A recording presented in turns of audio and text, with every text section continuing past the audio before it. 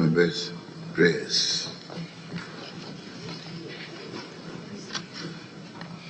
Almighty God, we humbly beseech thee to look with favor upon this Parliament of the Republic of Ghana. Grant that it may perform its high duty as in thy sight. Give divine guidance to the President of the Republic, endow members of Parliament and ministers of state with discernment and vision, integrity and courage, that through the labors of government, this land and people may be well and truly served, and thy good purposes for the common human life be realized in our midst. Amen. O God, grant us a vision of our country, fair as it might be, a country of righteousness, where none shall wrong his neighbor, a country of plenty, where evil and poverty shall be done away with, a country of brotherhood, where all success shall be founded on service, and honor shall be given to deserving, a country of peace, where governments will of the people, and the love for the common good. Bless the efforts of those who struggle to make this vision a living reality. Inspire and strengthen our people that they may give time, thought, and sacrifice to speed the day of the coming beauty of Ghana and Africa. Amen.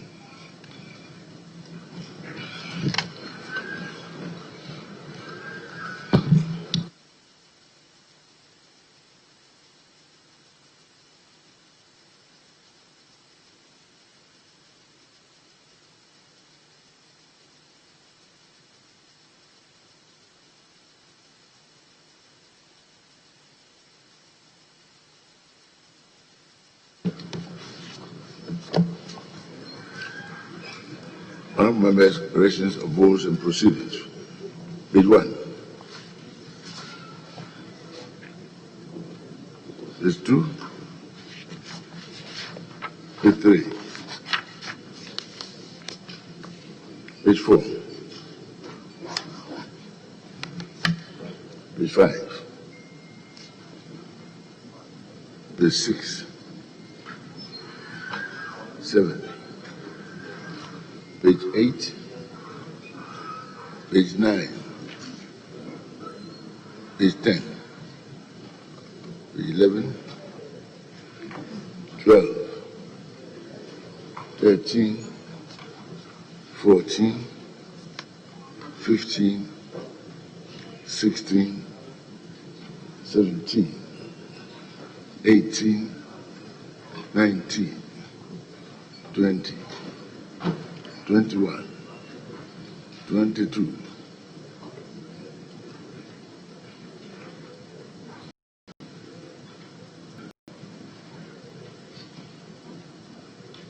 'Yes, Honourable Leader. Mr. Speaker, thank you very much. On 21, probably because the majority leader was not here, also at some point left the chamber, the Judicial Service Bill,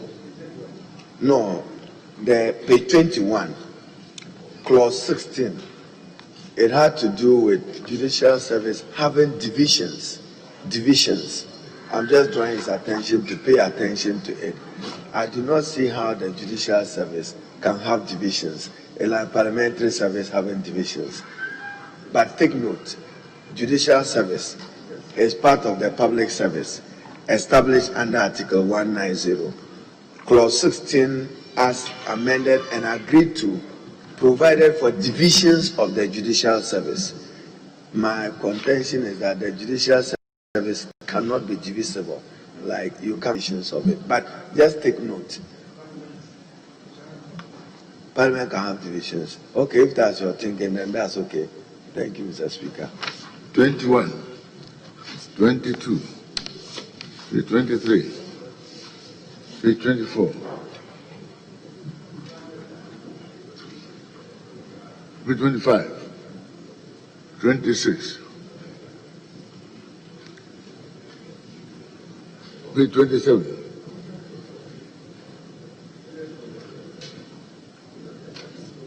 page 28,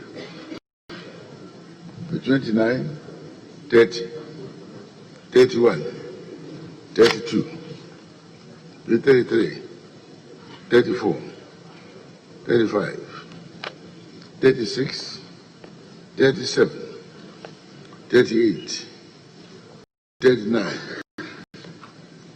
40, 41, 42, 43, 44, 45, 46, 47, 48, 49, 50. Page 51, page 52, 53, 54, 55, 56, 57, 58, 59, 60, page 61, page 62, 63, 64, 65, 66, 67, 68, 69, 70, page 71, page 72, 73, 74, 75, 76, 77, 78, 79, 80, page 81, page 80, page 83, 84, 85, 86, 87, 88, 89, page 90, finally, page 91. Honorable members, in the absence of any corrections, the votes and proceedings of 6th November 2020 are hereby adopted as true record of the proceedings. Official report, 28th October. Any corrections therein, please, honorable members? Official report, 28th October.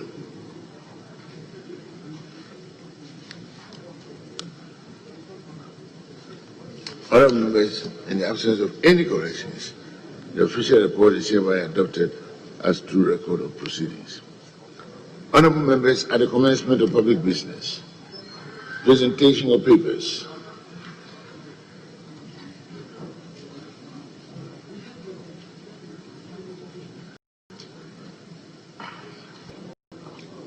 Four.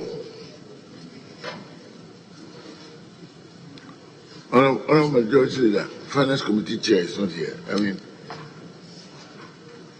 the Chairman of the Finance Committee is not here.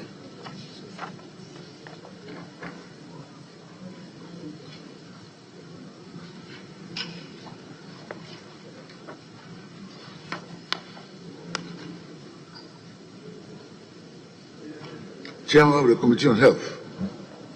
Mr. Speaker, I'm just saying that any member of the Finance Committee can present these reports.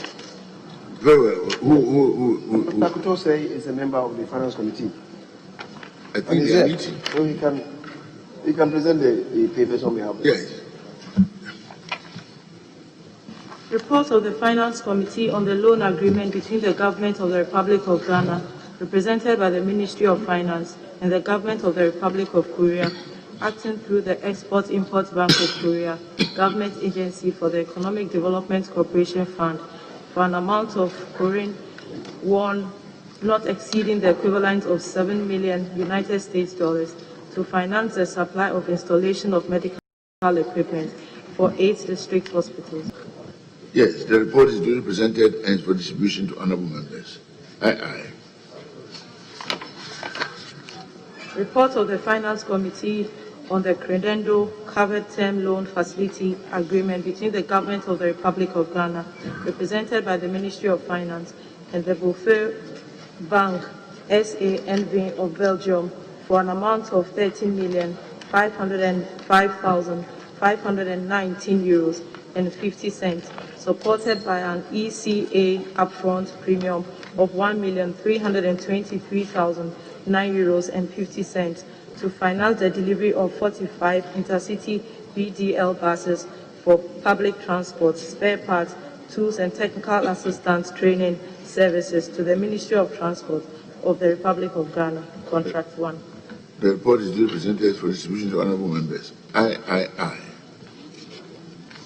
Report of the Finance Committee on the Credendo Covered Term Loan Facility Agreement between the Government of the Republic of Ghana, represented by the Ministry of Finance, and Bellevue Bank SA.NV of Belgium, for an amount of €3,984,533.45, supported by an ECA upfront premium of €390,330.45 to finance the delivery of 55 intercity VDL buses for public transport, spare parts, tools, and technical assistance training services to the Ministry of Transport of the Republic of Ghana, Contract 2. The report is duly presented for distribution. IV.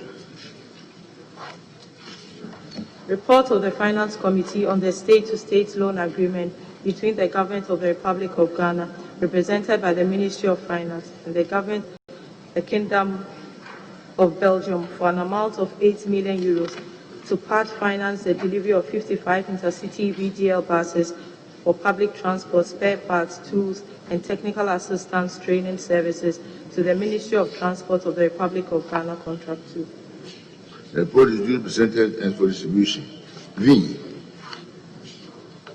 Report of the Finance Committee on the on-lending agreement between the Government of the Republic of Ghana, represented by the Minister for Finance, and the Development Bank of Ghana, for an amount of €170 million in respect of the establishment of the Development Bank, Ghana.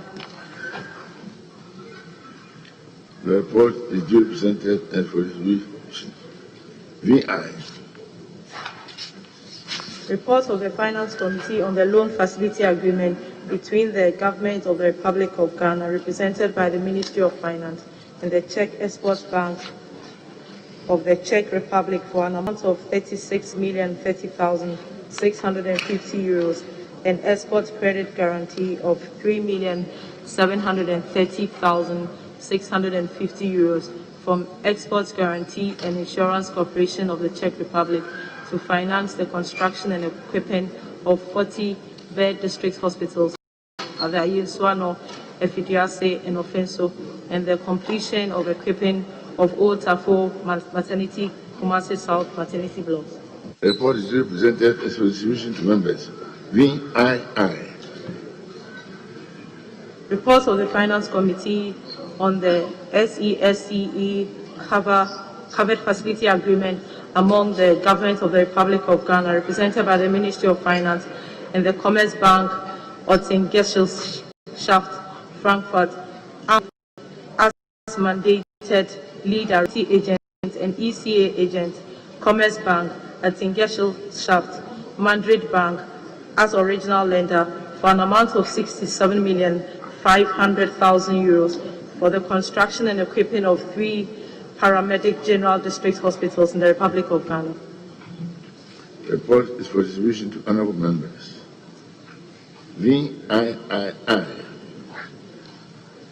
Report of the Finance Committee on the tied commercial facility agreement related to CESCE Covered Facility Agreement among the Government of the Republic of Ghana, represented by the Ministry of Finance, and the Commerce Bank, Ottengesselschaft, Frankfurt am Main, as mandated lead arranger and facility agent, and the Commerce Bank, Ottengesselschaft, Madrid Bank branch, as original lender, for an amount of €10,500,000 for the construction and equipping of 3 paramedic general district hospitals in the Republic of Ghana. The report is duly presented for distribution. IX. Report of the Finance Committee on the Buyer Credit Facility Agreement between the Government of the Republic of Ghana, represented by the Ministry of Finance, and the Dutch Bank, AG Frankfurt am Main, for an amount of €80,815,000, including Elohim's premium guarantee, to finance the supply of ambulances and related training and maintenance services. The report is duly presented for distribution. X. Report of the Finance Committee on the financing agreement between the Government of the Republic of Ghana, represented by the Ministry of Finance, and the International Fund for Agricultural Development, for an amount of 50 million United States dollars to finance the affordable agricultural financing for resilient rural development projects. The report is duly presented. It is for distribution to honorable members. B. Chairman, Health.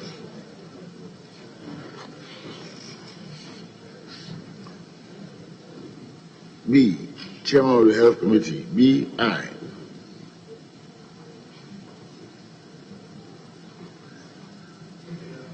Shall we move to C? Yes. Mr. Speaker,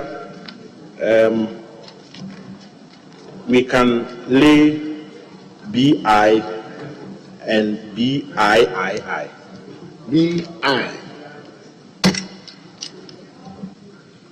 Report of the Committee on Health on the engineering procurement of construction agreements in the government of the Republic of Ghana, represented by the Ministry of Health and the MZ Liberec AS of the Czech Republic, for an amount of 30 million euros for the construction and equipping of 40-bed district hospital at the Ayenswano, Efidiase, and Ofinso, and the completion and equipping of Old Tafo Maternity and Kumasi South Maternity blocks.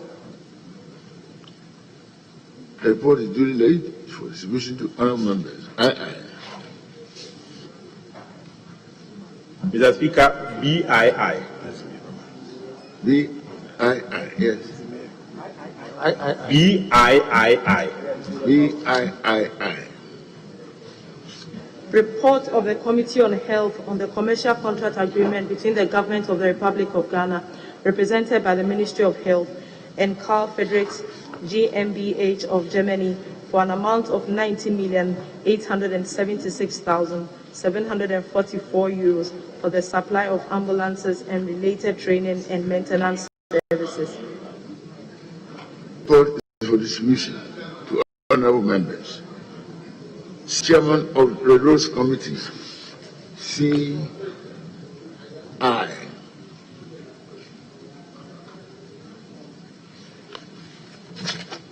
Right, C. right, Honourable Speaker. Right, Honourable Speaker. Okay. I need to get a permission. Right, Honourable Speaker. My chairman is not in the chamber currently. He's attending to something urgent. I can lay the paper on his behalf. Please. Report of the Committee on Roads and Transport on the Road Traffic Amendment Bill 2020. The report is duly laid and is for distribution to honorable members.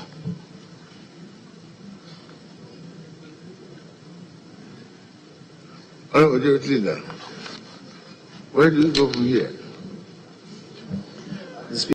Yes, I'm told I have arrived. Mr. Speaker,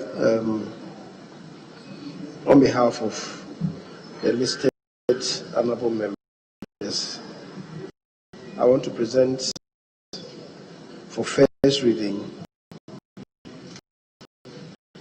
an amendment that is being proposed to the road. It is to be considered as a private member's bill. So I want to present this amendment bill on behalf of the listed members. That is myself, the Honorable Harun Edrisu, the Minority Leader, an MP for Tamale South, the Honorable Ras Mubarak, MP for Kumbungu, and the Honorable Ben Abdallah Banda, MP for Ofinsu South.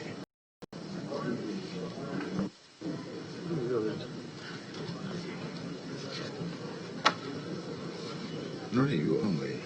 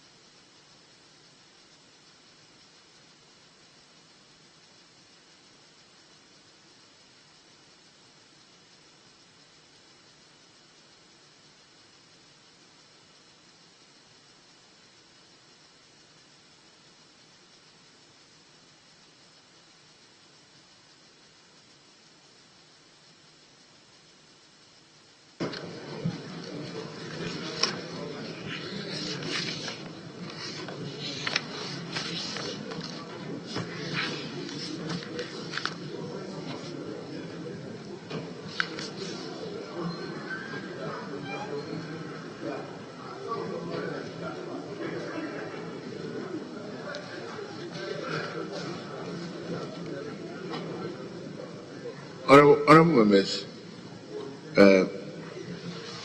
will come off 4C and take 5 first. So, item listed 5.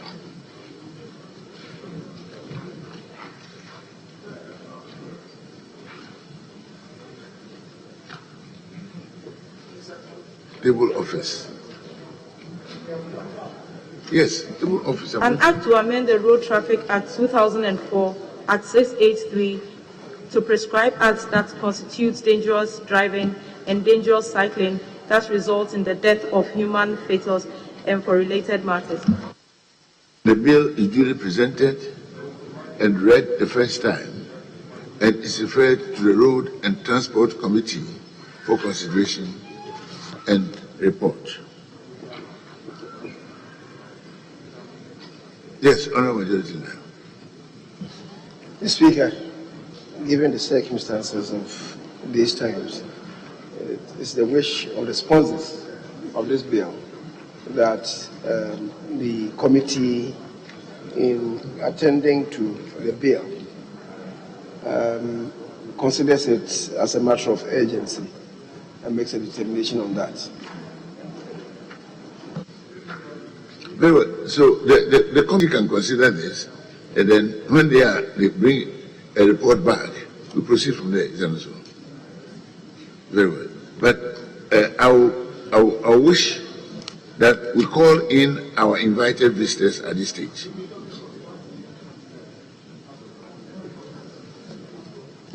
Mr. Speaker,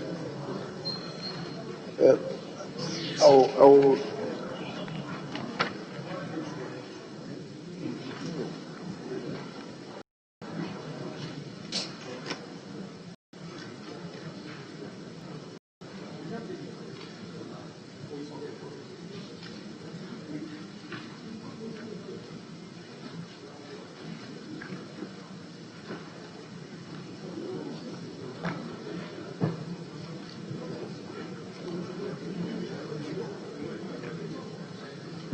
Mr. Speaker, sir. Mr. Speaker, as you do know, there is quite a tall order of business for the day. So, if you don't mind, we could do some work, some public business before we attend to them. We certainly need to hear. But it's a tall order of business for us. So, we could deal with item listed at 80. And do some public business, yes. Item 80. Item 80.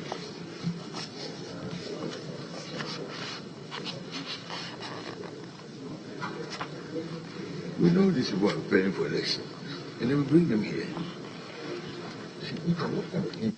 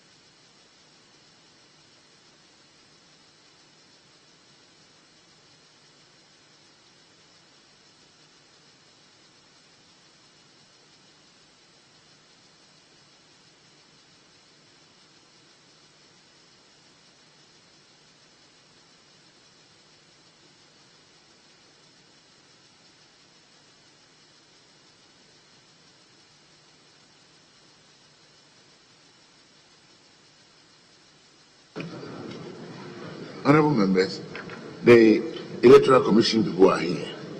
Upon our invitation, we shall do 8-0 and then go into our committee.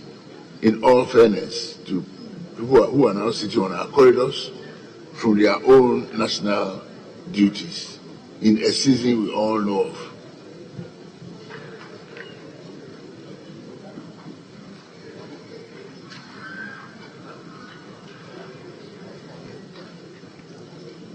Item 8-0, motion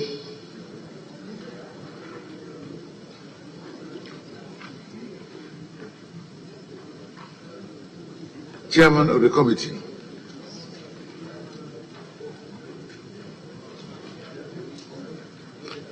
Chairman, Committee on Education, item listed 80. Mr. Speaker, the chairman of the committee is not in the chamber, but there is a member. There is a member of the committee who is here who could move the motion.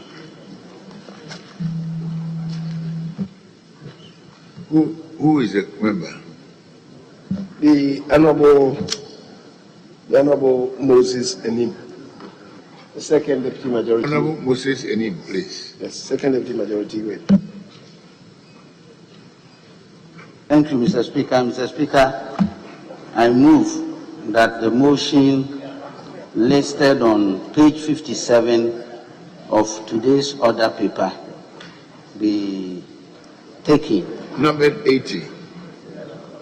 80 on today's order paper be taken. I so moved. Thank you very much. Who seconds?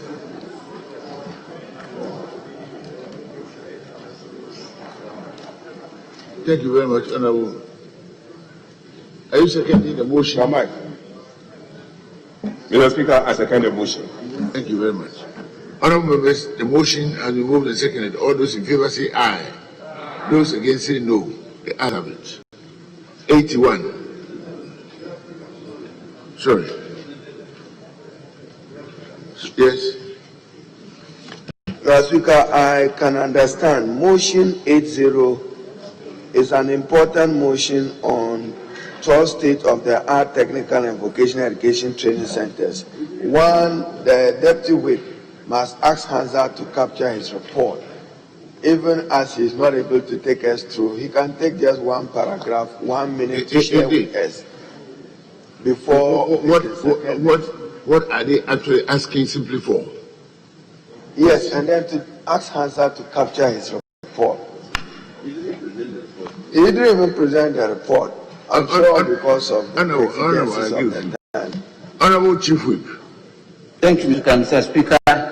I request that the Hansard Department captured the report in its entirety, and then maybe I take the conclusion. Mr. Speaker, the committee has examined the contract agreement for the establishment of 12 state-of-the-art technical and vocational training centers in the country, and is of the considered view that the project, when completed, will aid in training the youth, particularly the underprivileged and socio-economically challenged in the country, thereby enhancing their livelihoods for the benefit of the country as a whole. Accordingly, the committee recommends to the House to adopt this report and the contract agreement between the Government of the Republic of Ghana, represented by the Ministry of Education, and Consortium of Sumek Complete Equipment and Engineering Company Limited and Planet One Education Limited for an amount of 185,242,887 euros for the establishment of the 12 state-of-the-art technical and vocational training centers, Phase 2, in accordance with Article 815 of the 1992 Constitution of the Republic of Ghana. Mr. Speaker, I'm grateful.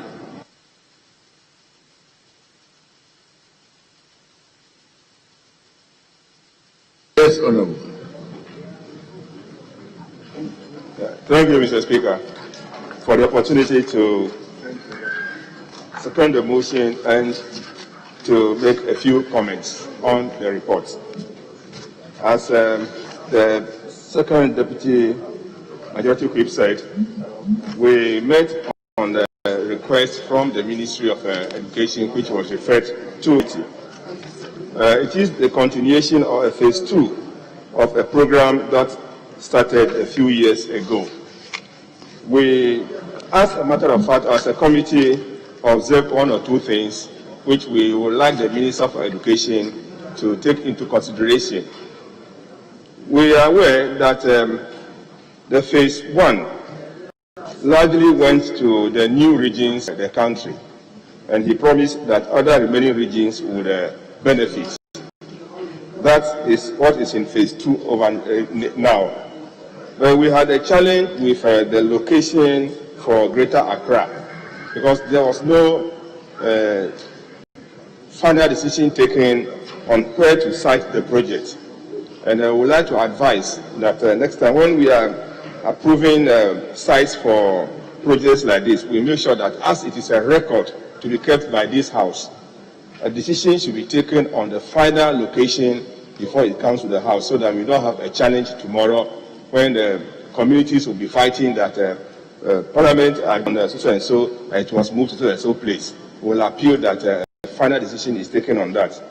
Mr. Speaker, in addition to, we are saying that as a committee, we would have been taken through the stages of development of phase 1 to find out if those projects have been fully completed or which stages have the projects reached, so that we will acquaint ourselves and make sure that how money is being spent will benefit the people of this country.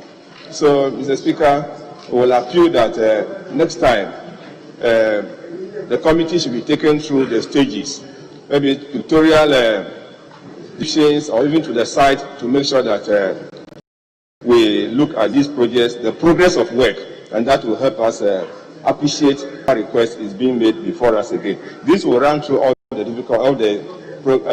report we'll be presenting. Mr. Finally, because we want to acquaint ourselves with development as a committee, there is currently, I'm sure, a request from the committee from you, from us, that despite we are going on a recess, the committee will find time and visit some of these projects. So we appeal that a request is granted so that we can visit these sites and acquaint ourselves so that next time we can report adequately. On that note, Mr. Speaker, I pray that the House adopts the motion. Thank you. Thank you very much. Honorable members. Thank you. I'll put a question. The question is that all those who are in favor of the motion listed 8-0 say aye. Those against say no. The ayes have it. Resolution. Honorable Minister.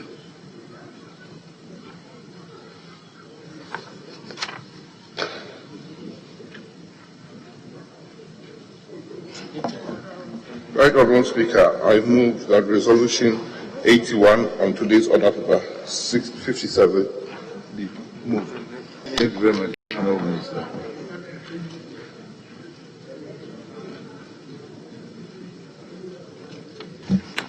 Speaker, I beg to second the motion for the adoption of the resolution in page 57 and 58 as moved by the Minister for Education. Thank you. Thank you very much. Honourable members. Let's do 82, 84, then get education out of the way before we do 82, 84, all the education. Speaker. Thank you very much. Honourable, unfortunately, I haven't finished.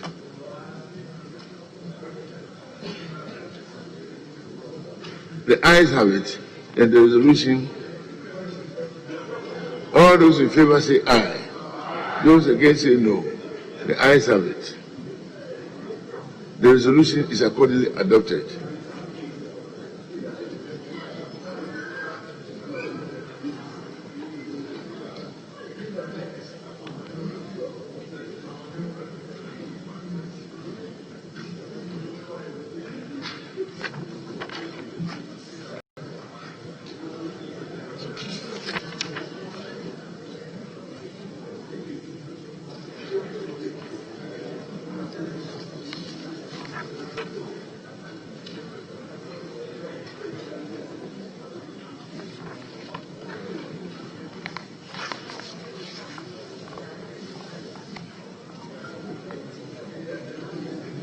Are we on the motion listed 84? Mr. Speaker, item 13. Item listed 13.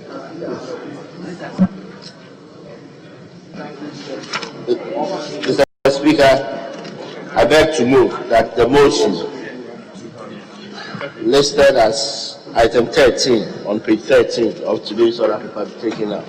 Mr. Speaker, I'll present the committee's report. Mr. Speaker, this is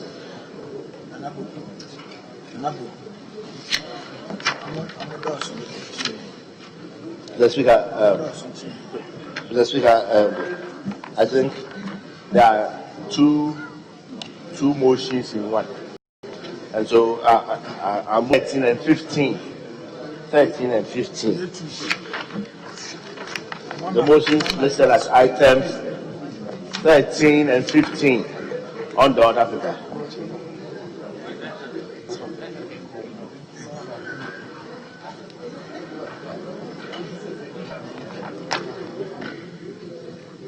Yes, you may. Yes, Mr. Speaker, I beg to move that the motions listed as items 13 and 15 on the order paper be taken out. Mr. Speaker, in so doing, I'll present the report. Mr. Speaker, there are two facility agreements here for the upgrading and enhancement of 2 technical institutes and 4 technical schools, phase 3. The details of the terms and conditions are in paragraph 5 of the report. Mr. Speaker, there is also a tax waiver which is given in paragraph 6 on page 6 of the report. Mr. Speaker, the committee has satisfied itself that the beneficiary schools, Kibi High Secondary Technical, Ghana Secondary Technical School, St. George's Catholic Senior, Dagon State, Cape Coast Technical, Don Bosco Catholic Technical Vocational Institute. This will go a very long way to improve the training of technical and vocational students in the country. So we recommend to the House to approve the loan facility and the request for the waiver of duties and taxes. I so submit, Mr. Speaker. Thank you very much. Yes. Right, Honourable Speaker, I rise to second the motion moved by the Chairman of the Finance Committee. Mr. Speaker, the principles of this loan and the tax waiver are clearly known, Mr. Speaker. I recommend to colleagues to approve this for the Ministry of Education to carry out this very important. Thank you very much, Mr. Speaker, for the opportunity. Thank you very much.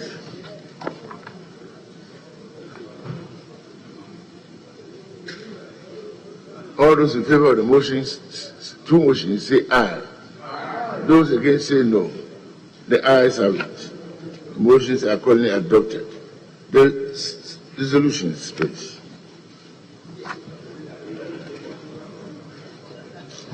Mr. Speaker, the consequential resolutions are captured as items 14 and 16. Item 14 and 16. And they will move together.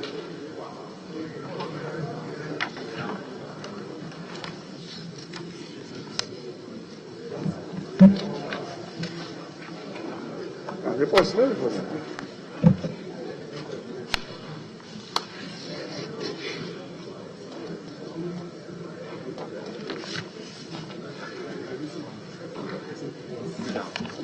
Thank you, Mr. Speaker. I rise to move that the resolutions listed as items 14 and 16 be now moved. I so move, Mr. Speaker. yes. Right, Honourable Speaker, second the motion. Honourable members, all those in favor of the motion say aye. Those against say no. The ayes have it, and the 2 resolutions have been adopted accordingly. Yes. Mr. Speaker, item 82. Item 82. Item 82.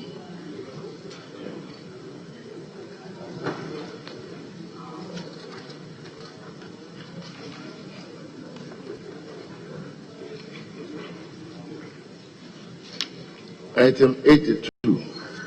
Thank you, Mr. Speaker. Mr. Speaker, I move that motion numbered 82 on page 58 of today's order paper be taken, and in so doing, I present the report of the Education Committee. Mr. Speaker, I ask the Hansa Department to capture the report whilst I highlight a few portions. Mr. Speaker, as I highlight a few aspects of the report. Mr. Speaker, I present the conclusion and recommendation. The committee, having regards to the numerous benefits associated with the project, recommends to the House to adopt its report and approve by resolution the contract agreement between the Government of the Republic of Ghana, represented by the Ministry of Education, and Terrific Group NV of Belgium, for an amount of €11,594,000 for the supply and installation of integrated e-learning laboratories in senior high schools in accordance with Article 1815 of the 1992 Constitution of Ghana. I so submit, Mr. Speaker. Thank you very much. Yes. Thank you, Mr. Speaker. I rise to second the motion and to make some comments on the report. Mr. Speaker, the committee was convinced that the selection of schools made by the Minister of Education was necessary for the upgrade of e-learning laboratories in such schools. Our observation still has to do with reports on phase 1, because we needed to be apprised with the development. How impactful has the phase 1 been? Would have loved to have a report on that. So I'm just urging the minister that next time when they are coming with a second or third phase of the programs, we need a comprehensive report on the previous or the existing program or project, so that we'll be well convinced. However, Mr. Speaker, we are very happy that this is going to promote e-learning in our schools, and I plead with the House to adopt the report and the motion. Thank you, Mr. Speaker. Thank you very much. Any other contributions? Or I put a question. All those in favor of the motion say aye. Those against say no. The ayes have it. Resolution 83. Right Honourable Speaker, I rise to move resolution number 83 on order. Paper. So moved. Yes. Who seconds? I think I beg to second the motion. All those in favor say aye. Those against say no. The ayes have it. The resolution is duly adopted. Mr. Speaker, item 84. Honourable Majority Leader, can we please call in our guests whom we have invited? Mr. Speaker, is the only one outstanding for education. So we clear that one, we finish with it, and then we invite them.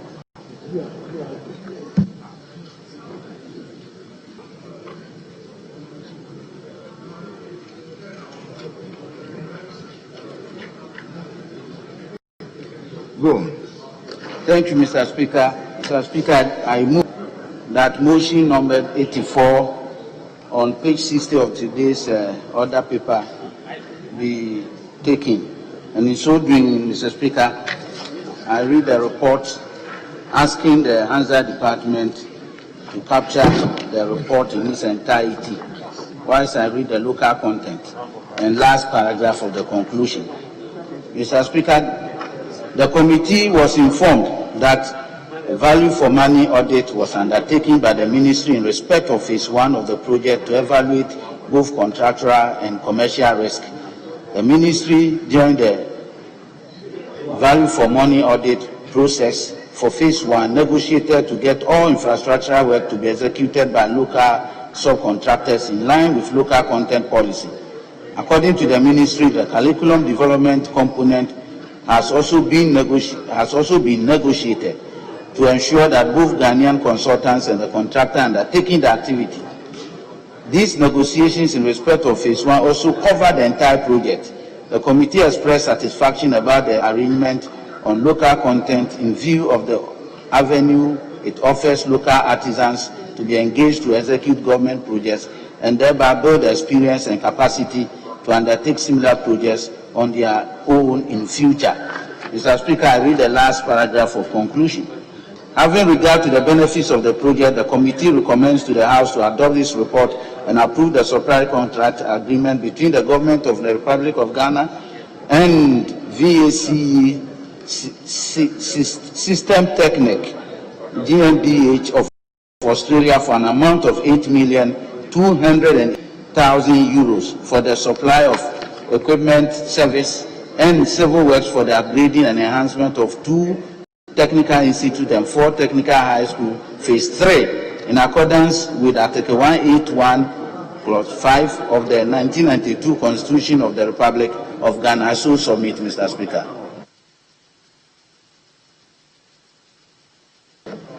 Thank you, Mr. Speaker.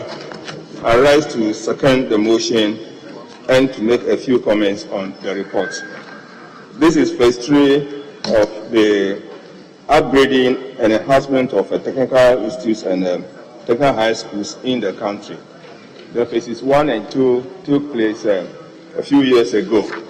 And Mr. Speaker, in our deliberations, we again reiterated the fact that the committee would have been happy if reports on the first 2 phases were given to us. The deputy ministers who were at the meeting promised that they will facilitate that so that we can have first-hand information on the progress of the projects, which is very, very important. So, Mr. Speaker, we also realized that the selection was widespread all over the country, and we did not have any problem with that. We insisted in our last meeting on this phase 2 that we wanted local content, and we were happy that they were able to explain with figures that local contractors were engaged, especially in the infrastructure aspect of the project. We will urge that that continues so that we can empower our local contractors and entrepreneurs so that they can benefit from funds that are made available for these projects, and we can learn or train more second-level artisans on this project. Mr. Speaker, on that note, I urge the House to adopt the motion. Thank you. Thank you very much. I'll put a question. All those in favor of the motion say aye. Those against say no. The ayes have it. Resolution. Right, Honourable Speaker, I rise to move that resolution number 85 on today's order paper, pages 60 and 61 is so moved. Thank you very much. Speaker, I beg to second the motion for the adoption of the resolution. All those in favor say aye. Those against say no. The ayes have it. Honourable members, before our visitors come in, there is a ruling I've made on a petition for a declaration of the Formina seat in Parliament as vacant. Parliament is in receipt of a petition from the General Secretary of the New Patriotic Party inviting the Speaker of Parliament to declare the Formina seat in Parliament vacant. The Member of Parliament, Honourable Andrew Amuaku Esiama, who has been written to, has responded accordingly, and the copies are attached to the ruling.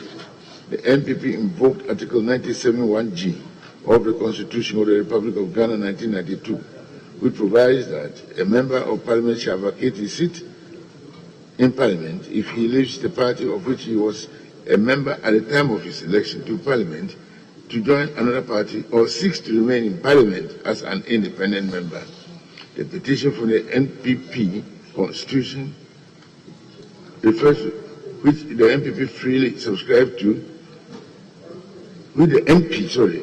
freely subscribed to provides in Article 391 that a member of the party who stands as an independent candidate against the officially elected member of the party, or who joins or declares his or her support for another political party or for an independent candidate when the party has sponsored a candidate in the general or by-election, automatically forfeits his or her membership of the party. The moment the MP files his candidature with the office of the Electoral Commission to contest the next election as an independent candidate, he showed clearly that he is seeking or seeks to leave his party. This automatically forfeiture of his party membership. You cannot have the desire to leave, take a step towards it by filing as an independent candidate and yet claim to be a member of the party. The step taken to contest against his party automatically triggers forfeiture of membership. Having forfeited the membership of the party on whose ticket he was elected to Parliament, the operative language of the Constitution is that he shall, which is mandatory, vacate his seat in Parliament. Going by a purposive interpretation of the present law, constructive actions on the part of the MP are important. To all intents and purposes, he is no longer a member of the party. He has pronounced himself publicly as an independent and has filed his papers to compete against the party and its official candidate as an independent on 7th December 2020. On that occasion, this current parliament will still be sitting and operating as an official parliament of the Republic of Ghana. We shall not have a situation adopted freely by any sitting MP where he or she will be campaigning openly against the party that he or she still represents in Parliament and yet ridiculously stands against the party. No purposive interpretation of law will allow such rule to prevail. Furthermore, after 7 December 2020, when Parliament is still in session till 7 January 2021, how does an MP operate both as an elected independent MP and at the same time an MPP MP if he should win the election? This lacuna of a ridiculous situation is not what is anticipated under the 1992 Constitution. In the circumstances, Parliament it is determined that the conduct of Honorable Andrew Amoako Esiama amounts to vacating his seat in Parliament. Accordingly, we bring this to the notice of the Electoral Commission for the necessary action to be taken in accordance with the law. Signed, the Speaker. Honorable members, we shall now suspend sitting and then, no, but this is for your information.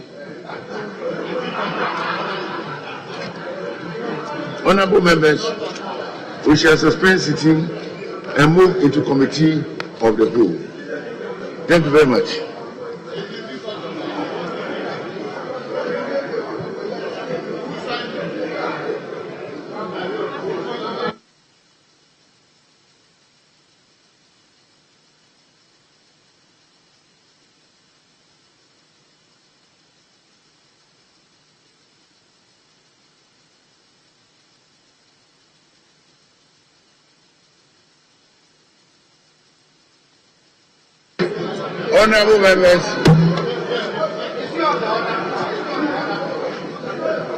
Honorable members, we shall move into committee. We shall suspend sitting and move into committee of the whole.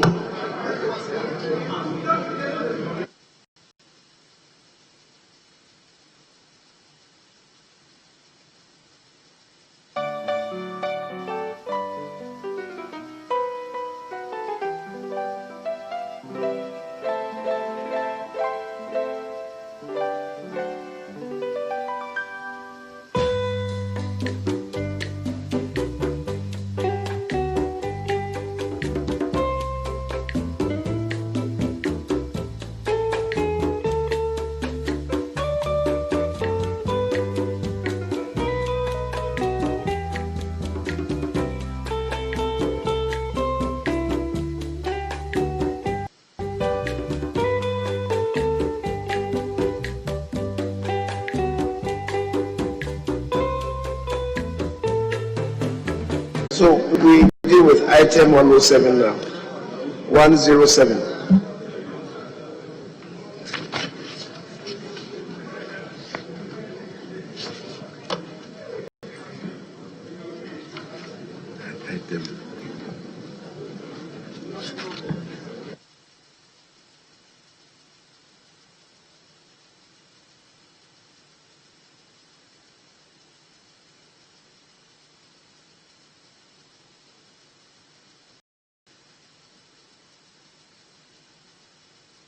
Thank you, Mr. Order. Speaker. Item 107 Thank you, Mr. on Speaker. page 73.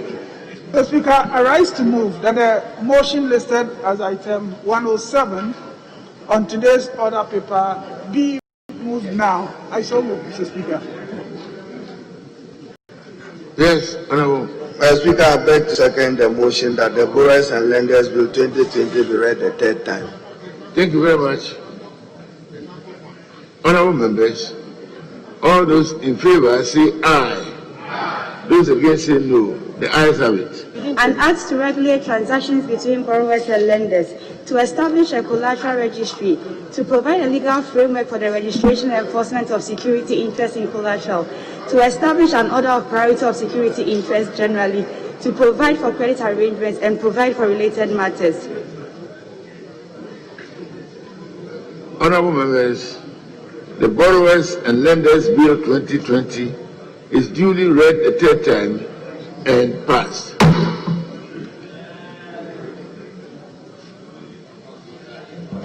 The Speaker, item 65, 68 will be done together. Motion 65, 68. We will move together. Item listed 5. 65 and 68. 65 and 68. Item 65 and 6. Mr. Speaker, I beg to move the procedural motions listed as items 65 and 68 on today's order paper. I so move. Right, Honorable Speaker. I second the motion.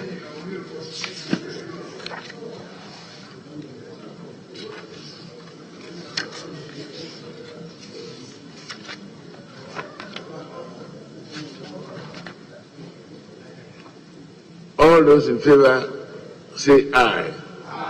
Those against say no. The ayes have it. Please move the substantive. Chairman. Mr. Speaker, I beg to move that the motions listed as items 66 and 69 on today's order paper be taken down. Mr. Speaker, I'll print the committee's report, which I ask that it be captured. Motion 66. 66 and 69. And 69. Mr. Speaker, this motion is on the loan facilities for the Efia Nkwanta Hospital, the rehabilitation of the Efia Nkwanta Hospital, and the construction of a regional hospital in the western region of Ghana. Mr. Speaker, you have an ECA facility of 185.8 million euros and an advance payment facility of up to 28.5 million euros. The terms and conditions are given on page 4. Mr. Speaker, I think the people of the Western region deserve a new regional hospital, and so the committee, having satisfied itself, recommends to the House to adopt this report and approve the 2 facility agreements for the rehabilitation of the Efia Nkwanta Hospital and the construction of a regional hospital in the Western region. I respectfully present. Who's against? Right, Honorable Speaker, I rise to second the motion and to just make few comments.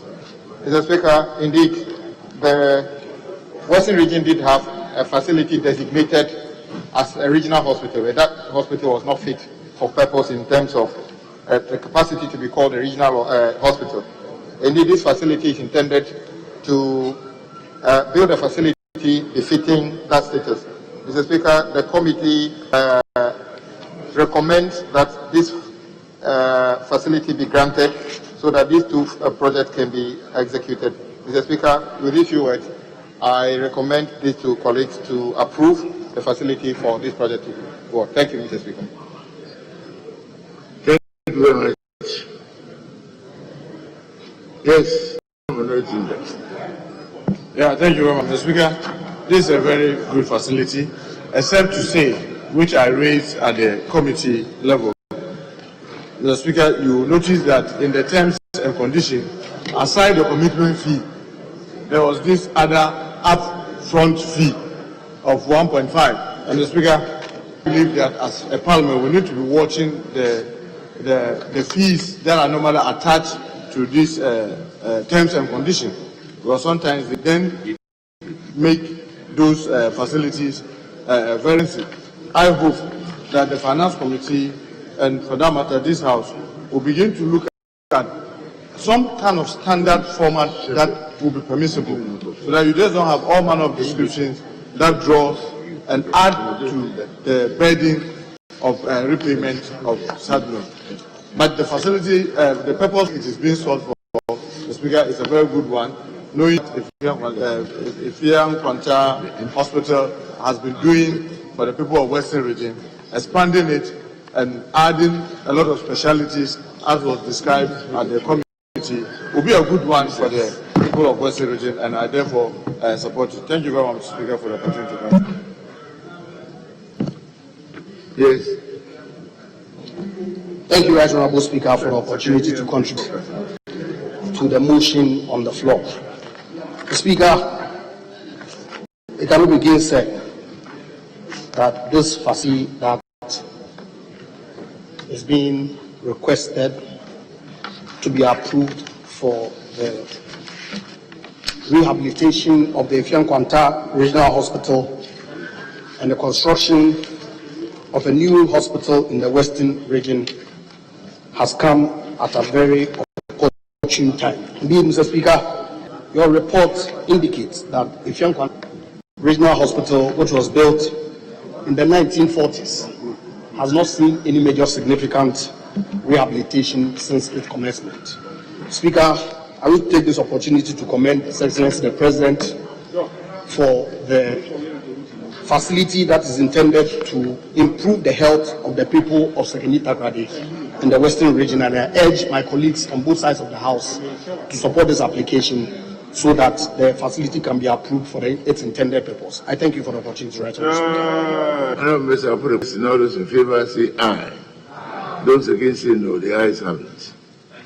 Yes. Mr. Speaker, the resolutions. Yes. Honourable Minister. Thank you, Mr. Speaker. I rise to move that the resolutions listed as 67 and 70 on today's order paper be now adopted. I so move, Mr. Speaker. Thank you very much. The adoption of the resolutions, the two resolutions, be moved. All yes, seconded by. Mr. Speaker, I rise to second the motion. And duly seconded. All those in favor say aye. Those against say no. The ayes have it. Leader. Mr. Speaker, there is a presentation to be made in the order paper addendum. So if the chairman of the committee, Finance Committee, will be allowed to lay that paper now. Reports of the Committee on Health on the Engineering, Procurement and Construction Agreement between the Reports of the Committee, the Finance Committee on the request for waiver of import duties, import VAT, net fund levy, NHIL, exim levy and special levy amounting to the Ghana cedi equivalent of 1,244,408 United States dollars on materials and equipment to be procured in research, development and integration of educational information and communications technologies into early childhood educational system under the contract agreement between the Government of the Republic of Ghana, represented by the Ministry of Education, and BSW International Limited of Gibraltar.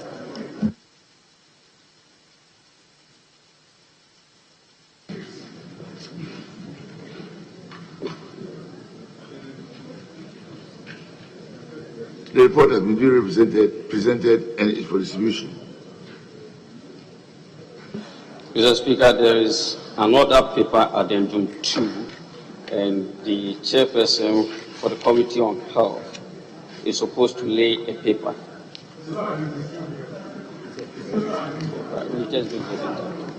Please, there are two addendums. Then kindly ensure that you give copies to the relevant people. But there are two.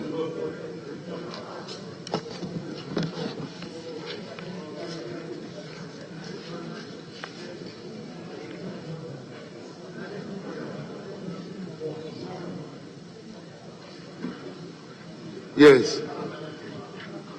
Please move the motion then.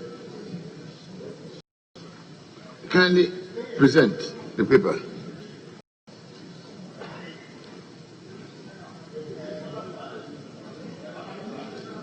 Order paper addendum 2.1. Presentation of.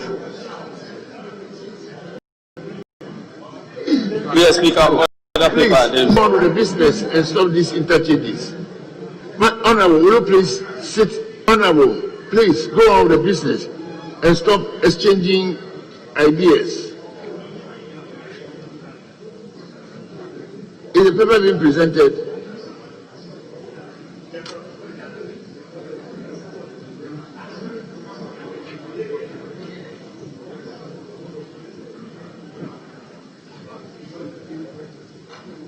Addendum 2. Can you lay? Report of the Committee on Health on the Engineering, Procurement and Construction Agreement between the Government of the Republic of Ghana, represented by the Ministry of Health, and Makiva S.A. Spain for an amount of 70 million euros for the construction and equipping of 80-bed paramedic general district hospital at Osiem, Asin Kuchie and Kuchre number 2 in the Breku municipality, a 40-bed polyclinic at Doma Akwemu, and expansion of a 15-bed polyclinic to a 60-bed district hospital at Wamifie. The report has been duly submitted and for distribution to honorable members. Yes, where do we go from here, please?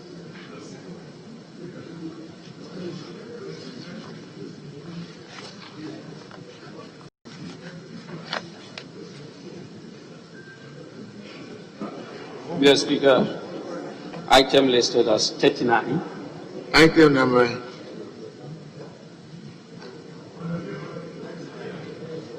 Item 39 on page.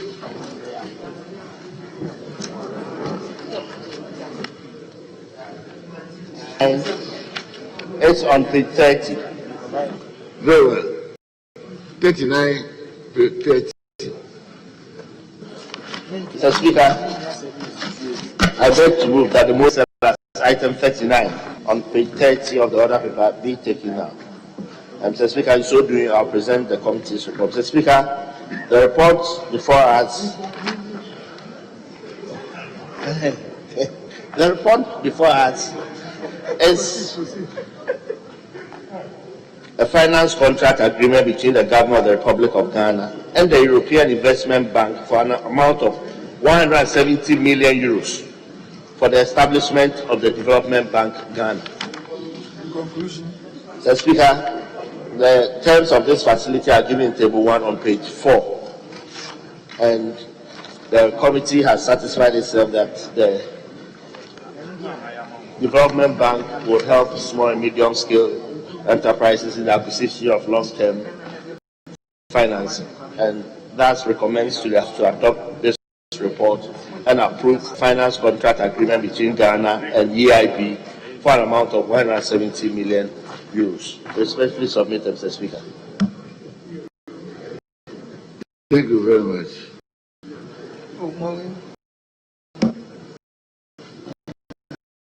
Right, Honourable Speaker, I rise to second the motion and recommend same as Government of Ghana to 170 million for the establishment of the Development Bank Ghana. Thank you very much, Mr. Speaker, for the. Thank you very much. Yes, any conclusions? I'll put a question. All those in favor say aye. Those against say no. The ayes have it. Resolution. Honourable Minister. thank you, Mr. Speaker. I rise to move that the resolution listed as item 40 on today's order paper be now adopted. I so move, Mr. Speaker. Thank you very much. Mr. Speaker, I second the motion. All those in favor say aye. Those against say no. The ayes have it. The resolution is duly adopted. Yes. Speaker, item 20. Item 20.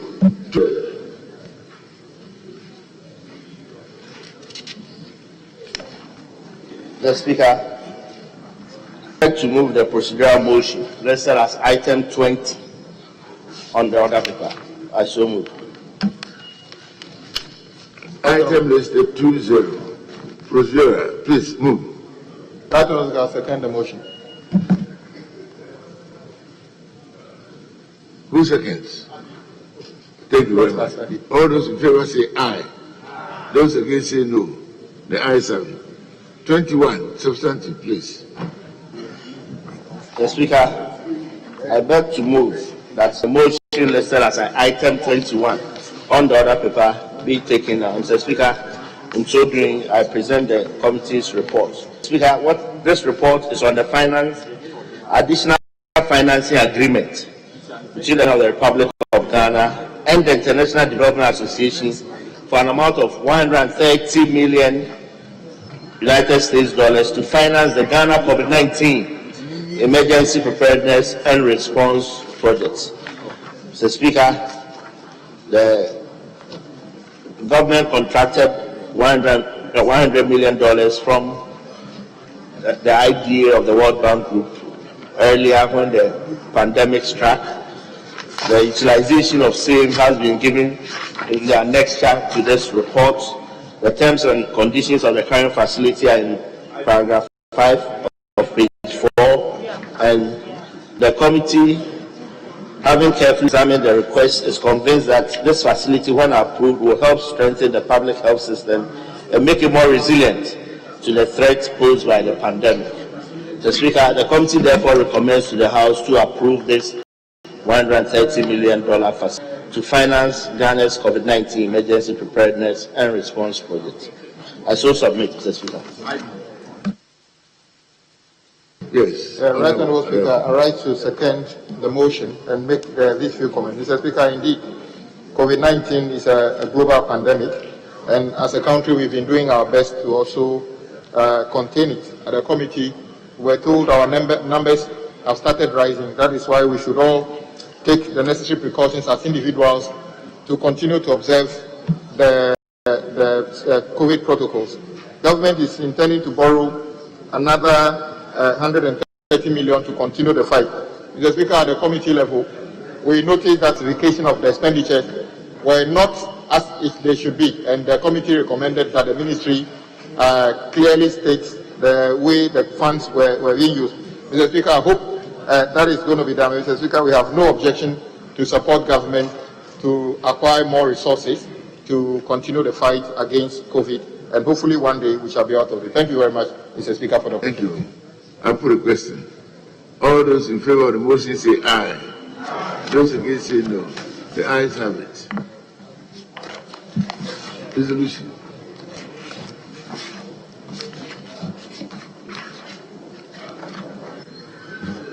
Mr. Speaker. Resolution. We are taking the resolution. 22. Thank you, Mr. Speaker. I rise to move that the resolution listed as item 22 on today's order paper be now adopted. I so move. Thank you very much. Honourable Member for that. Right, I second the motion. All those in favor say aye. Those against say no. The ayes have it. The resolution is duly adopted. Honourable Majority Leader, yes. Mr. Speaker, item 35. Item 35.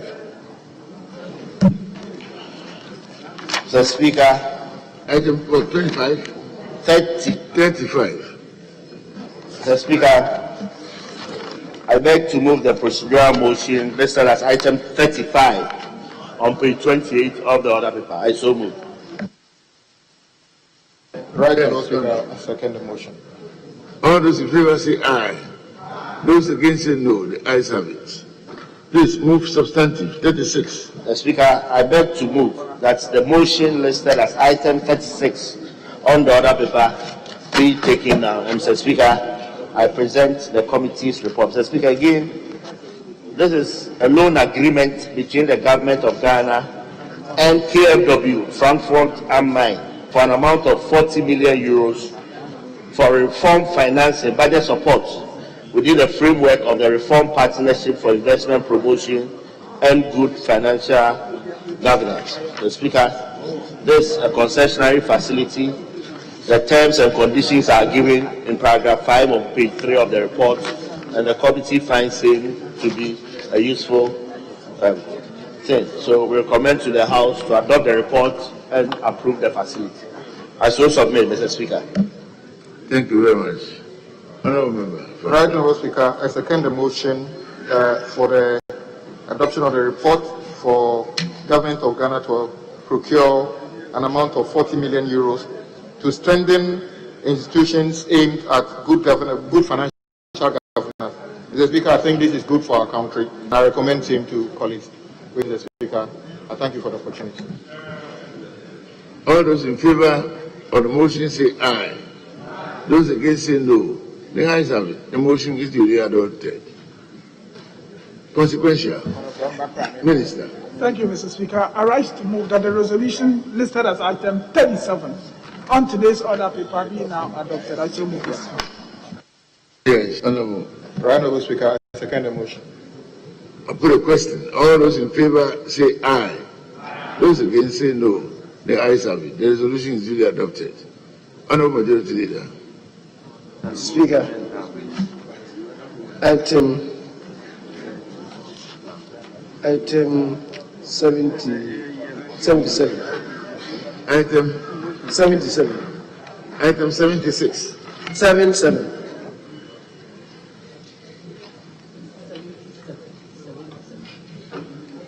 Item 77.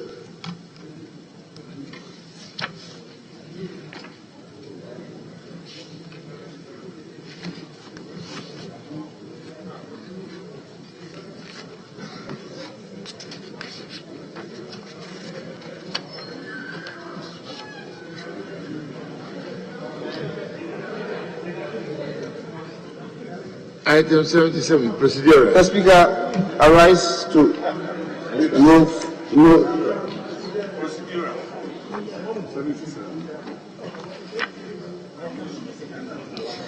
Item number 77 on the order paper, page 55. I respectfully move, Mr. Speaker. Who seconds? Mr. Speaker, I second the motion. All those in favor say aye. Those against say no. The ayes have it. Chairman, please meet you. And kindly move the substantive motion. Mr. Speaker, I rise to. Yes, Mr. Speaker, I rise to move motion numbered 78 on page 55 of today's original order paper. Item numbered 78 on page 55 of today's original order paper. Respectfully. Mr. Speaker, in so, I wish to invite the Answer Department to capture the entirety of our report and seek your leave to read the conclusion of the committee's report. Paragraph 9, considering the immense benefits to be derived from the project, the committee is of the view that the request will go a long way to help traffic management and improve security generally in the country. The committee therefore recommends to the House to adopt its report and approve the amount of 100 million United States dollars for the Accra Metropolitan ICT Enhanced Traffic Management Project. Respectfully submitted. Thank you, Mr. Speaker. Yes, thank you very much.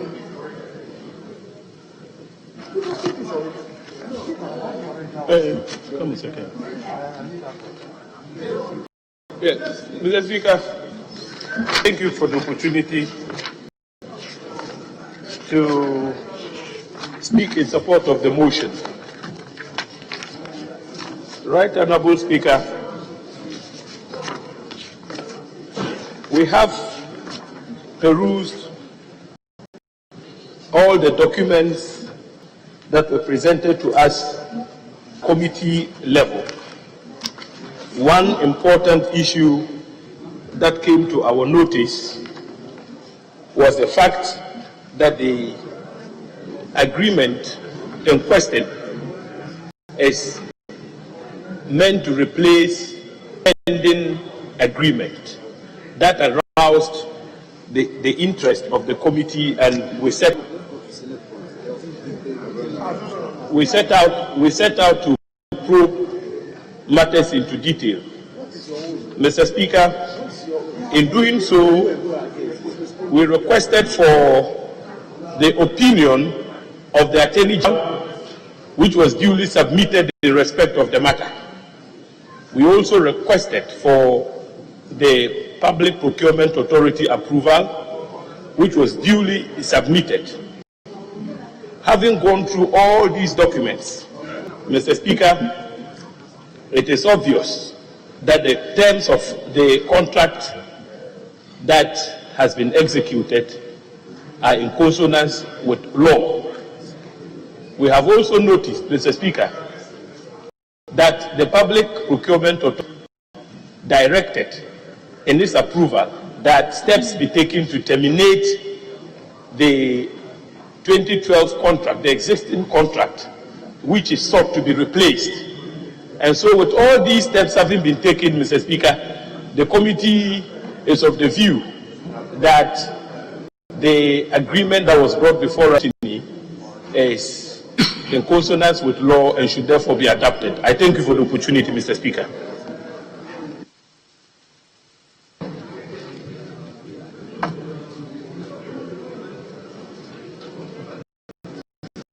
Yes, Honorable Hussaini. Mr. Speaker, I rise to speak on this very important contract. Mr. Speaker, we are being invited to approve of a contract agreement between the government of Ghana, represented by the Ministry of National Security, and Huawei. Mr. Speaker, this contract is in respect of the Accra Metropolitan Area Intelligent Traffic Management Project, which has now been rechristened Accra Metropolitan Area ICT Enhanced Project. Mr. Speaker, the whole project is about traffic management. In short, it is the installation of traffic lights and ICT systems and the building of a control room where traffic managers would be in the control room and regulate the flow of traffic on our roads. This project has its beginning, Mr. Speaker, into the 2012 $3 billion Chinese facility that was sourced by the Atamil's administration, which Chinese facility capped at 1.5. Mr. Speaker, on the 12th day of April 2019, the Minister of Finance reactivated the facility and signed the fourth subsidiary agreement for the utilization of $210,660,000. Mr. Speaker, the contractors, the EPC contractors for the project were named in the agreement. The agreement was unnumbered, but that is the second page of the agreement. And the EPC contracts were 1, 2, 3 of those contracts, and included the redevelopment of the Labadi Road, the installation of traffic management system, and the completion of another particular road within the Accra metropolitan area. Mr. Speaker, on the 22nd day of December, Mr. Speaker, on the 22nd day of December, the government, this parliament approved of the facility. This parliament approved of the facility, and that is captured at paragraph 6,496. That approval is captured on paragraph 6,496. Honorable Chairman, do you stand on a point of correction of order? Mr. Speaker, Parliament is being requested to approve a facility on a particular infrastructure. Please, your specific objection. Mr. Speaker, my specific objection is in the report before us and in the memorandum before us, there is no Labadi. My colleague was mentioning streets and names under a particular arena that is not related to the subject matter before us. And I think we need to come back to the subject.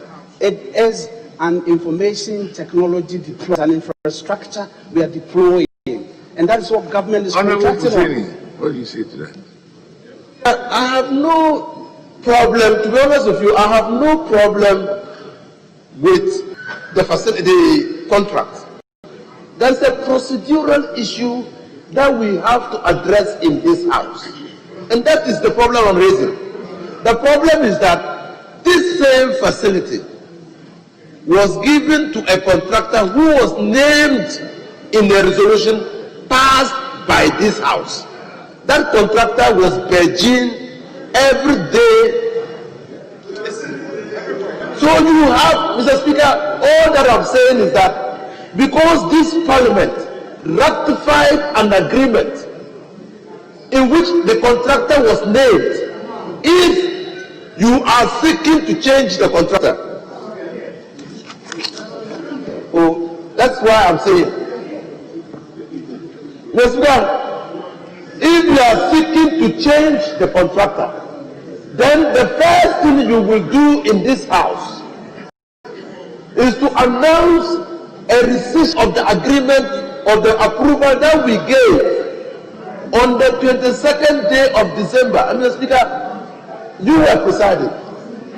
And let me read the resolution. The resolution is that, notwithstanding the provisions of the standing order 80-1, which requires that a motion shall not be dated until at least 48 hours have elapsed between the date on which the notice of the motion is given and the date on which the motion is moved. The motion for the adoption of the report of the Committee on Roads and Transport on the contract between the government of the Republic of Ghana, represented by the Ministry of Roads, Ministry of Roads, represented by the Department of Urban Roads, the employer, and Beijing Everywhere Traffic and Lighting Technology Company Limited, the contractor, for an amount of $100 million for engineering, procurement, installation, and commissioning of the Accra Metropolitan Area Intelligent Traffic Management Project. The contractor was named inside the resolution. So you can't be purporting to name a new contractor when we have not rescinded,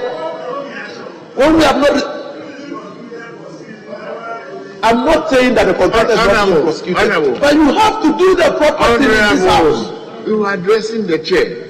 Very well, Mr. Speaker, I'm just praying. Explain. I'm praying you that this house being a house of record, the record recites clearly that on the 22nd day of December 2018, we ratified the contract in this house. If the contract cannot be performed for reasons known to the sponsoring ministry, the first thing they have to come to this house to do is to receive this approval that we gave, and then take decision, then move a motion for a new resolution. But we have not done that. So if we do that, they will have double agreements in this house. Two different agreements in this house. I'm not even talking about the consequences. Please, honorable members, we are not going to engage in a banter. Honorable, you have concluded. Mr. Speaker, I'm not even talking about the legal requirement. I'm just saying that procedure. I've got you. During the pendency of the old one, without a rescission, You cannot bring something else. Yes. That's the essence of the argument. Yes, very well. Honorable Dr. Akutu Osei. Honorable Dr. Akutu Osei, do you still? Honorable Dr. Akutu Osei, Chairman,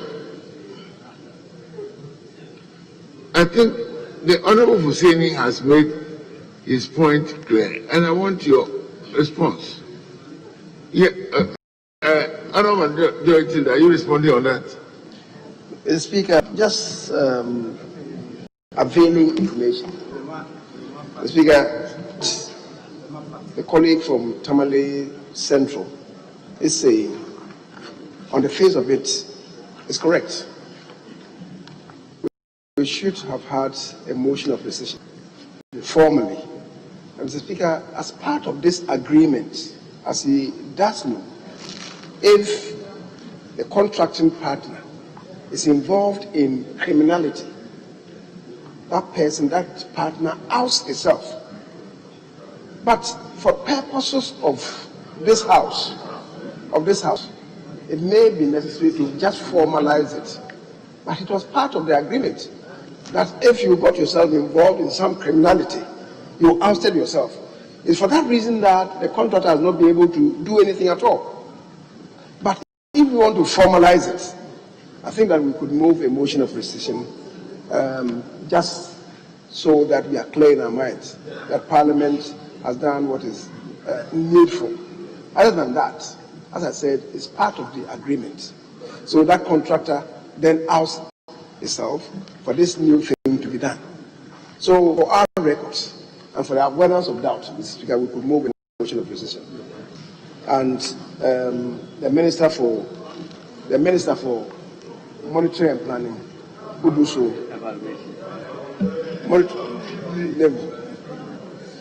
It's government business. It's government business. I could even move the motion of rescission on behalf of government. Mr. Speaker, I nominate the Minister for Monitoring and Evaluation to do the motion. Thank you, Mr. Speaker. Mr. Speaker, I perfectly agree in principle with the majority leader that once the rescission is done, it paves way for this to be done. Mr. Speaker, my worry is this loan was laid in this house, or this agreement was brought to this house by the Minister of Finance. Unfortunately, the Minister for Rules, sorry.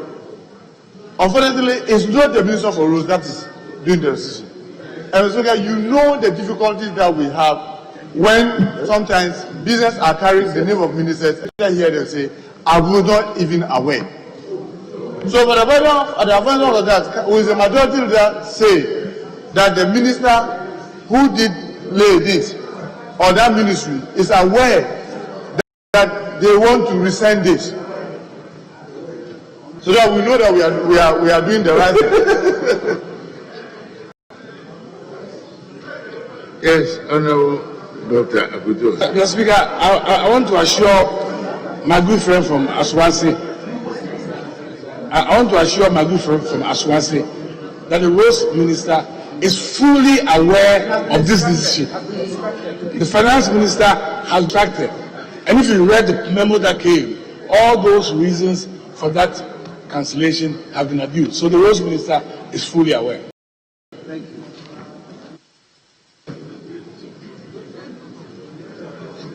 Chairman of the committee, so that there is some point being raised.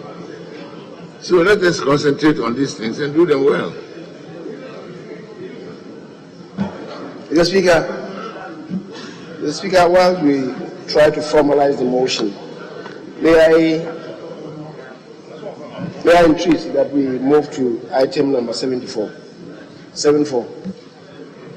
Honourable members, in view of the time and the business ahead of us, I direct that the sitting be held outside the regular hours.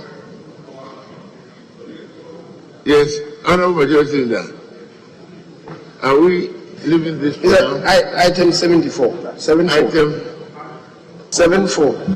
Item 74.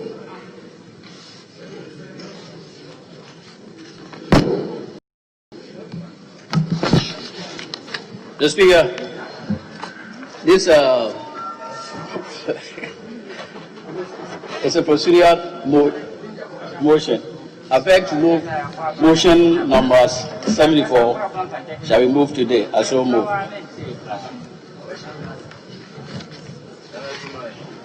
Right Honourable Speaker, I second the motion. Yes. Mr. Speaker, I beg to second the motion. All those in favor say aye. Those against say no. The ayes have it. Substantive 75. Mr. Speaker, I beg to move that motion number 75 on order paper 54 shall be moved. And do so, I want the hazard to capture the whole motion as the report has been captured, the whole entirety of the report. Is so dear, Mr. Speaker. I'll just read the observation. What should the hazard cover? The report. Proceed. I will just read the observation and the conclusion. And there's a conclusion. Mr. Speaker, the committee noted that the project duration is going to be 12 months, with the deferred liability of 12 months from completion and handover.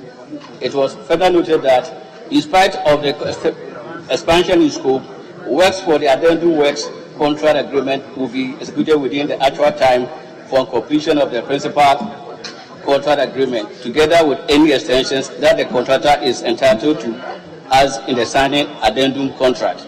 Mr. Speaker, the committee urges all parties to the contract to work within the work schedule to ensure timely completion of the project and to avoid any delay. Mr. Speaker, in conclusion, having regards to the enormous benefits likely to be derived from the implementation of the project, particularly increased reliability and adequacy of supply of potable water to the people in the project area, the committee recommends to the House to adopt its report and approve by resolution the addendum to the works contract agreement between the government of the Republic of Ghana, represented by the Ghana Water Company Limited under the Minister of Sanitation, BV of Netherlands, for an amount of 6,205,400 euros and 27. I so move.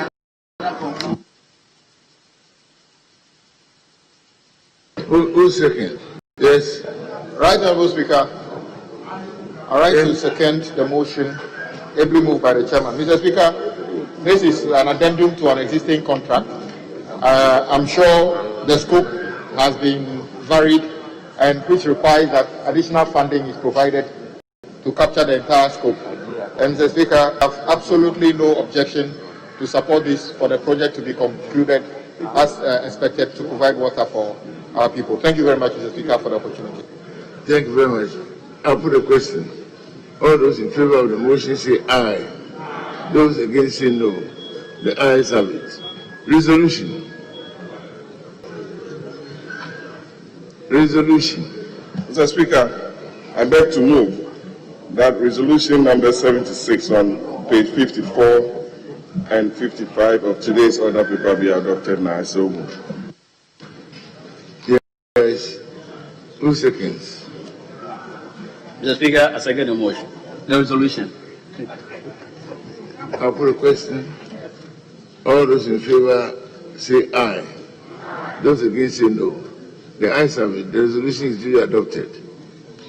Where do we go from here?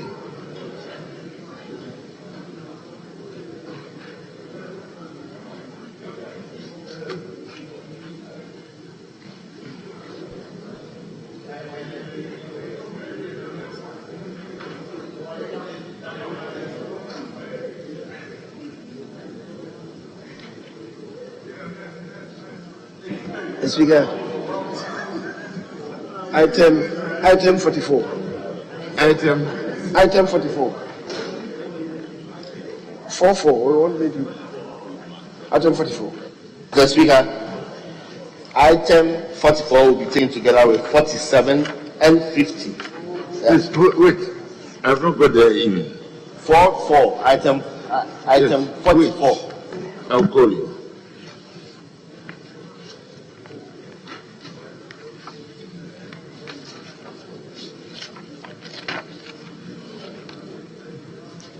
Yes, item 44. Chairman. Mr. Speaker, I would move items 44, 47, and 50 together. 44, 47, and 50. Yes. Please go on. I beg to move that the motions listed as 44, 47, and 50 on today's order paper be taken out. I so move. Yes, thank you. Who seconds the motion? Right, Honourable Speaker, I second the motion. Thank you, Honourable. All those in favor say aye. Those against say no. The ayes have it.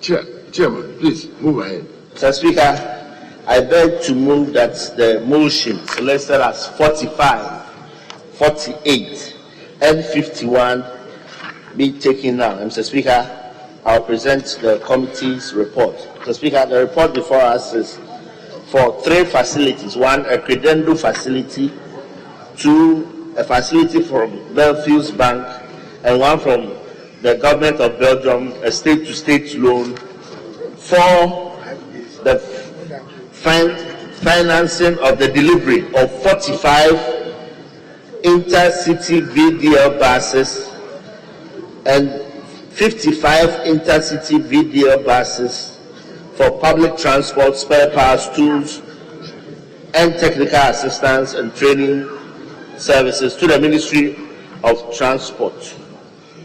Mr. Speaker, as indicated earlier, these are 3 facilities: 8 million euros, 3.9 million euros, and another 13.5 million euros. I think this is Greater Mass Transit Company Limited, and it's a good facility, Mr. Speaker. I recommend same for approval to the House. Thank you very much, Chairman.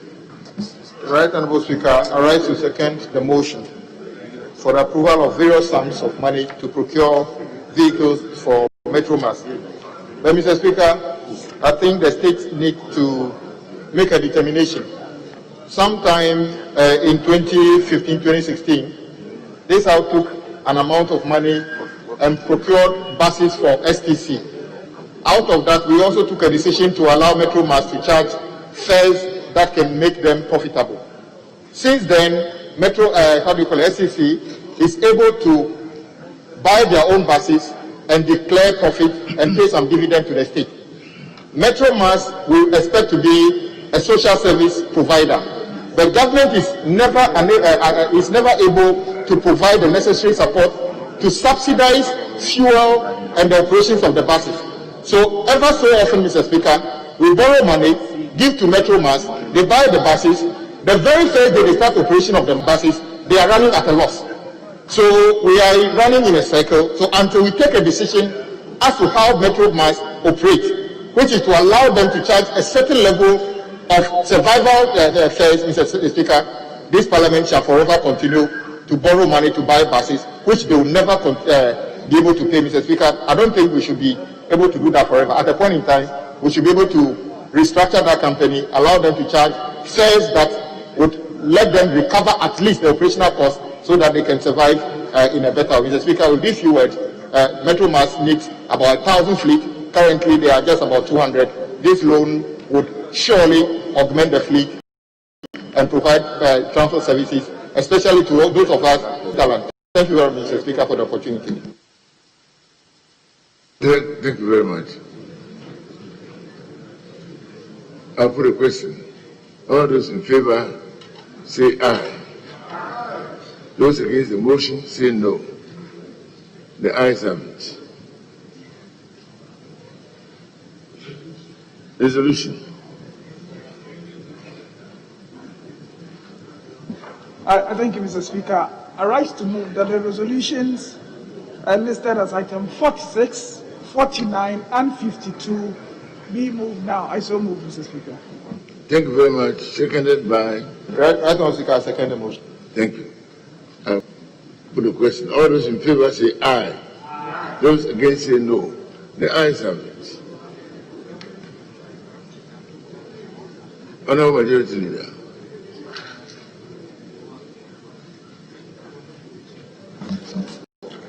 45, 48, 51.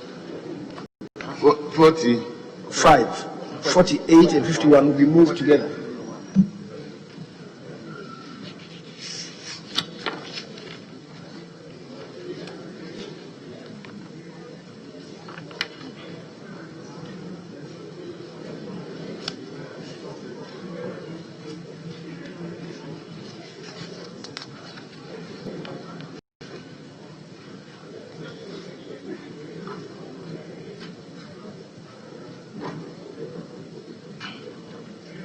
(44, 47, 50). Proceedings 29 and 45, 48, 51. The Speaker, rather 29, 29, 29 and 32.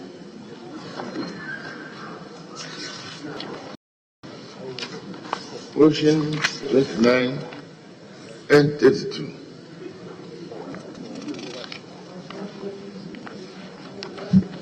Mr. Speaker, I beg to move the procedural motions 29 and 32. I so move. 29 and 32. Who seconds? Right, Honourable Speaker, I second the motion.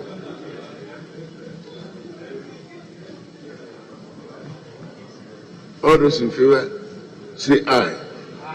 Those against say no. The ayes have it. Please move substantive. Mr. Speaker, I beg to move the substantive motions 30 and 33. Mr. Speaker, in so doing, I present the committee's report. Mr. Speaker,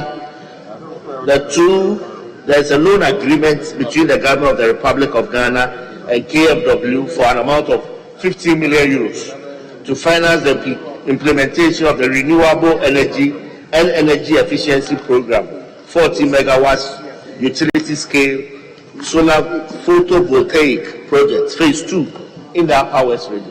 Mr. Speaker, then there's an on-lending agreement between the government and VRA for the same amount, and that is the report before the House. Mr. Speaker, this is phase 2 of this project, which produced 17 megawatts in Kaliu and Laura, and I think the committee has satisfied itself that a continuation with phase 2 will inure to the benefit of the country. The committee therefore recommends to the House to adopt this report and approve by resolution 1, the loan agreement, and 2, the on-lending agreement between government and VRA. Respectfully submitted, Mr. Speaker.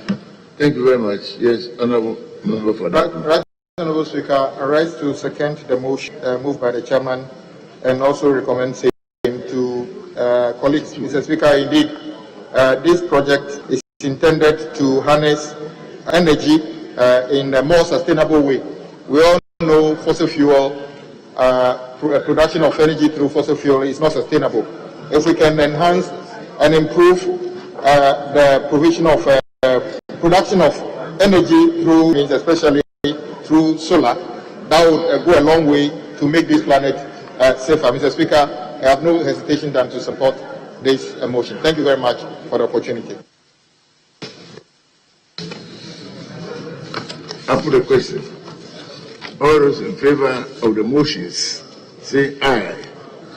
Those against say no. The ayes have it. Now, the resolution. The two resolutions, Honourable Minister. Thank you, Mr. Speaker. I rise to move that the resolutions listed as item 31 and 34 on today's order paper be now adopted. I so move. Thank you. Mr. Speaker, I second the motion. All those in favor say aye. Those against say no. The ayes have it. The resolutions are duly adopted. Now we'll move on to the addendum listed 2. Addendum 3. The Speaker, a few moments ago. Addendum 3. Are you? Yes. So I want to move the motion of recession. Speaker, I move that this Honourable House rescinds its decision taken on the 22nd day of December 2018 in respect of the approval of the contract agreement between the Government of the Republic of Ghana, represented by the Ministry of Roads and Highways, the Department of Urban Roads, in particular, the employer, and Beijing Everyway Traffic and Lighting Technology Company Limited, the contractor, for an amount of $100 million United States dollars for the engineering, procurement, installation, and commissioning of the Accra Metropolitan Area Intelligence Management Project. I so move, Mr. Speaker. Thank you very much. Honorable Fusini, you are seconding the motion. Then please, if you so indicate. Because we are second the motion. Thank you very much. The motion for rescission has been moved and seconded. All those in favor say aye. Those against say no. The ayes have it. The Speaker, so... And honorable members, I mean, this is the reason why sometimes I am keen that debate must go on.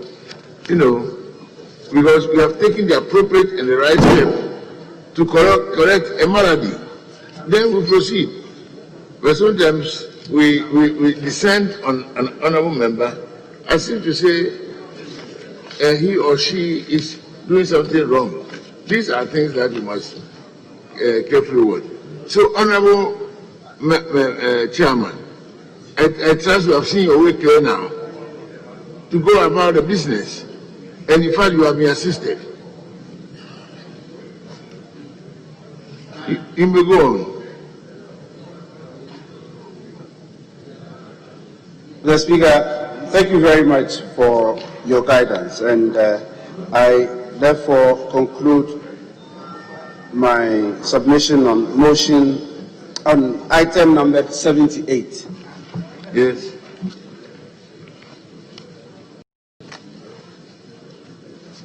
Now, Honorable Hussein, yeah, you may want to support it now.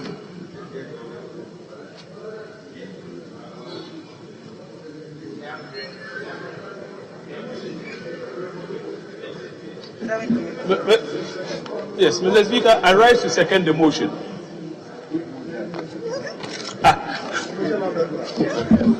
All right, very well. All those in favor say aye. Those against say no. The ayes have it. The motion is carried. Yes. Mr. Speaker, the Minister for Monitoring and Evaluation will take the resolution.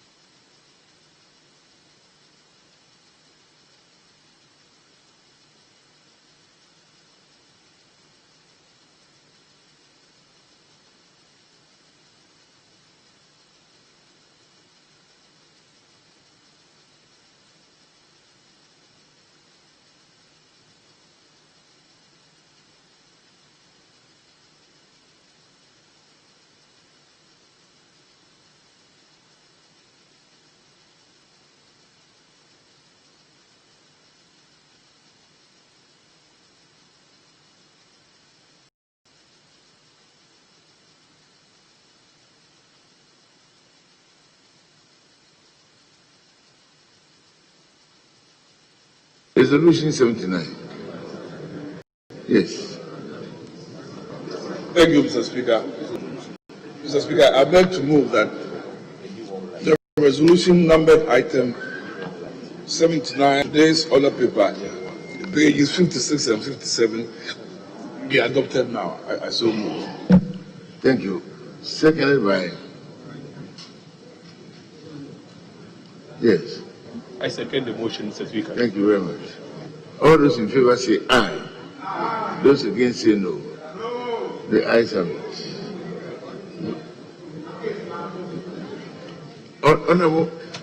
Honorable Leader, it's about 3 o'clock. Honorable Majority Chief Whip, the time is about 3 o'clock. I intend that we take. Mr. Speaker, I'm speaking, please. So if you please hear me out. I am saying to the Honorable Majority Chief Whip that the time is about 3 o'clock. It's an appropriate time to take a health break. And then we come and conclude the business.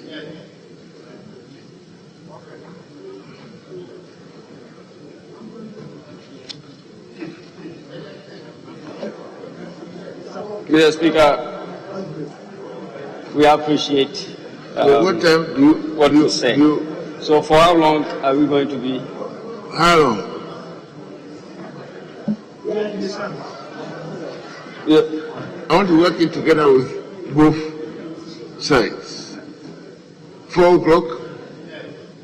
Very well, Mr. Speaker. 4 o'clock will come back. Honorable. Mr. Speaker, it is appropriate. Thank you. Sitting will be suspended till the hour of 4 afternoon. Thank you.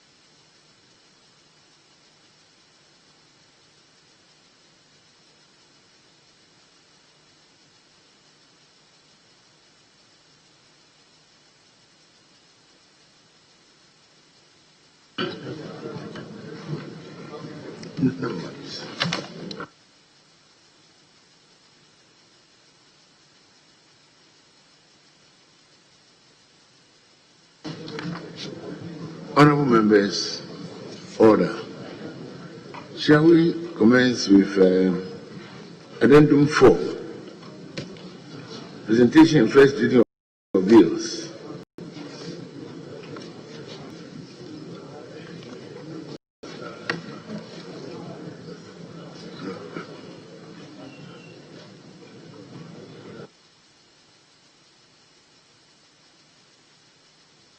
Chairman, Committee Health.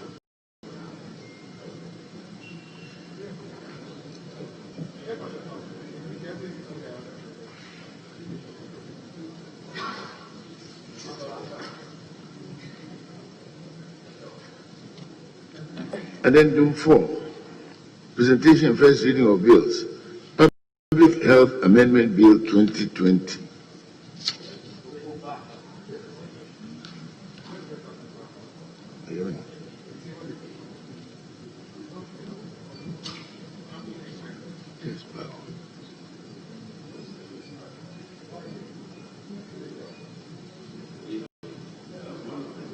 Yes. Thank you very much. Honorable Yere is one of the sponsors. Presentation. Public Health Amendment Bill 20. The bill is duly presented and read.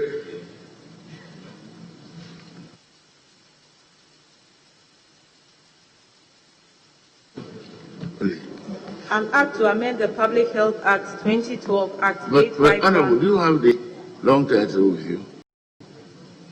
An act to amend the Public Health Act 2012, Act 851, to provide for additional responsibilities for healthcare facilities in cases of emergency and for related matters.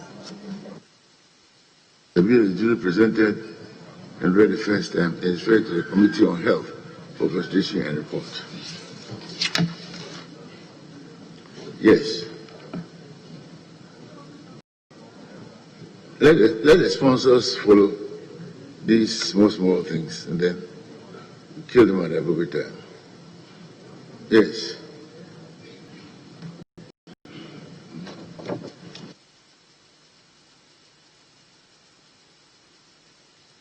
Honorable Deputy Chief Whip, at your direction. Mr. Speaker, if we take item number 3 on the order paper addendum. Addendum what, please? Order paper addendum, item listed as 3. All right. Order, please. Let's not engage in the shouting match. Honorable, you can't, please. Don't let me address you. Don't direct him. Mr. Speaker, I was talking about the order paper addendum. In fact, one is simply addendum. Before we have addendum 2 and so on. So please take note. The first one was not numbered, and that is what we refer to as addendum. Yes, Honorable Majority Chief Whip. You are leaving us on the addendum. That's so, Mr. Speaker. Please go on. So the chairman for the Finance Committee will take the motion. Please, number what on the addendum? Number? Mr. Speaker, number 3. Number 3. Procedural motion. And then he follows through. Number 3 on the addendum.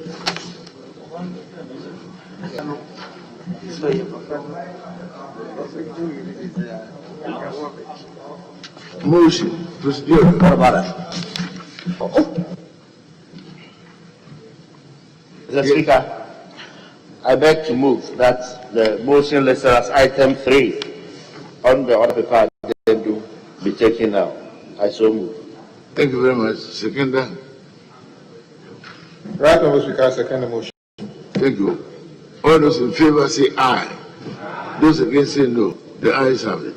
Now, the substantive motion, numbered 4. Mr. Speaker, I beg to move that the motion listed as item 4 on the order paper addendum be taken.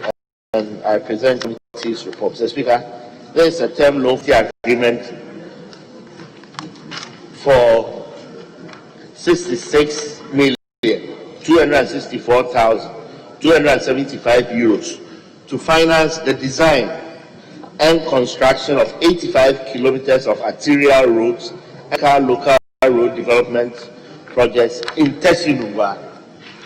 Mr. Speaker, being the year of roads, the terms and conditions of the facility are given in paragraph 4 on page 4, scope of works in paragraph 5, and Mr. Speaker, other details connected to this are also in the report. The committee recommends to the House to adopt this report and approve the loan facility of 66,264,275 euros to finance the design and construction of 85 kilometers of arterial roads and critical local road development projects in Tessinumba. Respectfully submitted, Mr. Speaker. Thank you very much. Yes. Right, Honorable Speaker, I rise to second the motion as moved by the chairman. Mr. Speaker, indeed, this is to finance selected roads within the Teshi area. Mr. Speaker, the area is growing in population, and sort of the vehicular densities and other things have really made some of the roads deteriorate currently. This is intended to select these roads and make sure that the interventions will be able to upgrade and bring them back to a standard that makes them motorable. Mr. Speaker, I recommend this to the colleagues in the House to the motion for the approval of this agreement. Thank you, Mr. Speaker. Thank you. There is a full consensus. I'll put a question. All those in favor say aye. If it's for you, you will benefit, please. All those against say no. The ayes have it. The motion is adopted. Resolution. Honorable Minister, get ready and be supporting us. Otherwise, Honorable Dr. Akuto, resolution number 5. Honorable Minister, yes, you are being covered. Honorable Chairman, if you work on that your matter with your counterparts, we should be coming to you. Honorable Minister, the resolution number 5. I'm sorry, we'll have to go in the process, and you all understand. Honorable Minister, resolution number 5. That's all. Leave out pages. Well, I thank you, Mr. Speaker. Mr. Speaker, I move that the resolution on the other paper then will be now adopted. I so move, Mr. Speaker. Thank you. Who seconds? Yes. Thank you, Mr. Speaker. I second the motion. All those in favor say aye. Those against say no. Ayes have it. The resolution is duly adopted.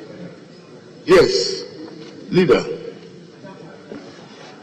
Mr. Speaker, item listed as 6. Item 6. Paper addendum. Item 6 on the addendum.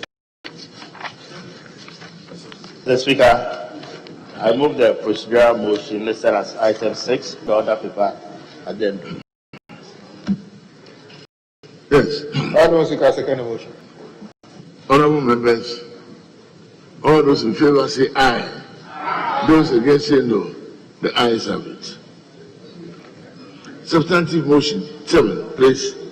Mr. Speaker, I beg to move the substantive motion listed as item 7 on the order paper addendum. Mr. Speaker, there is a tax waiver in respect of development and integration of educational information and communication technologies, ICT, into early childhood education. Details of the tax assessments attached as an annexure to this report. The committee recommends it to the House for adoption and approval. I shall present. Thank you very much. Yes, Honorable. Right, Honorable Speaker, this is a condition precedent to the loan agreement. It was duly assessed by the committee and approved. Mr. Speaker, I rise to second the motion and urge colleagues to support the adoption of this report. Thank you, Mr. Speaker. Thank you. I'll put a question thereon. All those in favor say aye. Those against say no. The ayes have it.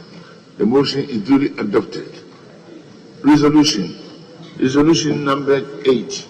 Mr. Speaker, I rise to move that the resolution listed as item 8 on the other paper addendum be now adopted. I so move, Mr. Speaker. Yes, Honorable. Mr. Speaker, I second. All right. All those in favor say aye. Those against say no. The ayes have it. Yes, Honorable Chairman. Mr. Speaker, we go back to the other paper. The original item 8. Paper. The original. Yes. Item 8. Item listed 8.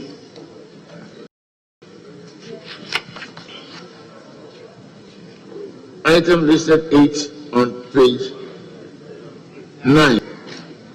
Chairman.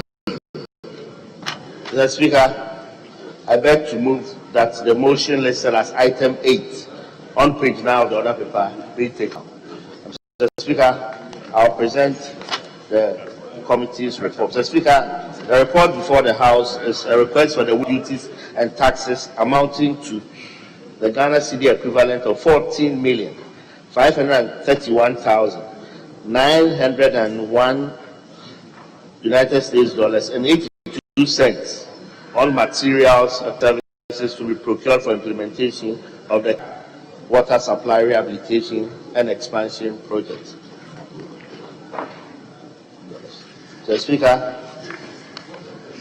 This request came to the House. We approved the financing agreement and the commercial contract. Now, as per the commercial contract, taxes and duties on the importation of materials and equipment needs to be waived, and that is what to do now. I recommend same to the House. Respectfully submitted, Mr. Speaker. Thank you very much. Yes, Honourable. Yeah, right, Honourable Speaker, I rise to second the motion and adoption of the report. Mr. Speaker, but significantly, I need to make this point. In the past, this project was originally called Agodun Water Project. Mr. Speaker, the change to Keta Water Project is a bit misleading because majority of the communities are actually in Central Town. So the minister should only seek communities in Keta. So it's a bit misleading to call it Keta a water rehabilitation project. But Mr. Speaker, that notwithstanding, I support the motion to do the same. Thank you very much, sir. Thank you very much, Honourable. I'll put a question. All those in favour of the motion say aye. Those against say no. The ayes have it. Resolution number 9. Honourable Minister. Mr. Speaker, to move that the resolution listed as item 9 on today's order paper be now adopted. I so move. Thank you very much. Right, Mr. Speaker, I second the motion. Thank you. All those in favour say aye. Those against say no. The ayes have it. Yes, Honourable Leader. Mr. Speaker, item listed 10. Item listed 10 on 10. page 11. Item 10. Mr. Speaker, item 10 motion. Yes. I beg to move that the procedural motion listed as item 10 on the order paper be taken now. I so move. Thank you very much.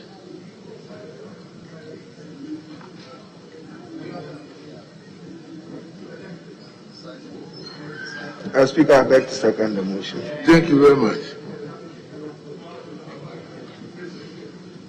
All those in favor of the motion say aye. Those against say no. The ayes have it. Substantive, item listed 11. Speaker, I beg to move that the motion as item 11 on the order paper be taken now. Mr. Speaker, in so doing, I'll present the committee's report. Mr. Speaker, what is before the House? A request for waiver of duties and taxes up to $25.8 million United States dollars on materials and equipment to be procured for the Accra Metropolitan ICT Enhanced Traffic Management Project. Mr. Speaker, you will recall that before the House went on suspension, there was a motion for rescission, following which a contract agreement for this project was approved. And this is the waiver associated with the contract. And that is what we asked the House to approve the report and grant the request for the waiver of duties and taxes amounting to $25.8 United States dollars. I so submit, Mr. Speaker. Thank you very much. Yes, Honourable. Yes. Mr. Speaker, I rise to speak in support of the motion for tax waiver. Like the chairman of the Finance Committee has indicated, this is a situated matter. The substantive issue was dealt with before we went on suspension. And so I'd like to add my voice and say the taxes be waived to the contractor implement the project accordingly. I thank you for the opportunity, Mr. Speaker. Thank you. I'll put a question then. Those in favor say aye. Those against say no. The ayes have it.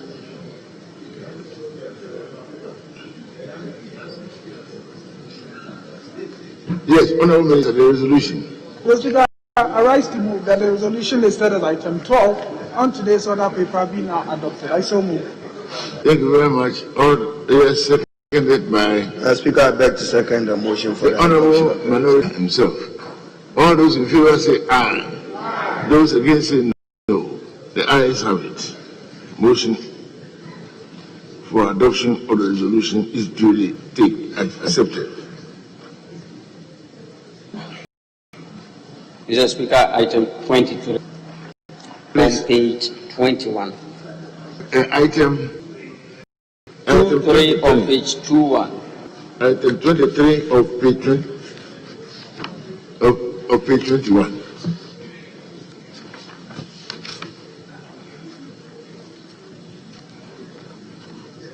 Item 23 of page 21. Procedural motion.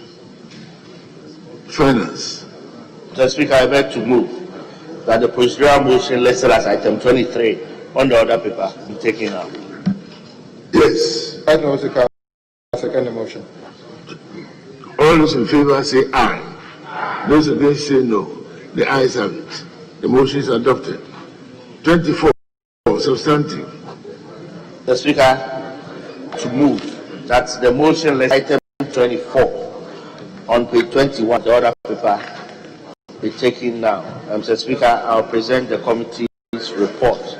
Mr. Speaker, the report before the House is on a loan agreement between the Republic of Ghana and the Republic of South Korea for an amount of $30 United States for the implementation of the COVID-19 emergency response program.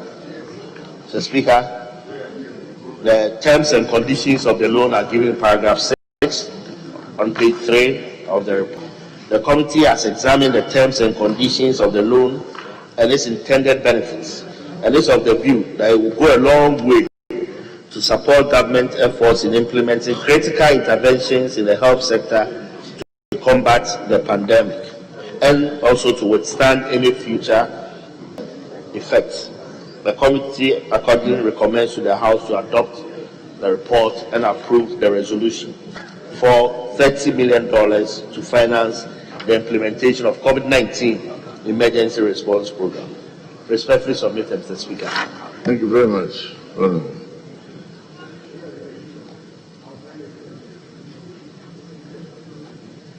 Honorable Minority. Mr. Speaker, I beg to speak in support of to second the motion and in support of it, and to urge colleagues to support the borrowing again in the name of COVID, and to demand from government that we had $1 billion external credit facility for COVID. Government got $290 million from the contingency fund pursuant to Article 1771. The clause 2 of 177 have since honored by the Minister for Finance. He ought to come back to this House to tell us how he intends to repay whatever money was borrowed from the stabilization fund. And also, Mr. Speaker, to conclude that it's important that we know the detailed itemized expenditure on COVID from government. It's not enough to just count for parliamentary appropriation to spend $1 billion. Let's have the actuals. The World Bank have had to raise concern on this. That is why I'm repeating it on the floor of Parliament, that we demand greater clarity in all COVID-related expenditure. Let's know. Have you spent the money on infrastructure? Have you spent the money on PPEs? Have you spent the money on testing, monitoring, and isolation? We need to know. With this, we can support the motion. I'll put a question. All those in favor say aye. Those against say no. The ayes have it. Resolution. Honorable Minister. Mr. Speaker, I rise to move that the resolution listed as item 25 on today's order paper be now adopted. I so move. Mr. Speaker, I beg to second the motion for the adoption of the resolution. All those in favor of the adoption of the resolution say aye. Those against say no. The ayes have it. Yes, Chairman. Sorry. Honorable Mr. Speaker, item 26 on page 22. Item 26, procedural.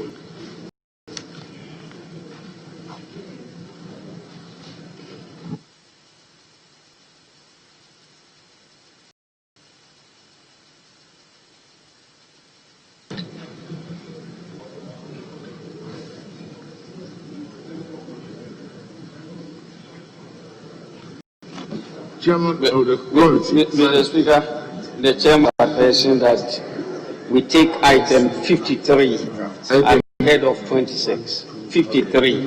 Item 53. Item 53. 53 on page 39. No problem.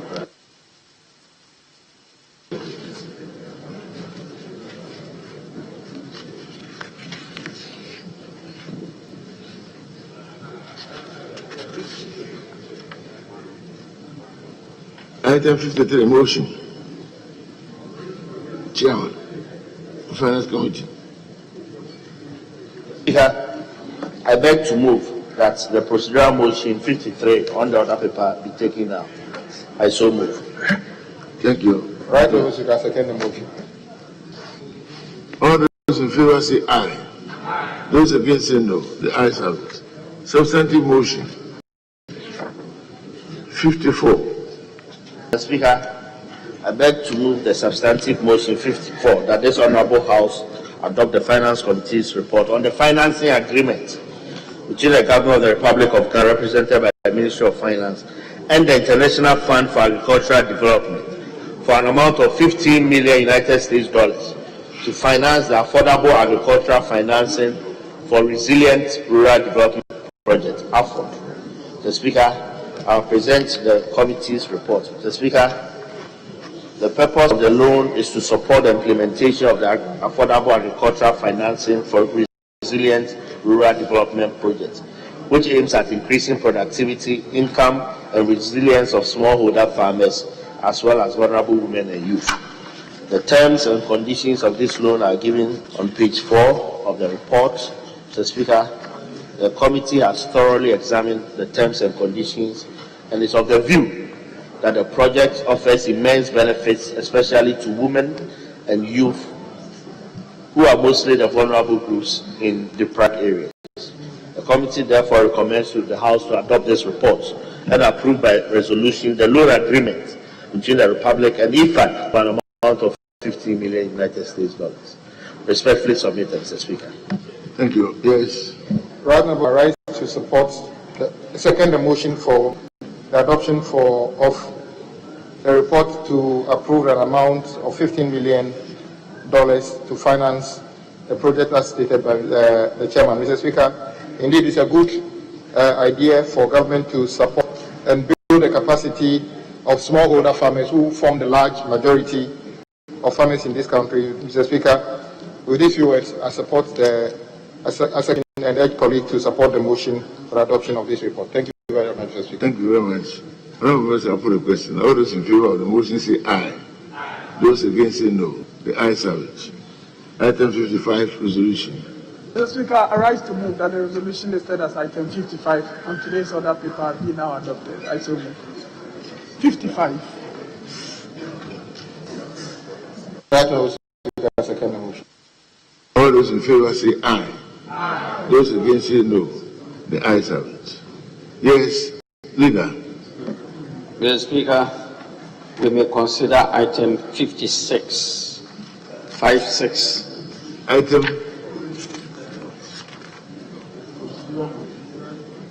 56. Item 56, motion. Procedural. Speaker, I beg to move that the procedural motion listed as items on the order paper be taken down. Thank you very much, Honourable. Right, Honourable Speaker, I second the motion. Yes. All those in favor say aye. Aye. Those against say no. The ayes have it. Item 57, substantive. Mr. Speaker, I beg to move that the motion listed as item 57 on page 42 of the order paper be taken now. And in so doing, I present the committee's report. Mr. Speaker, what is before the House is a loan agreement for an amount of 36.03 million euros for the construction and equipping of 40-bed district hospitals at Ayinsuano, Kase, and Offenso, and the completion and equipping of Old Tafo Maternity and Kumasi South Maternity blocks. The Speaker, the committee has looked at this. The terms and conditions of the loan are in paragraph 4 on pages 5 and 6 of the report. The project scope and description is also given in paragraph 5 on page 6 of the report. Mr. Speaker, the committee is satisfied that this would give immense benefit to healthcare in the country, and recommends that the House approve this report by resolution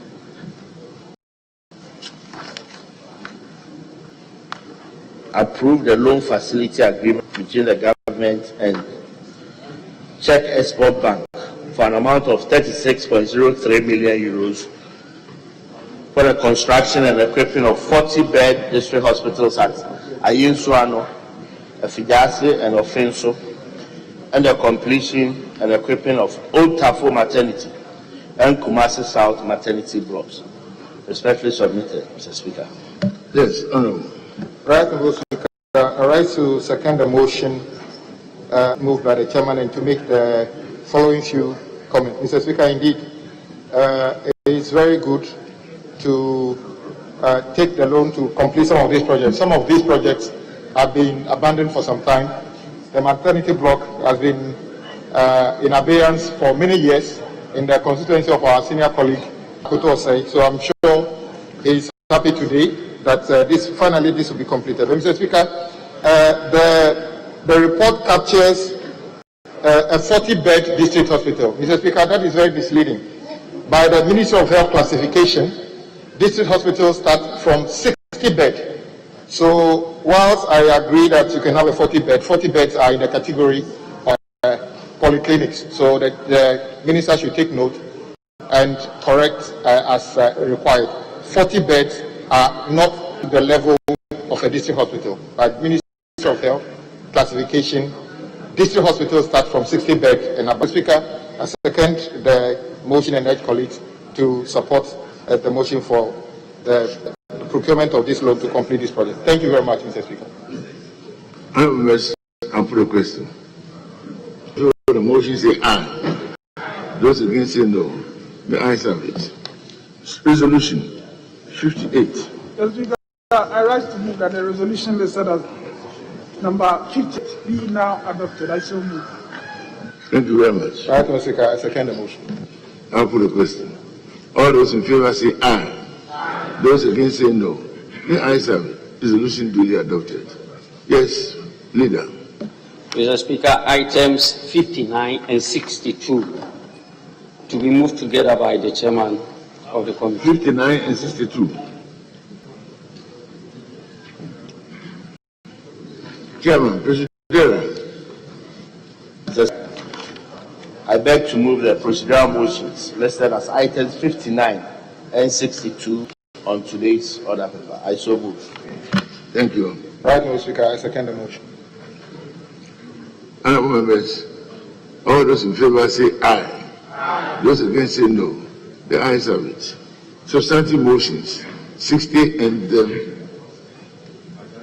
63. Yes, Mr. Speaker, I beg to move the substantive motions listed as items 60 and 63 on the order paper. Mr. Speaker, what is before the House are facility agreements for the construction and equipping of 3 parametric general district hospitals in the Republic of Ghana. Mr. Speaker, we have an ECA facility of 67.5 million euros and then an advance payment facility of 10.5 million euros. Mr. Speaker, the terms and conditions are given in paragraph 4 on pages 5 and 6 of the report. Mr. Speaker, in recognition of the immense healthcare and other socio-economic benefits to be derived from the project, the committee respectfully recommends to the House to adopt this report and approve the facility agreements for the construction and equipping parametric general district hospitals in the Republic of Ghana. Respectfully submitted. Thank you very much. Honourable Chairman. Yes. Right, Honourable Speaker, I rise to second the motion for the as moved by the chairman. Mr. Speaker, but I know the chairman said the Hansard department should capture the report, so the districts would have been listed in the report. Mr. Speaker, Indeed, this facility is to facilitate the construction of a number of district hospitals, of which we are going to take the commercial agreement shortly. With this few words, Mr. Speaker, I second the motion and encourage colleagues to support the motion for adoption. Thank you very much. All those in favor of the motion say aye. Those against say no. That have it. Resolution. Honourable Minister. Mr. Speaker, I rise to move that the resolutions listed as items 61 and 64 be now adopted. I so move, Mr. Speaker. Thank you very much. Right, Mr. Speaker, I second the motion. All those in favor say aye. Those against say no. The ayes have it. Resolutions 61 and 64 are adopted accordingly. Yes. Mr. Speaker, Addendum 2, Item 2. Addendum numbered 2, Item 2. Motion. Proceedings.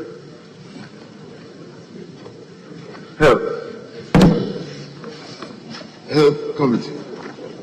Mr. Speaker, I beg to move that motion that item number 1 on item 2 be so moved. Item 2.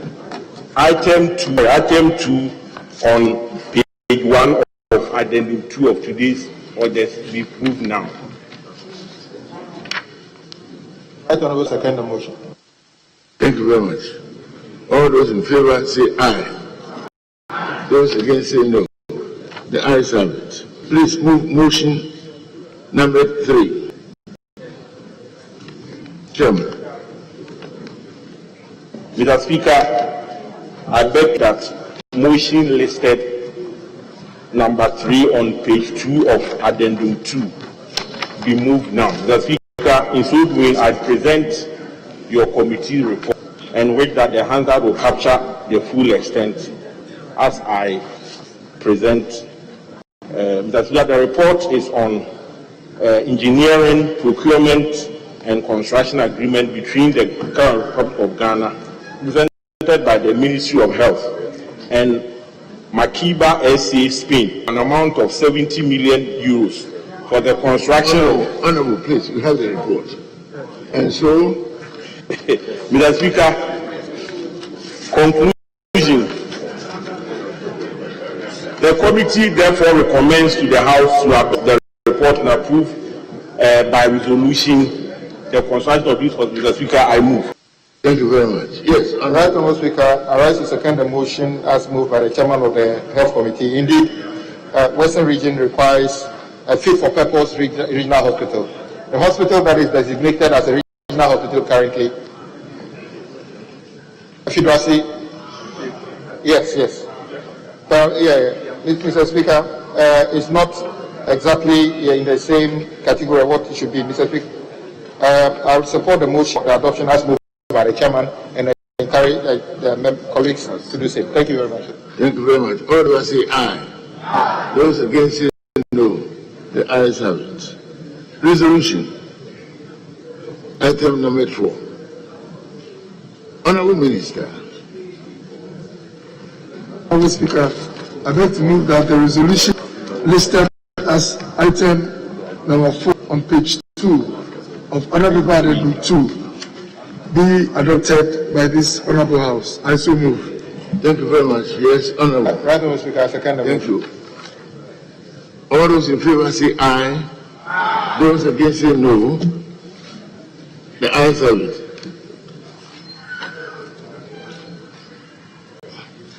Chairman. Yes, sorry. Leader. Mr. Speaker, we go back to the other paper.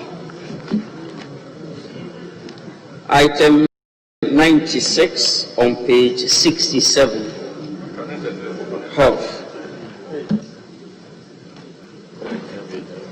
Mr. Speaker, I beg to move that the motion listed as item 96 on page 67 of today's order paper be moved. Mr. Speaker, in so doing, up to your committee's report and wish that the Hansard Department captures the full extent of the report. Mr. Speaker, this is for the construction and of a regional hospital in Western Region and rehabilitation of Ifiam Kwanta Hospital. Mr. Speaker, I read the conclusion.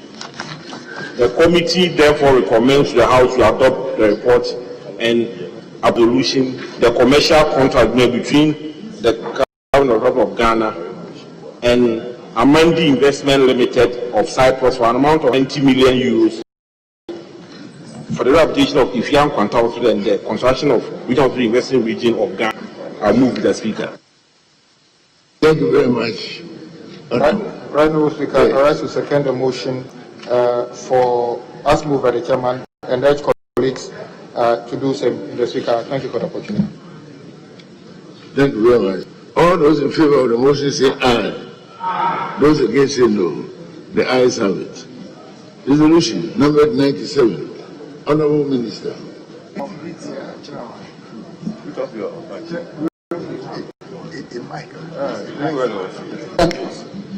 Honorable Speaker, I beg to move the resolution listed as item number 97 on page 68 of today's order paper be now be adopted by this honorable House. I so move.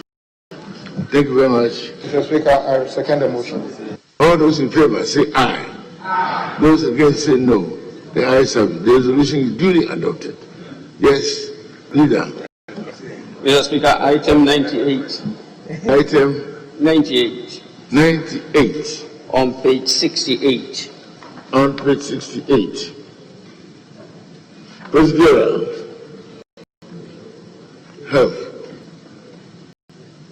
Mr. Speaker, I beg to move that the motion listed item 98 on page 68 of the other paper be moved now, Mr. Speaker. Yes. Right now, Speaker, I second the motion. All those in favor say aye. Those against say no. The ayes have it. 99. Substantive motion.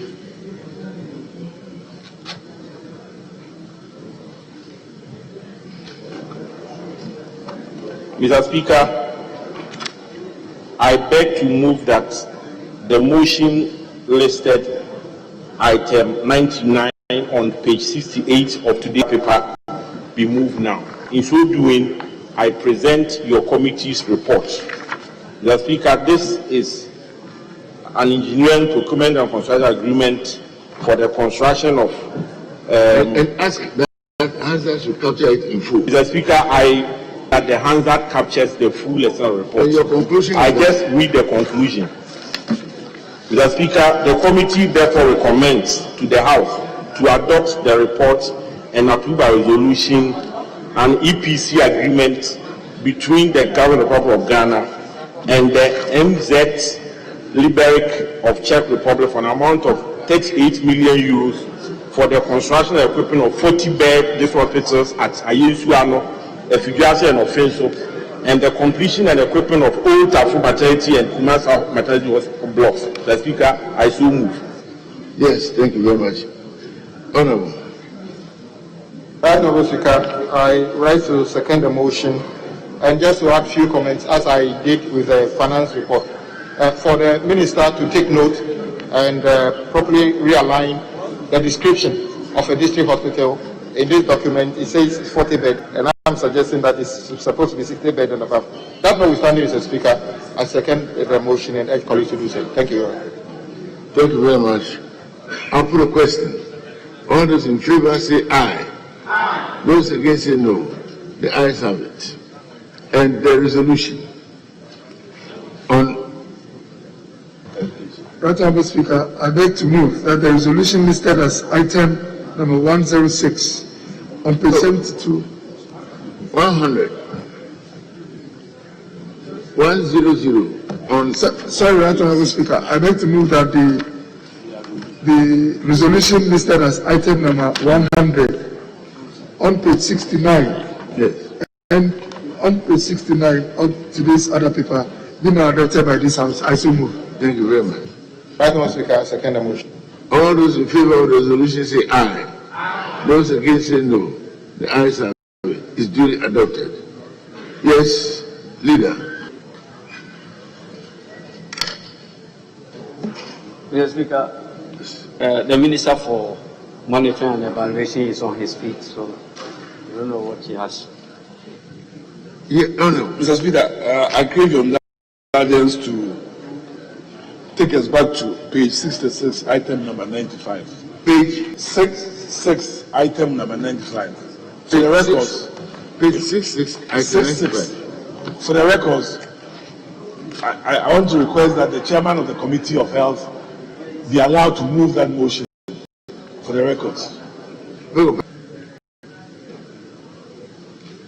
I don't get you, please.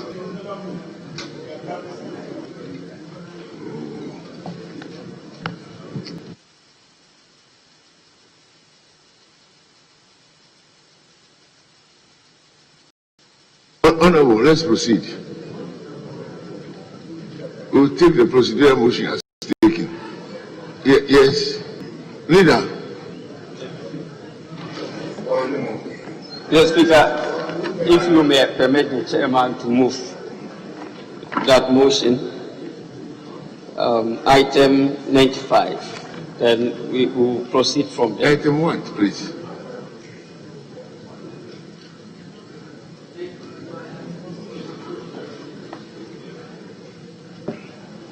Mr. Speaker, I beg to move that the motion listed item number 95 on page 66 of the order paper be moved now. I so move.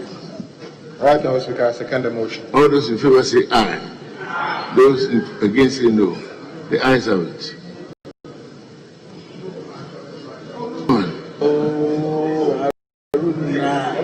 Mr. Speaker, item 104 on page 71. Item 104.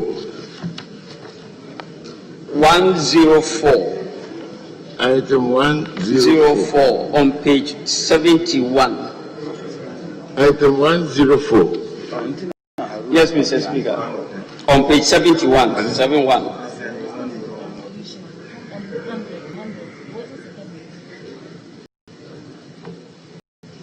It was seconded.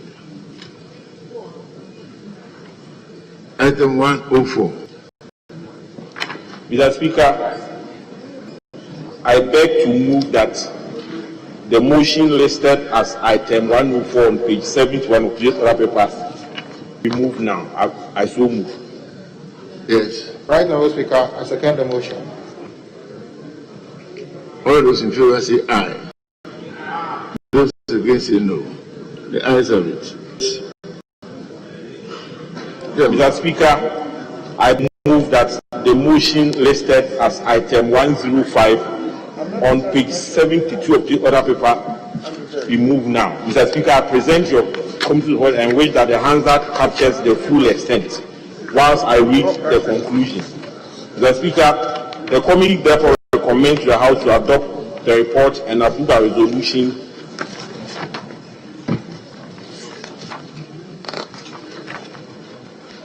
for an amount of 19,806,744 euros for the supply of ambulances and related training and maintenance services. So, Mr. Speaker.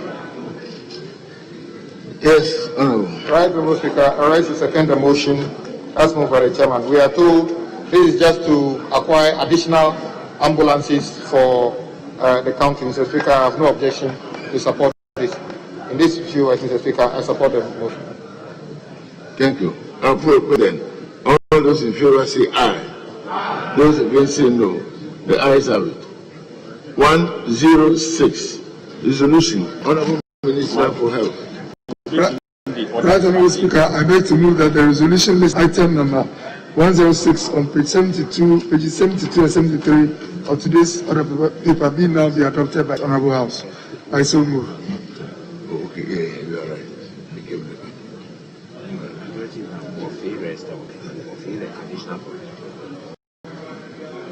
Right, Honorable Speaker, I second the motion. Thank you very much.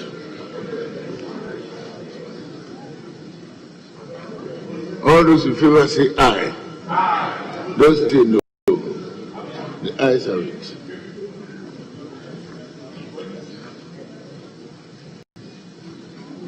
Yes. Mr. Speaker, item 90 on page 65, 92 on page 5, page 65. Item 92. Mr. Speaker, I rise to move the motion numbered item number 92 on page 65. I so move, Mr. Speaker. Right, Honourable Speaker, I rise to second the motion for the procurement of 65 million euros to upgrade some arterial roads in Teshi area. Mr. Speaker, I thank you for the opportunity and urge colleagues to support. Thank you. All those in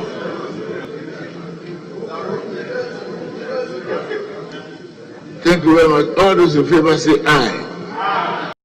Those against say no. The ayes have it. Yes.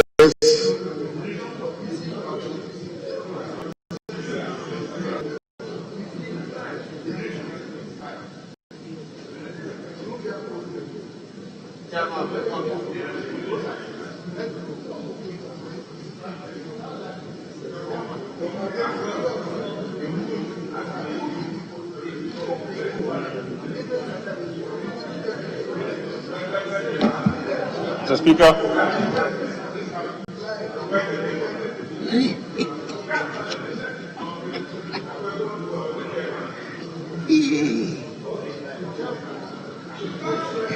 Mr. Speaker,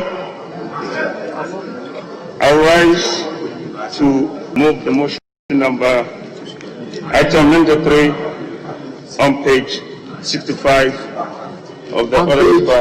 On page 65. The motion number 93 on page 65. Mr. Speaker, I want to move that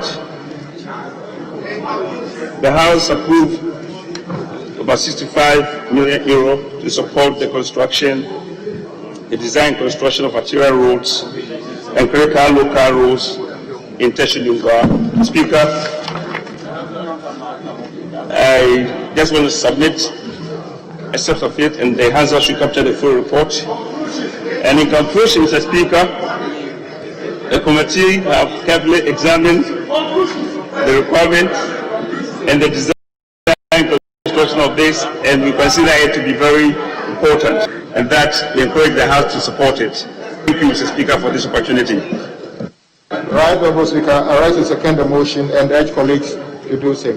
Thank you for the opportunity. Thank you. All those in favor of the motion say aye. Those against say no. The ayes have it. Yes. Honourable Minister.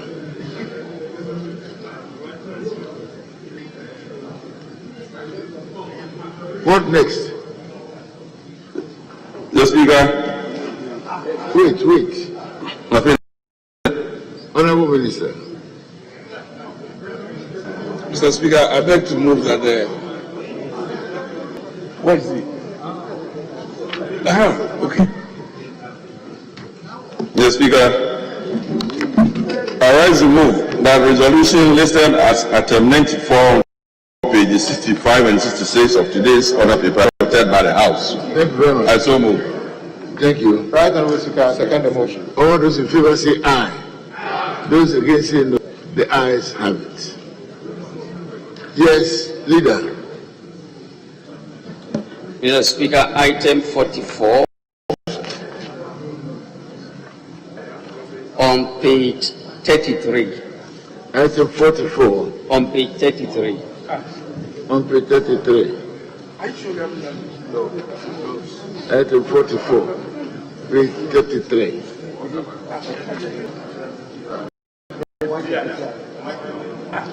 Item 44. Chairman. Mr. Speaker, I rise to move procedure motions number 44 with the 44, 47, and 50 on pages 33, 30.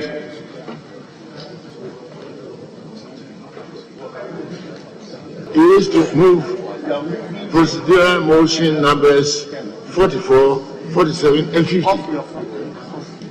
Chairman, are you with me?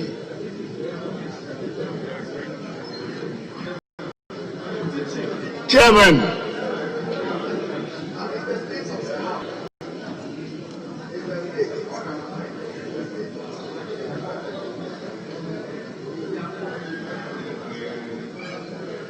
Chairman, what do you say you are moving?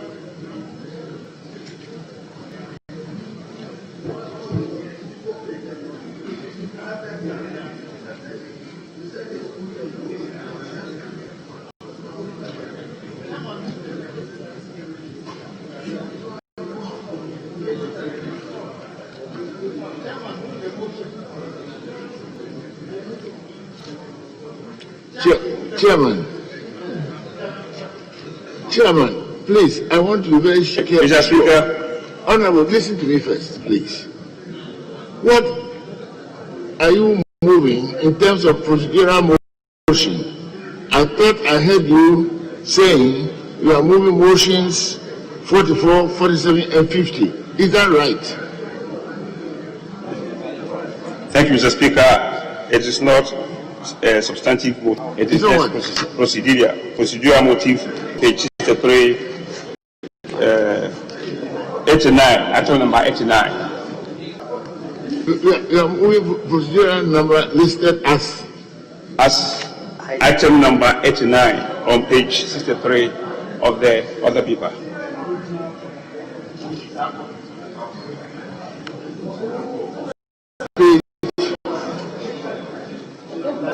The Speaker.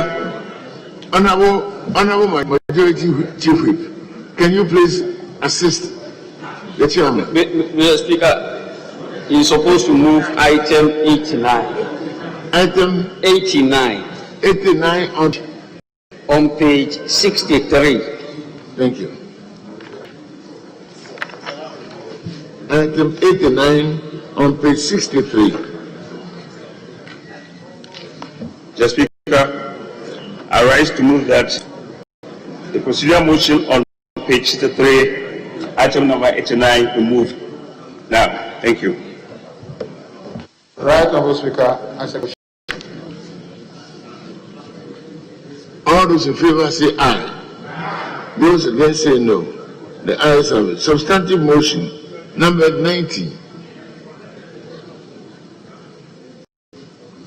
Mr. Speaker, I rise to move to item number 90 on page 65, and in so doing, Mr. Speaker.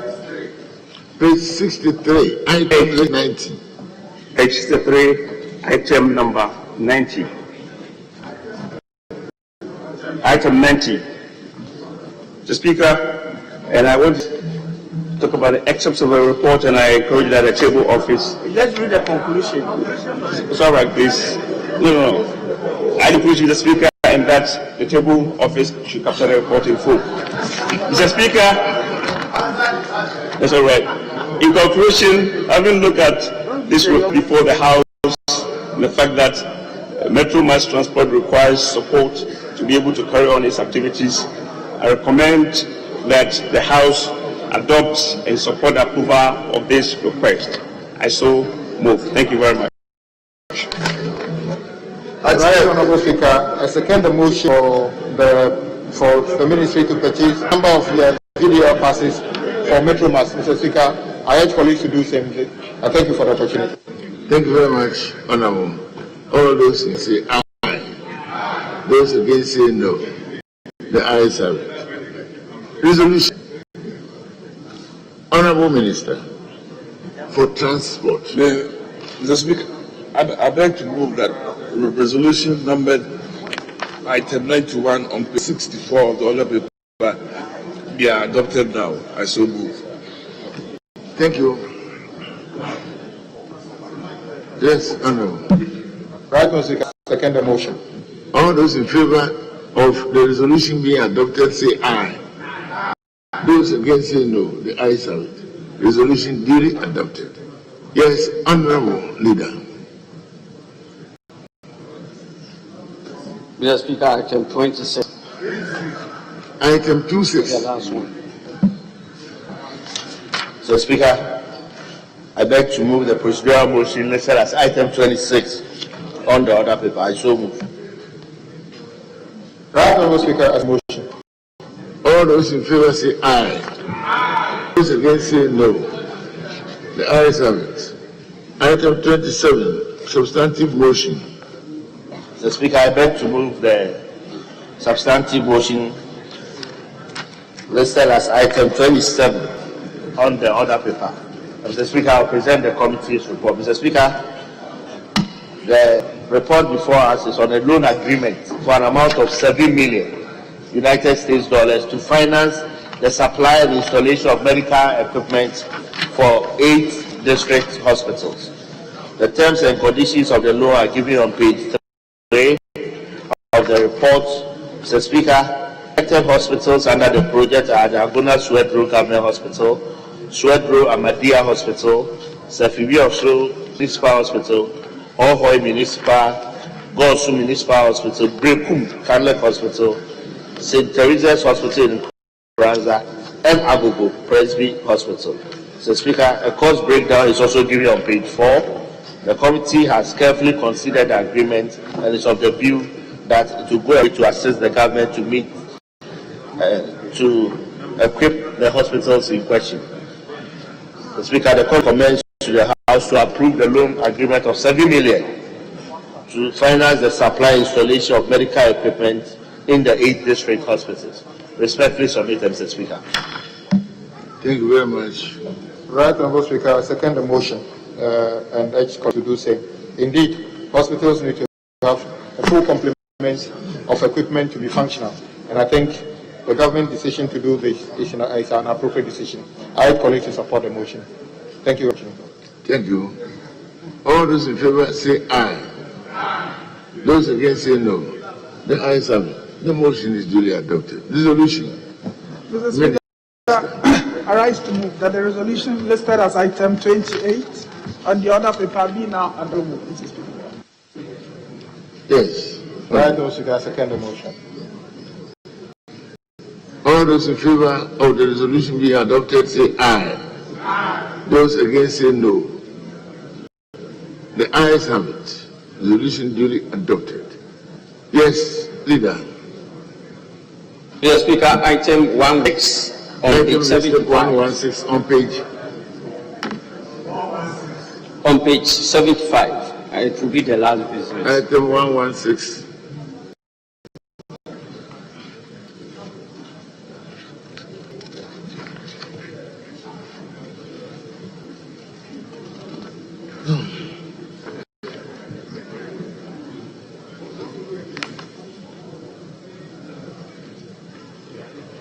Item 116.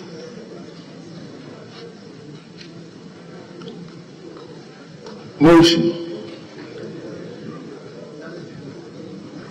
Minister for National Security. Second reading of bill. Procedure. Right, Honourable Speaker, I rise to move a motion listed as procedural motion listed as item number 10 on page 10 of today's paper be taken. I rise to second the motion, Mr. Speaker. Very well. All those in favor of the motion say aye. Those against say no. Mr. Speaker, I rise that motion listed as item number 11 on page 11 on today's addendum be now reference time. Mr. Speaker, the object of the bill is to establish the National Surveillance Bureau, integrated secure signal systems for the national security and intelligence agencies for the purposes of the security of the state and for protecting and preserving the unity and stability of the states. As pertains in other developed countries, the national security and intelligence agencies in Ghana. Honorable, you give us a brief summary. You know the mood of the House now. We will not have taken it, but you are doing a favor. Thank you very much. You are finished. Thank you, right, Honorable Thank Speaker. you. The Speaker, I rise to second the motion, and in so doing, I present the committee's report. The Speaker to invite the Hansard Department to capture the entire report and just observe the recommendations. The Speaker, paragraph 8. The committee has carefully considered the bill and is of the view that National Signals Bureau Bill 2020 is of utmost importance to the security of the state. Accordingly, the committee recommends to the House to adopt this report and pass National Signals Bureau 2020 in accordance with Article 106(13) of the Constitution and subject to the amendments proposed. Respectfully submitted, Mr. Speaker. Thank you. Thank you very much. Yes, Honorable. Speaker, I rise to speak in support of the motion. Mr. Speaker, the National Signals Bureau, which is known as the National Communications Bureau for now, is an agency that was established by cabinet decision as far back as 2007 and has actually provided signals communication to the intelligence community and the security agencies of state. This bill, if passed into law, will give legislation to the existence of the Bureau of National Communications, which would now assume a new name if the bill is into law. The most important aspects that the bill seeks to cater for is the integration of communication that the Bureau intends to offer the intelligence and security agents of state. At the moment, the various security agencies as well as the emergency services have their own independent communications and signals systems in place. That does not augur well for harmony and effective coordination of communication and signals systems amongst the intelligence agencies and the security agencies of the state. Mr. Speaker, given the fact that this is a body which has been with us for quite some time, I urge that this House approves of the bill. I thank you for the opportunity, Mr. Speaker. Thank you very much. I'll put a question then. Honorable Minority Leader, please. Mr. Speaker, this is an important matter and it needs our attention as a House. National Signals Bureau Bill 2020. Order. That existed before, referred to as the Bureau of National Communication. I have a certain difficulty, and my difficulty is, Mr. Speaker, we are not being given adequate time to analyze many of these issues. The national security matter, a matter which affects the security of the state, and these are matters we should reflect on soberly, not the November of a day on Saturday that we must go through this. Bureau of National Communication, it has existed. And Mr. Speaker, if you even under you as Minister for Communication, when you were dealing with the Chinese, they provided the first equipment for them. I don't seem to get the reasoning of national security in wanting to set up this as a signals bureau. You have military intelligence, you have police, then you have signals bureau. Bureau of National Communication and Bureau of Signal. Why? It's Ghana the first time to have a Ministry of National Security or an intelligence bureau. You have the KGB, you have the M15. How do they operate? Some of these things, you come, you want a bill and you want it under agency. Mr. Speaker, in all honesty and respect, me sometimes when bills come here, I refer them to security experts to advise me. I just don't speak like this or minority leader. When you bring this, I'll send it to trained professionals in the area of national security to advise me to make an input. Because when we get it wrong, the country gets it wrong. So I'm pleading with my colleagues. Maybe we can do the second reading.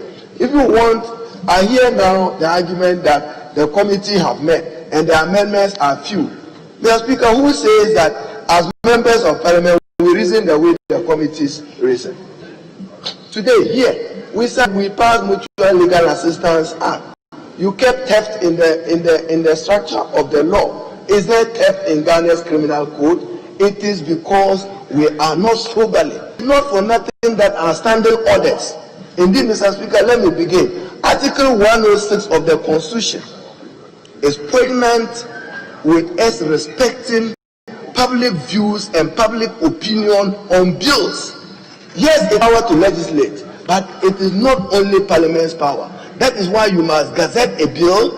The public will follow through the bill. If they have inputs and contributions, the public will send it to you. We are denying the Ghanaian public the opportunity to contribute to legislation country, and that is not good enough for the future of parliamentary. It is not. Article 106 was not kept in the way just to serve our purposes as elected representatives. It says gazette 14 days, so that within the 14 days, the Ghanaian public is made aware that this particular business is before Parliament. For instance, take an insurance bill. When you are passing an insurance bill, bankers must be interested in it. Insurance must be interested in it. Registered entities must be interested in it. Real estate must be interested in it. So you allow them an opportunity to contribute. Signals Bureau, I only will be guided that my member who has intelligence and security background supports it. So, Mr. Speaker, I'm pleading. Yes, we can take it through. Bureau of National Communication, Mr. Speaker, as I reminded you, if you recall, during your time, he was called Major Adansi. We owe this to him. He was Major Adansi in trying to get this institute done. The other day, I was sharing even my own contribution in it. When we set up BNC, it was interfering with Radio Gold and the FM station of the Honorable Kennedy Ajapo and others. We had to do what we call spectrum farming in order to guarantee that it is done. You just want us within 1 hour, pass a bill, get Bureau's signals. We need experts to speak to the Ennis, the Dr. Ennis. When you bring bills of this nature, we need to hear them. So, Mr. Speaker, once my ranking has supported it, I support it, but second reading, we will plead with you. When we come to consideration, it's not for nothing that a standing orders and the Constitution says go clause by clause, gingerly. Honorable Leader, I don't like interrupting leaders, but I think you have made the point strongly enough. When we were anxious to have the Honorable Minister over here, he managed to come and do the House honors. As I'm speaking, the Honorable has called from Kumasi, indicating how important this is to certain security matters. And so please, let's do all that we can in all the circumstances. Security matters are security matters, and we all want to be secure. I thank you very much. Shall we make progress as much as we can do? So, Leader, where do we go from here?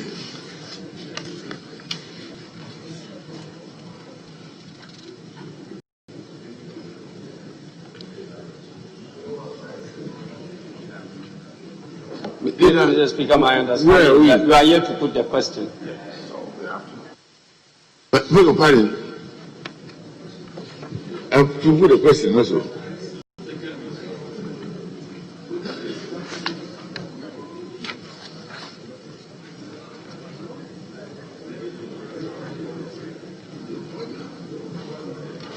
This brings the second read to an end. Mr. Speaker, the second reading has been done. Yes. We have to proceed from there. So your directions. So all those in favor of the motion listed 11 say aye. Aye. Those against say no. The ayes have it. An act to establish a National Signals Bureau to provide integrated secure signal systems for the national security and intelligence agencies.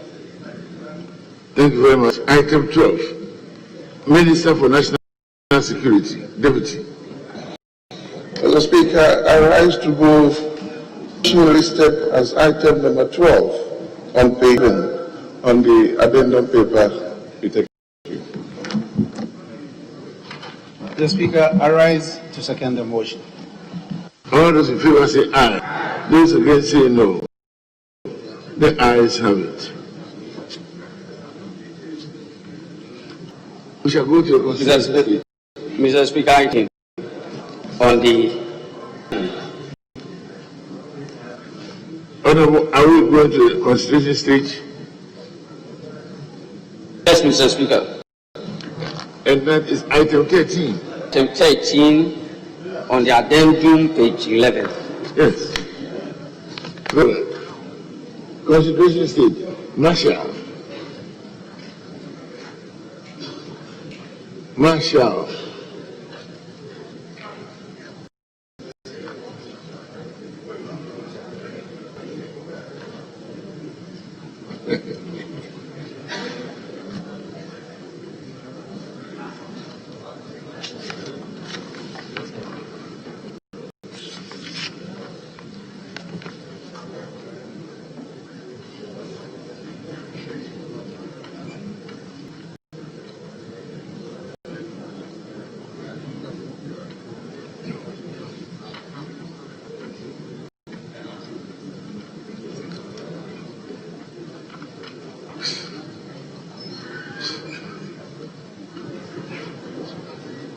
National Signals Bureau Bill 2020 at the consideration stage.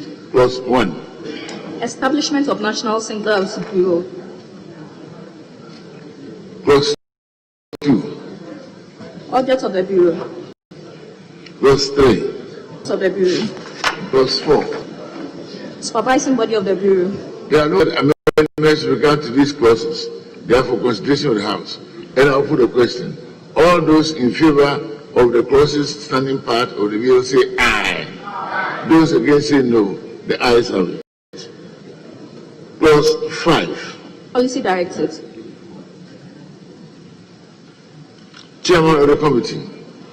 Mr. Speaker, clause 5, amendment proposed, line 1, delete shall and insert may, and also delete all. The final rendition will read, the minister may give it on matters of policy to the Bureau, and the Bureau shall comply. Thank you very much. All those, honorable members, for your consideration. It's a very obvious one. All those in favor say aye. Those against say no. The ayes have it. The amendment is adopted. And the question is that clause 5 was amended to stand part of the bill. All those in favor say aye. Those against say no. The ayes have it. Clause 6. Appointment of Director General. There is no listed amendment. Honorable members, for your consideration. And I'll put a question. All those in favor of clause 6 standing part of the bill say aye. Those against say no. The ayes have it. Clause 6 stands part of the bill. Clause 7. Functions of the Director General. Mr. Speaker, amendment proposed, paragraph D, line 1, before through insert shall. Mr. Speaker, so the Director General shall, through the Minister, advise the Council on National Security Strategies to mitigate the adverse impact of information and communication technology, practices on national security and national well-being, and. Thank you very much. All those in favor say aye. Those against say no. That's all right. Further amendment. Chairman. Mr. Speaker, paragraph E, before the form insert shall. I put a question. All those in favor say aye. Those against say no. The ayes have it. And the question on clause 7 is that the clause actually amended to stand part of the bill. All those in favor say aye. Those against say no. The ayes have it. Clause 8. Appointment of the Director General. Please. Clause 9. Functions of the Deputy Director General. Clause.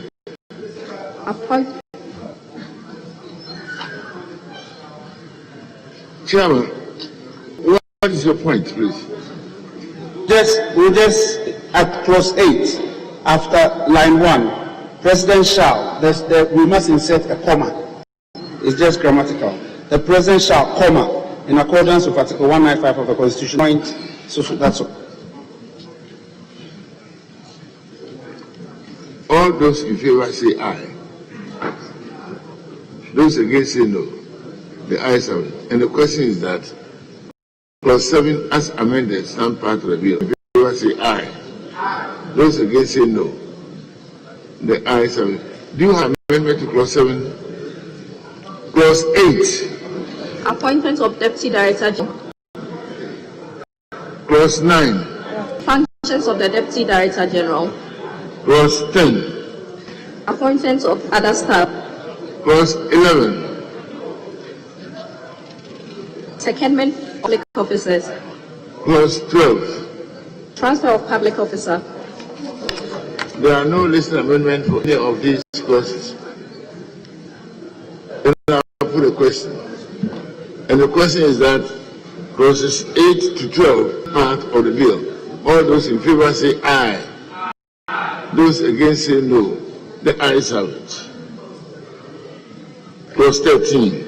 Director Bureau. Clause 13. Directorate of the Bureau. The Speaker, clause 13, subclause 1, line 1. Before shall insert in consultation with the Minister, and in line 2, at end, add of the Bureau.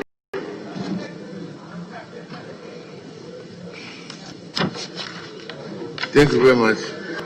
I'll put a question. All those in favor say aye. Those against say no. The ayes have it. And the question is that clause 13 as amended stand part of the bill. And all those in favor say aye. Those against say no.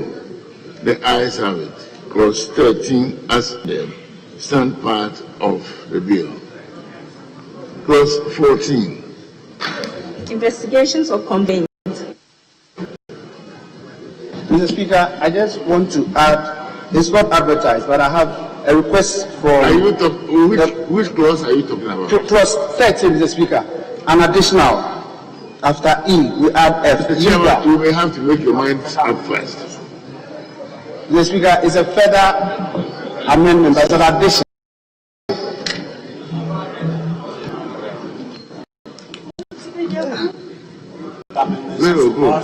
The amendment is a directorate, a legal directorate. It's upon advice from that. Please go on. And it is that. Please go on. State it in full. Thank you, Mr. Speaker. Mr. Speaker, clause 13 to F. The new addition will be F. And we'll just add legal after E. F, legal. It's just an addition, that's all, Mr. Speaker. All those in favor of the amendment say aye. Those who no. The ayes have it. And the question is that clause 13, as amended to stand part of the all those in favor say aye. Those against say no. The ayes have it. Honorable Chairman, don't allow yourself to be distracted. Very well, Mr. Speaker. And those who are distracting him, I'm warning.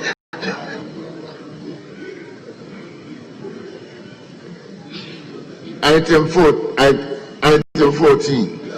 Investigation of complaints. Mr. Speaker, item 14, amendment proposed.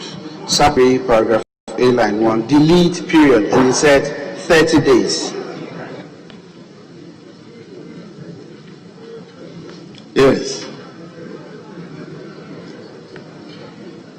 Honourable members, for your consideration, and I put a question. All those in favor say aye. Those against say no. The ayes have it. And the question that clause 14 as amended to stand part of the bill. And all those in favor say aye. Those against say no. The ayes have it. Clause 15. Complaint tribunal.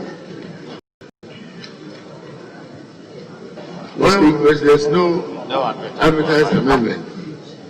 It's for your consideration. And I put a question. All those in favor that clause 15 should stand part of the bill say aye. Those against say no. The ayes have it. Clause 16. Examination of complaints. Chairman. The Speaker, amendment proposed clause 16, sub-clause 2, C, line 1, delete national security and insert security of the state. Yes. I'm asked for your consideration. All those in favor of the amendment say aye. Those against say no. The ayes have it. The amendment is carried. And the question is that clause 16 as amended should stand part of the bill. All those in say aye. Those against say no. The ayes have it. Clause 17. Proceedings at investigation. Clause 18. Notification to the Director General. Clause 19. Representation before tribunal. Clause 20. Decision of the tribunal. Clause 21. Use of internal grievance Clause process. 22. Appeal to the Court of Appeal. Clause, yes. There are no advertised amendments regarding any of these clauses. It's for consideration of honorable members. And I put a question. And the question that these clauses stand part of the bill. All those in favor say aye. Those against say no. The ayes have it. Clause 23. Application for warrant. Clause 23. Chairman.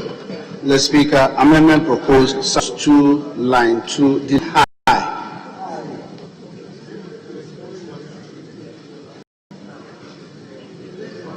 delete high, so that, Honorable Chairman, you don't just tell us to delete high. The Speaker, the new rendition will be the application for the warrant shall be made in writing to a justice of the Superior Court of Judicature, the chairperson of a tribunal, or a senior police officer, not below of a superintendent. Mr. Speaker, I support him because the Constitution and other enactments just refer to Superior Court of Judicature. It does not say High Superior Court. So that is a. But Mr. Speaker, in reading 23, may I persuade you to bring you to 25? I can only understand 23 relative to 25. And Mr. Speaker, with your indulgence, 25 reads, a warrant is under section 23 shall authorize a person or a person in a class of persons to whom the warrant is issued to exercise the powers specified in the warrant for the purpose of intercepting communications. Intercepting communications. The protection of privacy under Article 18(2) of the Constitution. Even though subject to public morality and other issues, we are concerned. Obtain records, documents, and things of the type specified in the warrant. The warrant shall further authorize the provision of assistance. You know, if you want to eavesdrop on communication, that is what 23 and 25 is doing. Yesterday, with cyber security law, we must reconcile the provisions of the two. You cannot have different languages on interception in what was passed yesterday in the cyber security bill. Then you have different language here. So we must tidy up the language. But my primary concern is even to give the power to eavesdrop. Let's not just take it that it's about politicians, they eavesdrop.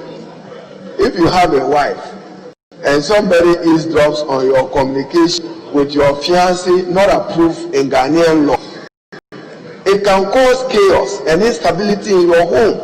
That's what privacy of communication means. So nobody should read this as if politicians are those being targeted, that an MP or a minister will be listening into. Social life, what goes on in social communication is of essence. Family cohesion, family unity, family stability, even national.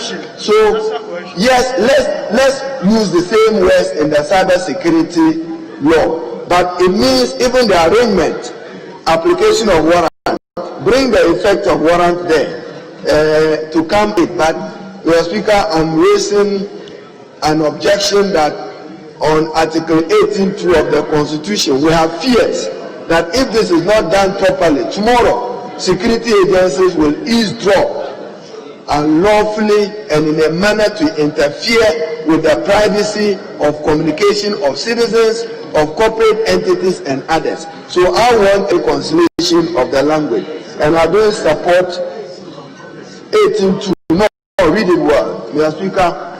Yes, Mr. Speaker, let me now take you to Article 18(2) for the purpose of the record. I see my senior. No person shall be subject to interference with the privacy of his property, correspondence, or communication. Katie, or communication. So I'm right. Answer to capture the full thing. Say that let's go about this cautiously. Cautiously. Honorable, we have heard you well. Now, it will be subject to the rider that the draft person should consider that accordingly. Take your concerns into consideration. Yes, Honorable. You come with the technicality. Mr. Speaker, having read Article 18, it will be absolutely right if, for any good reason, the state will want to go to court for to say, oh, this liberty must be curtailed, and therefore you can eavesdrop on Mr. Speaker. Now, so to allow a police officer as low as the superintendent, even IGP should not be allowed. Let the court do it, so you know that it is within the confines of the law. That's what we did in the National Security, the Cyber Security Authority bill. So, Mr. Speaker, let's be consistent. Let's not allow, when in the case of the Cyber Security Authority bill, you have to go to court. But in the case of the National Security Bureau, Signal Bureau, that one, a superintendent can do it. Please, that's what you are saying. Look, read the C. That's what the C is saying. So you should leave it A and B. Leave it at A and B so that that one go and apply to the court. And when the court sees that there's some justification, they allow you to do that. But not as a police officer. Please, we all know how to be operating. Let's not allow that. Thank you, Mr. Speaker. Honorable Chairman, patiently, and considering this objectively, what is your response? Mr. Speaker, in all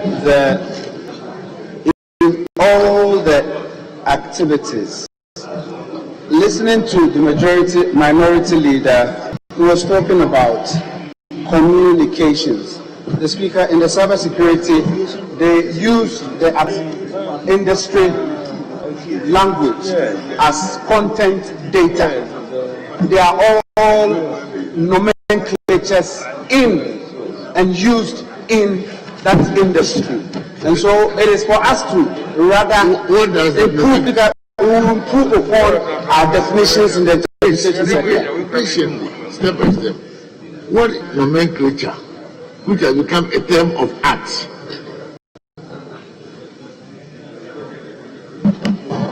Mr. Speaker, in the circumstance, we will borrow from the recent rendition in the Cybersecurity Act.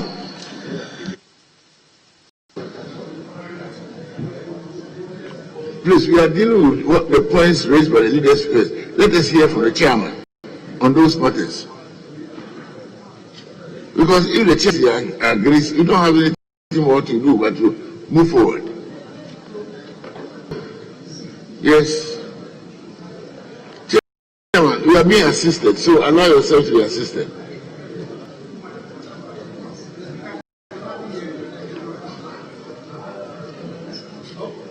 Chairman of the Constitutional and Legal Committee. Mr. Speaker, thank you, Mr. Speaker. I wanted to say that the police officer or whoever is to the warrant will have to apply court of competent jurisdiction, and that application will have to be based on a justification. And Mr. Speaker, the circumstances under which the warrant will be issued are clearly stipulated under 24(1) A and B of the bill. Mr. Speaker, if you read 24(1)A, it says, with your permission, if I may read, an application for a warrant specify the facts relied on to justify the belief or reasonable grounds that a warrant is required to enable the Bureau investigate a threat to security or to perform functions under the Act. And then, Mr. Speaker, the B also gives a scenario, and one of the scenarios is that the application is necessary because national security is important to protect the security of the state. Mr. Speaker, these are the circumstances under which a warrant is issued by the court. Yes, the police officer will have to apply to a court of competent jurisdiction. Please, it states the level of police officer who can. It also states where to apply to. And furthermore, the circumstances of an application can be granted. Yes, please address this specifically so that we don't just go general. Go on. Thank you very much, Right Honorable Speaker. Honorable Speaker, the 23(2) says that the applicant for the warrant shall be made in writing to a justice of the Superior Court of Judicature, the chairperson tribunal, or a senior police officer not below the rank of a superintendent. This means that there are 3 avenues for securing the warrant. Now, this warrant and this provision is contrary to what this House passed yesterday in Section 7 of the Cybersecurity Bill, which says a senior investigator authorized by a designated officer may apply. Honorable member, honorable chairman, I will plead with you to at least listen for now. Please go. Section 71(1) says a senior investigative officer authorized by a designated officer may apply ex parte to the High Court for an interception warrant to collect or record traffic data stored or in real time. The reason why this was put in is to safeguard the privacy of ordinary Ghanaian citizens, such that the Chief Justice would appoint a court or specific justices who are around on call 4 hours a day, 7 days a week, to issue this warrant, considering the exigencies of national security. But to create a new avenue in 23(2), where they could not go to a court, but go to a chairman of a tribunal or a police officer not below the rank of a superintendent, would open up a certain avenue which could lead to abuse. Thank you. Now, does this circumvent the court in any way? Honorable Chairman, you should be able to answer. In the previous one, there is a clear provision for the court. Are you saying that there is a way? Oh, we should have warrant. Honorable members, order. When we are debating an issue, we tend to get a bit excited. Please wait. Because this is a valid point. Senior police officer. If you can circumvent court. No, we can't circumvent the court. Mr. Speaker, I am a bit concerned. I have in my hands the cybersecurity. And in 71.1 that my colleague read, that in ex parte, that is in ex parte. This is clearly defining for you the people who can walk to the court and obtain the warrant. Honorable Yerichire. Yes, Speaker, thank you very much. The issue was, there were two issues discussed at the committee yesterday. One of them is that as far as the cybersecurity is concerned, the provision here is the position. But if you read 23.2, it says that you can get that warrant from a judge or a of the Superior Court of Judicature, which means that if you go to a High Court judge, he can give you the warrant. If you go to Appeal Court judge, he will give you the warrant. The Supreme Court judge. Now, this is, then they added the tribunal, which is also part of the Constitution anyway, the original tribunal. So, but the senior police officer, that was where the issue arose. Because this is not a court. It is the justice of the court. A judge of a high court, a judge of a court of appeal, a judge of the Supreme Court. They can give that warrant. So that the deletion we are asking for is honorable, just so that given a judge of the Superior Court of Judicature will satisfy you. But in fact, you know, I don't know why we bother ourselves, because these are popular parlance that are ABCD in law. Why do we want to worry ourselves when we can simply say a judge of the Superior Court of Judicature, and that is the end of business? Because all new lawyers know here that it's a term of art.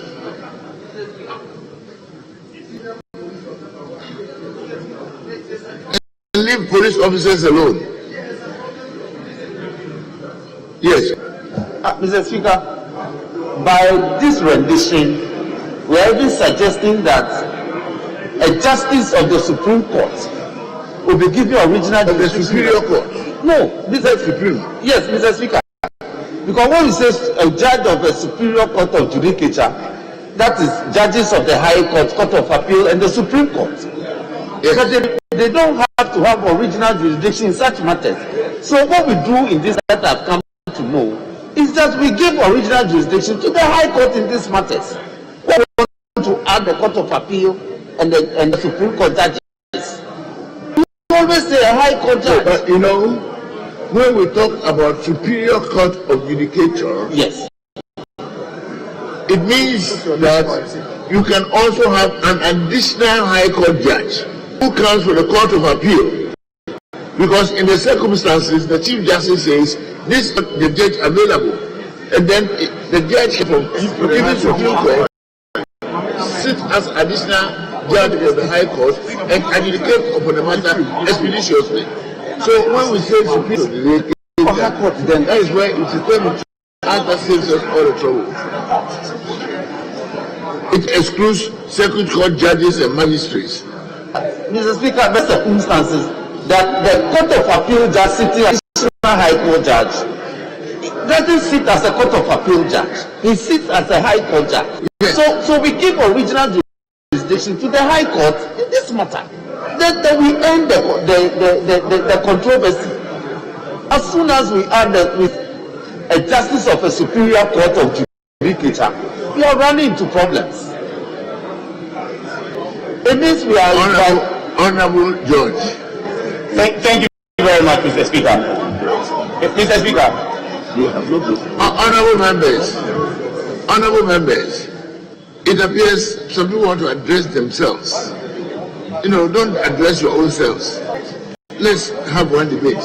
After that, I will come to you. Yes, Honorable. Mr. Speaker, respectfully, taking guidance from you, I believe headway.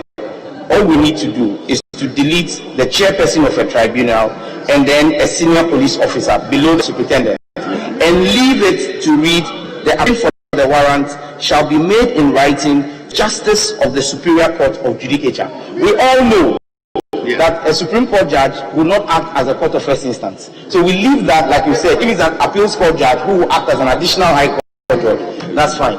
Thank you very much. Yes. Mr. Speaker, I think the amendment as posed by Honorable Sam George can be more elegant if can be more elegant. Yes, elegant. Yes. Mr. Speaker, you got me. Can be more elegant. I get you. If it reads as follows. Yes. The application for the warrant shall be made in writing to the court.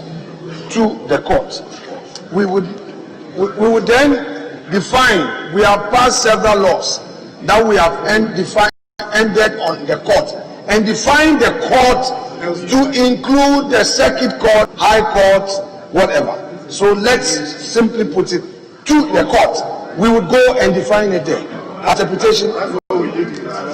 Yes. Yeah, the court. Mr. Speaker, my attention has been drawn to the fact that only yesterday, the Cyber Security Act, we had the court and at the interpretation section, we defined the court where the action could be made, circuit and high court. So at FIC Act, we had similar provisions. So, Mr. Speaker, the definitions there were one, the circuit court and the high court. So, Mr. Speaker, if we tend to give the circuit court and the high court the original jurisdiction to look into these matters, then, Mr. Speaker, we should stay there as the court and define it Very well. Now, if in the honorable member's order, if in the cyber case, this honorable house has considered the matter and come to a certain conclusion or adopted a certain modus, then we must be very, very careful how we avoid that which is consistent.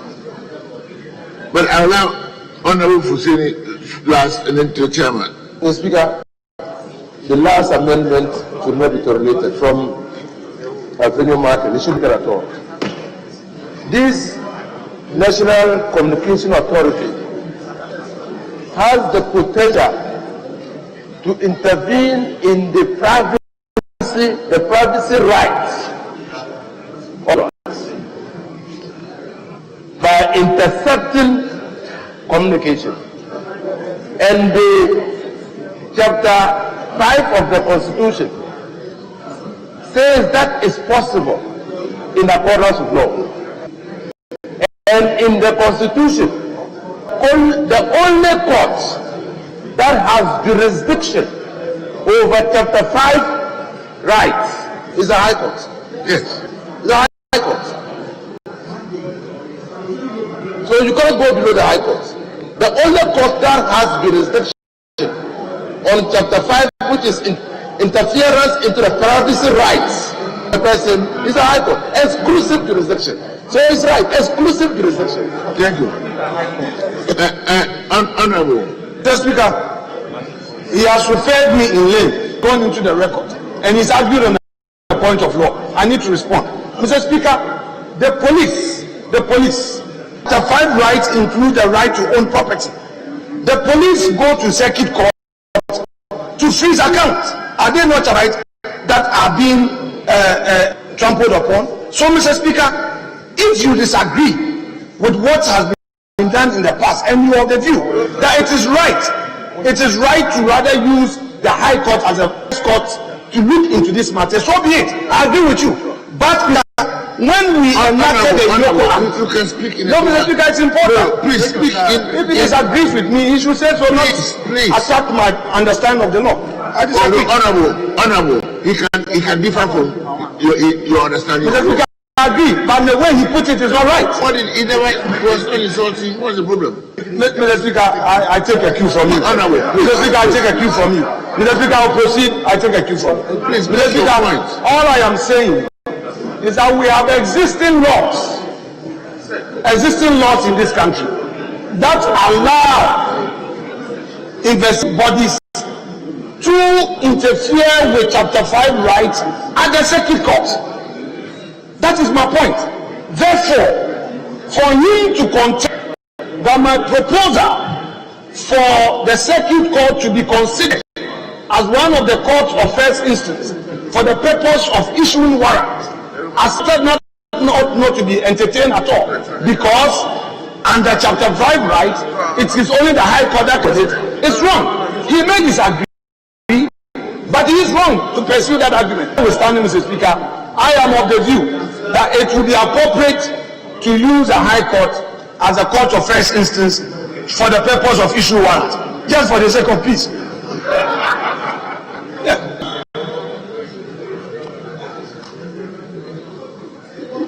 High Court. Mr. Speaker, you summarize for us what the amendment was proposed. Honorable Justice, Honorable, please, straight to the point. Honorable Yerechire, I have deliberately called you senior senator. Please. The point I'm making is that you already agreed with the amendment. It should be a justice of the Superior Court of Judicature. And that's the solution. The definition he is recommending necessary. It's a specific law we are making. We are not making a general law. Superior Court. Yes. Honor. Thank you very much, Mr. Speaker. Mr. Speaker, I was quite happy to leave it at the High Court for reasons that have been articulated by, and of course, by him. And of course, if he says that Superior Court of Judicature, that is even better.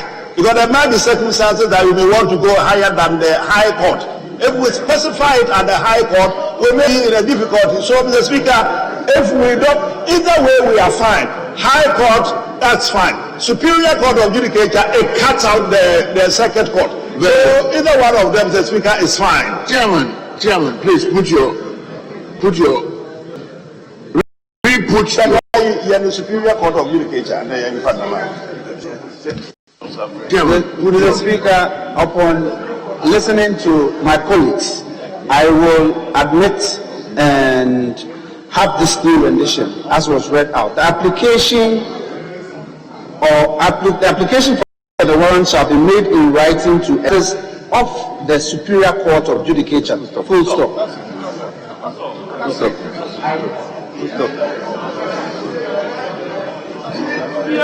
Mr. Speaker, I delete from the chairperson or to superintendent. Actually, you don't apply to a justice of the Superior Court. You apply simply to a Superior Court. And then it is the Superior Court, whether by registrar or whatever, which advocates. So, Superior Court, yes, all those in favor say aye. Those against say no. We shall have to make progress, I'm afraid. Mr. Speaker, such this, I want to propose a further amendment, as we did with the previous law under the cybersecurity. So it will read, subject to the provisions of this section, the Chief Justice shall designate a court or a justice of the High Court for the purpose of considering a request for warrant made under this section. All right. It appears it's acceptable generally. All those in favor say aye. Those against say no. And the question is that clause 23 as amended should stand part of the bill. All those in favor say aye. Those against say no. The ayes have it. Clause 24. Matters to be specified in an application for warrant. Clause 25. Effect of warrant. There are no listed amendments. And I'll put a question on these two clauses. The question is that clauses 24 and 21 part of the bill, and all those in favor say aye. Those against say no. The ayes have it. Clause 26.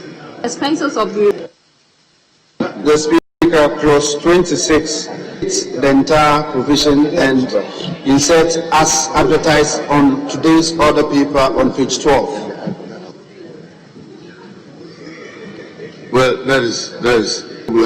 All those in favor say aye. Those against it, the ayes have it. Clause 27. account and audit. Yes, Chairman. Mr. Speaker, amendment proposal clause 1, line 1, delete books and insert books of accounts. Thank you. All those in favor say aye. Those against say no. The ayes have it.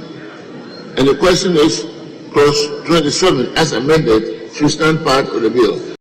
All those in favor say aye. Those against say no. The ayes have it. Clause 28. Annual report. Clause 29. Power to use arms. Clause 28. Go very well. All right, then let me just finish with 28. Mr. Speaker, 29. Let me, in the circumstances, if you are going to make amendment to 29, let me finish with 28. Thank you. There's no listed amendment.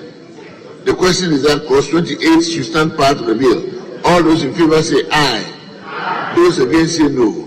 The ayes have it. Clause 29. Power to use arms. Yes, Honourable Minority Leader. Mr. Speaker, there is no advertised amendment on 29. So I'll seek your leave and indulgence to read it.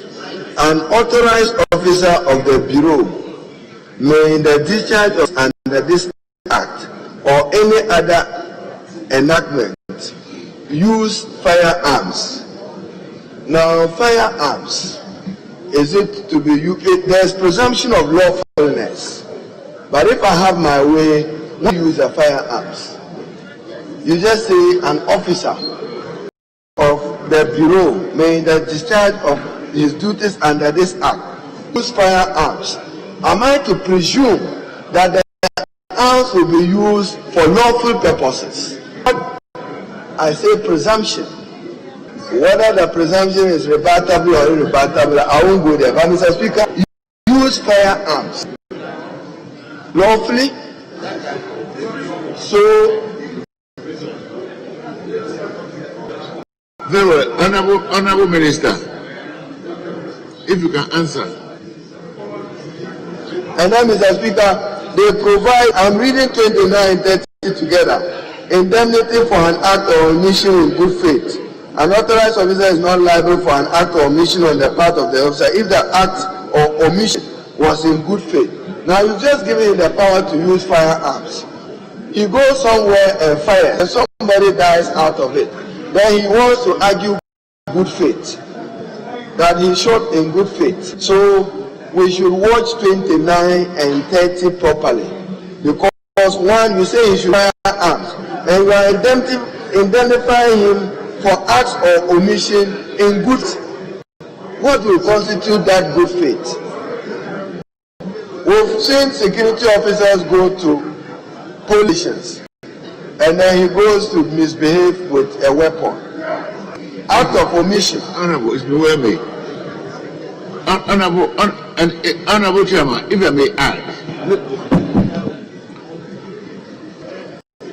giving an officer order, giving an officer, and the chairman is not listening to me. You are not. Giving an officer permission or right to use a weapon is nothing new. And the circumstances in which an officer will be exonerated in the use of arms is well settled. Why do you want to bring it in this law? As if you are very anxious to provide some protective mechanism for officers when they go out and shoot. If anybody goes out to shoot, he must come under the already established law and justify why he shot. Why all these new nomenclatures?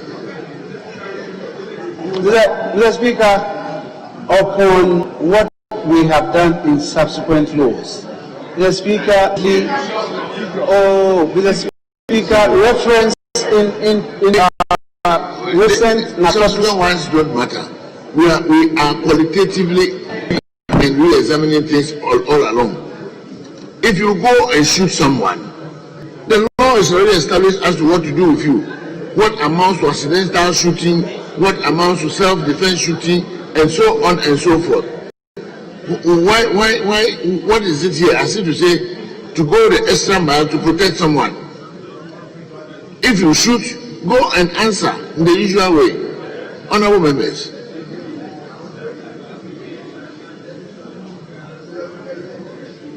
Yes, Honorable Yechi.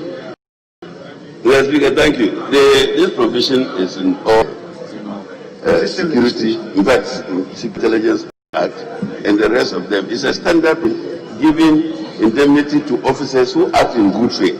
They don't want anybody to act on a product of his own.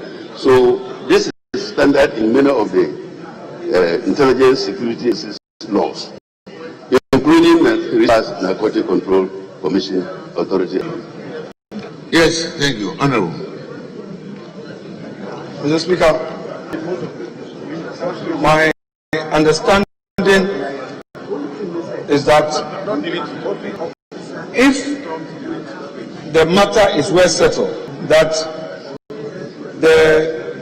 a security officer who is ought to use a weapon is normally expected to act in good faith. And the terms of defining this is no. Mr. Speaker, in my view, notwithstanding laws passed previously having said provisions, if we really don't need it and the provision here appears superfluous, why not delete? I therefore, Mr. Speaker, the clause 30. Oh, Mr. Speaker, the clause 30, if as it appears to be superfluous, should be deleted. No, not the entire, not the entire. Please, if you give me the permission, I will aspect that deleted. On 30, yes. You read the portion. Yes, the portion, yes. Very well, but not the entire. Yes. So it's not the entire. Very well. The portion that has to go will go. You don't mean the clause should be deleted, but part of it should be deleted. Part of it is so. Please go ahead. Mr. Speaker, the chairman, Mr. Speaker, I know that I am a lawmaker. The executive has a policy backing this law. I've heard some whispers from the deputy minister. I would want to yield to him and then come back with what I intend doing.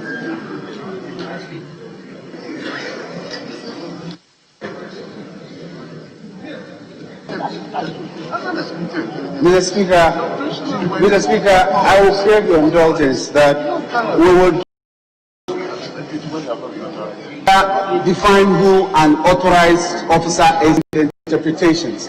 To make it abundantly clear, Mr. Speaker, we have this as a standard provision in most of the laws that we've been passing here. We did it with the Narcotics Control Commission.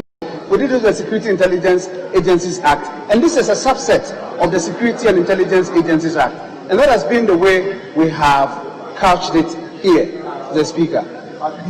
So we can just go further into interpretation and offer some definition to who an authorized officer is. Honorable Hussein. An authorized officer has already been defined. An authorized officer is defined in the interpretation column to mean an officer of the Bureau or an officer of an intelligence agency performing a function under this Act. So it's defined. Now, Speaker, number 2, because this is a standard provision, and has appeared in all intelligence and security provisions, if we delete it here, it will be interpreted to mean that in this law we did not intend to indemnify them. That is the interpretation I will put on it. In all things, we seek consistency. Speaker, I accordingly abandon my opposition to 29 and 30, having listened to the Honorable Lecturer Husseini that this is permissible under other laws, with the understanding that these firearms will be used lawfully for lawful purposes. Thank you. So we'll stick to the original amendment of the chairman. Is that not so? All those in favor say aye. Those against say no. The ayes have it. And the question is that clause 29, as amended, stand part of the bill. Chairman, clause 30. Indemnity for an act or omission in good faith. Clause 31. Oath. Clause 32. Authorized disclosure of information. Clause 33. Offenses for disclosure of information and identity. Clause 34. Disclosure before Clause 34. Disclosure before Parliament. Clause 35. Application of Evidence Act 1975. NRC 323. No listed amendment with regard to any of these. In the absence of any amendment on the floor, I'll put a question. The question is that these clauses should stand part of the bill. All those in favor say aye. Those against say no. The ayes have it. Clause 36. Protection of employees. Chairman. Mr. Speaker, there are no advertised amendments, but I have a minor. Clause 36? Yeah, all text, please. You have an amendment. Okay. Clause 36. Chairman, you have an amendment. Yes, Mr. Speaker. The Speaker, 36. We are deleting the entire provision and will capture as advertised on page 12. Please read. Mr. Speaker, it is, if you may indulge me, subject to the Constitution. An employee, although in the performance of the functions under this Act, has the same rights, powers, and protections as are conferred by law on a police officer. All those in favor say aye. Those against say no. The ayes have it. And the question is that clause 36 as amended should stand part of the bill. And all those in favor say aye. Those against say no. The ayes have it. Clause 37. Regulations. Clause 37. Yes, Chairman of the Committee. Mr. Speaker, clause 37. Amendment proposed. Sub clause 1, line 2. Delete in quotation with the supervising body. Yes.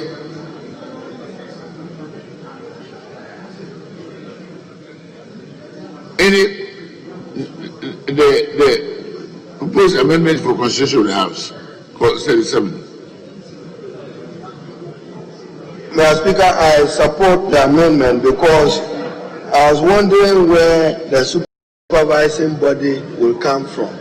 I've only seen a Director General and I know a minister. So when you say somebody, so the deletion of in consultation with the supervising body makes it more elegant. So it will read, the minister shall, within 12 months of the coming into force of this act, by legislative instrument, make regulation effective and implementation of this act. So I put a question.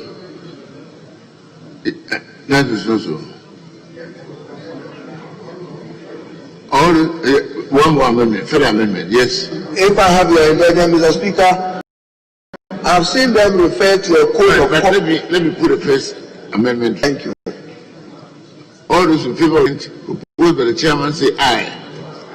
Against say no. The ayes have it. Yes, further amendment. Honourable Minority Leader. Mr. Speaker, just to tease the name of the chairman and the sponsor.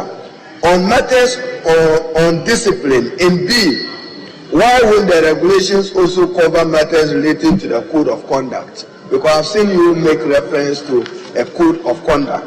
So the regulations must also have something to do with, we could add it to matters into code of conduct and matters of discipline of the employees. The discipline will emanate from persons not respecting the code of conduct. Thank you very much. Chairman, do you have any objection? Mr. Speaker, I have no objection to this objection by the... All those in favor say aye. Aye. Those against say no. The ayes have it.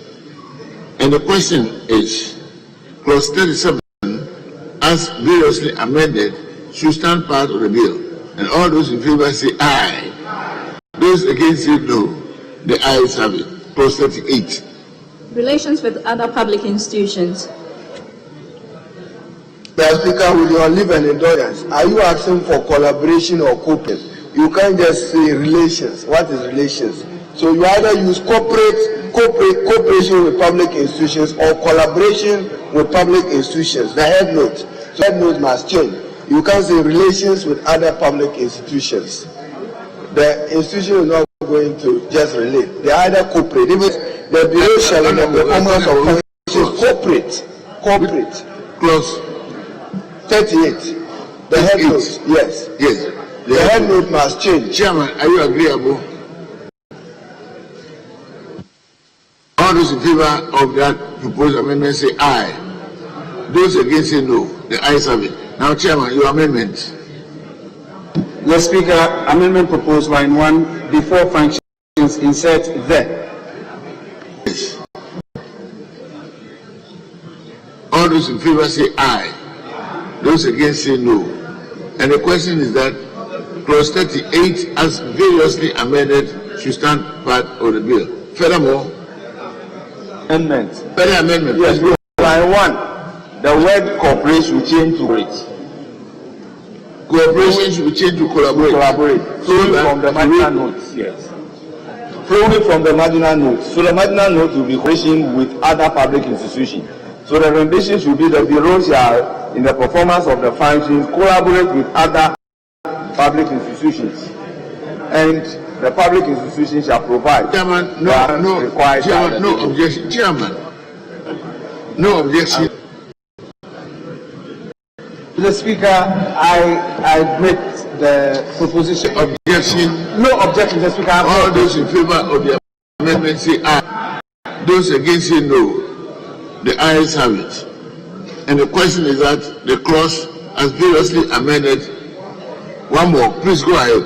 Mr. Speaker, if the chairman is amenable to accepting it, that by the bureau, at the end of the second line, by the bureau. You have already started with the bureau shall. Do you need the word by the bureau? My view would be that we should delete it. But shall provide the assistance required. It should end there. You don't need to add by the bureau. I will submit. Provide the assistance required. Going ahead further. Yes. All those in favor say aye. All those in favor say aye. Yes. All those against say no. The ayes have it. And the question is that clause 38 as variously amended should stand part of the bill.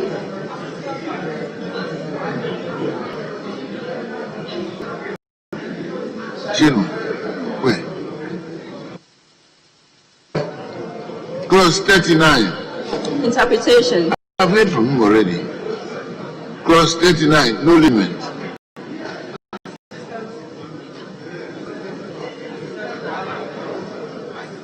Chairman, are we there to 38?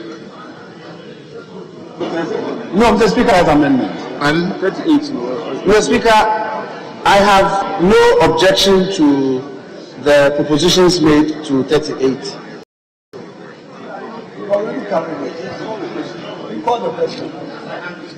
39. Mr. Speaker, honorable member for... We've gone past that. Clause 39. Interpretation. Any amendment? Mr. Speaker, I insist that by the Bureau in the second stage. Yes. Speaker, I withdraw with your leave my earlier proposition to delete by the earlier Bureau. proposal is withdrawn and the leave is granted accordingly.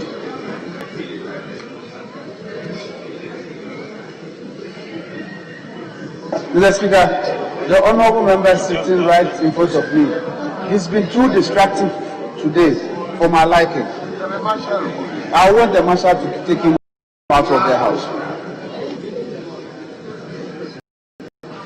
If you concentrate deep enough, you will notice. 39. Invitation. No limit. All those in favor say aye. Those against say no. And the question is that, Mr. Speaker, on 39, I see they borrowed the definition of serious offence from the Mutual Legal Assistance Act. You may further direct the draft person to use the exact words, except to improve theft in that language to be stealing. Thank you. Chairman.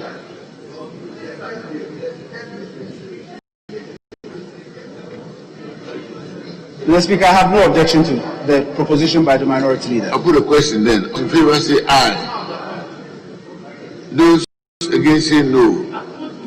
The ayes have it. And the question is that clause 39 as amended stand part of the bill. All those in favor say aye. Those against say no. The ayes have it. Clause 40. Transitional provisions. Chairman. Mr. Speaker, clause 41(2). Before in, delete Bureau, and it will read: the assets, rights, obligations, and liabilities of the Bureau of the National Communications enforced immediately before the coming into force of this act are transferred to the Bureau. For your consideration, please, honourable members.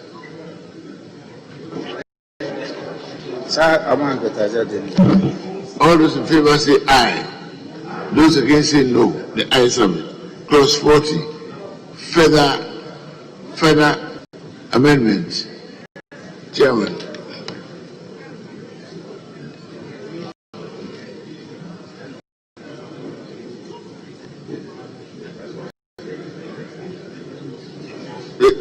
Honorable, we cannot be up until the chairman has spoken, unless we are speaking for the chairman. Let him say what he will say. Guys, because of the amendment he gave, it's inconsistent with what? I'm listening. Because of. But what he said is inconsistent with what is advertised. That's why I want to make sure he's aware. Very well. Yes, Chairman. Mr. Speaker, I will delete the entire surplus 1 of clause 40 as advertised on today's order paper page. Surplus 1 delete. Delete. I'll put a question. Speaker, offer an explanation. No, but give us an explanation. The assets, obligations. Please take your seat.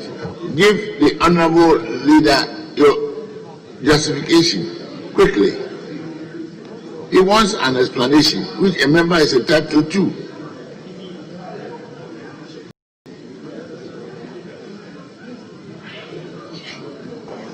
The Speaker, we deleted the surplus 1 based on the understanding and appreciation of surplus 2 and 3. Import of surplus 2 and 3 granted us better and further understanding of the transition provisions.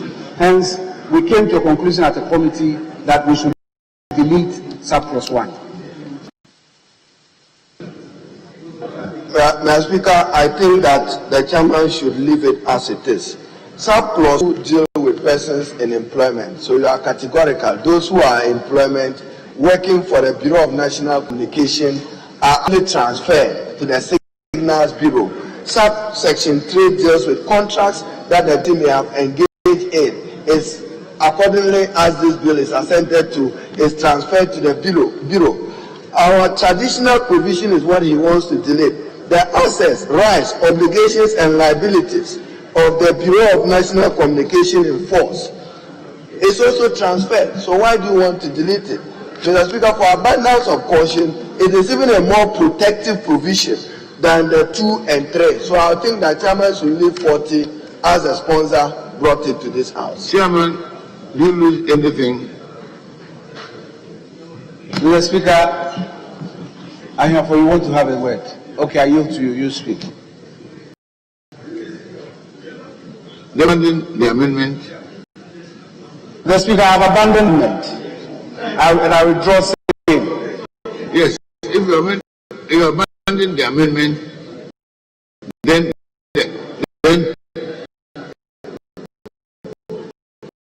the clause will stay as it is. Mr. Speaker. Very good. The amendment is according.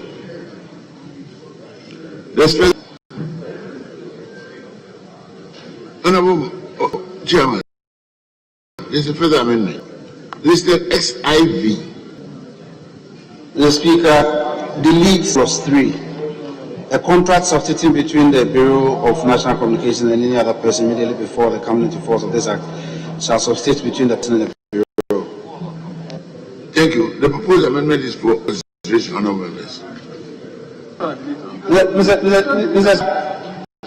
I abandon that advertised amendment. You abandon that as well? Yes, I'm abandoning that as well. We are therefore abandoning all the proposed amendments under clause 40. And therefore is that clause 40, as originally contained, should stand part of the bill. All those in favor say aye. They say no. The ayes have it. Schedule. Oath of office. There's no proposed amendment. There's no proposed amendment, Mr. Speaker. Honorable Minority Leader, do you have any?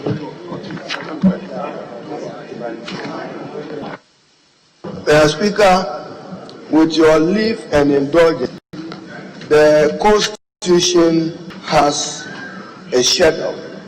It's forms of oath under the 1992 Constitution. It has oath of allegiance, it has oath of secrecy, it has oath of secrecy in particular, and it has official oath. My proposition is that we lift so much the oath of secrecy as in page 208 of the Constitution, and the official oath to substitute what is provided for under the oath and schedule. The Director General just needs to swear to the official oath. Because if you come further, Mr. Speaker, in what we have in the bill, you have oath of secrecy. It is not comparable to the words of oath of secrecy in the Constitution. Then when you come to oath of secrecy on leaving office in this bill, it uses the words which is used in the Constitution. So to make it clearer, use the official oath as in the Constitution for the Director General. Then use the words of the oath of secrecy. Because there's oath of secrecy on leaving office, and there's oath of secrecy on taking office. Same words. So I move that the exact words in the 1992 Constitution in respect of official oath of secrecy, you may direct the draft person to do same to improve it, Mr. Speaker. I thank you. Honorable Chairman, you agree?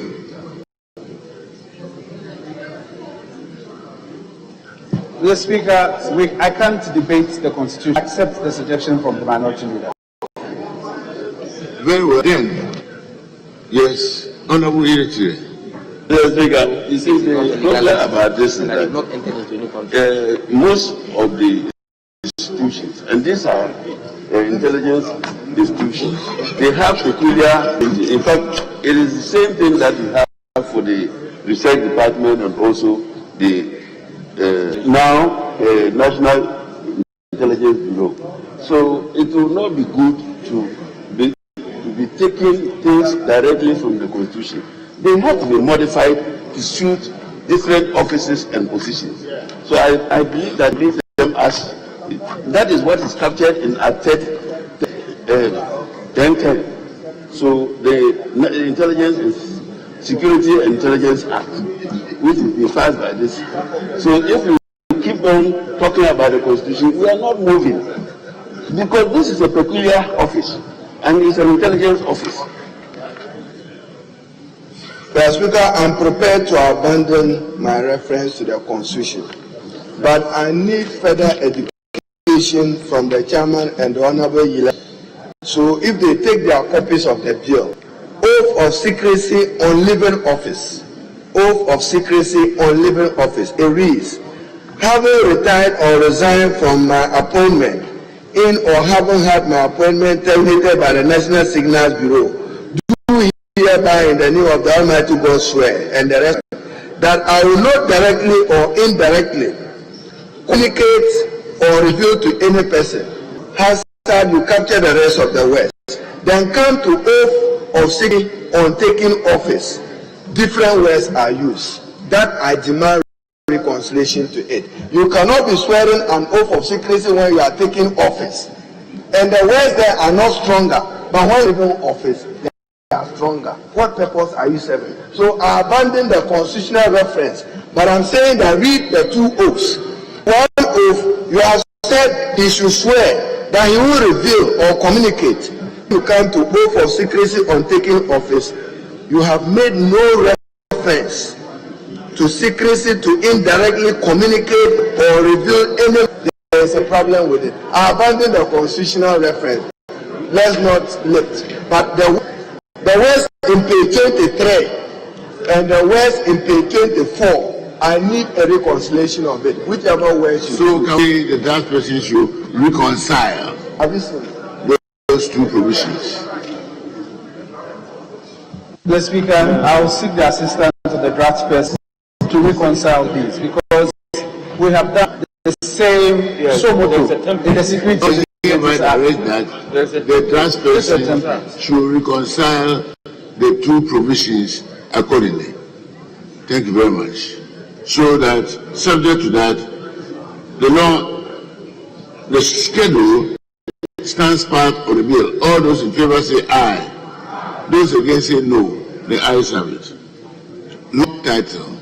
An act to establish a National Signals Bureau to provide an integrated secure signal system for the national security and intelligence agencies.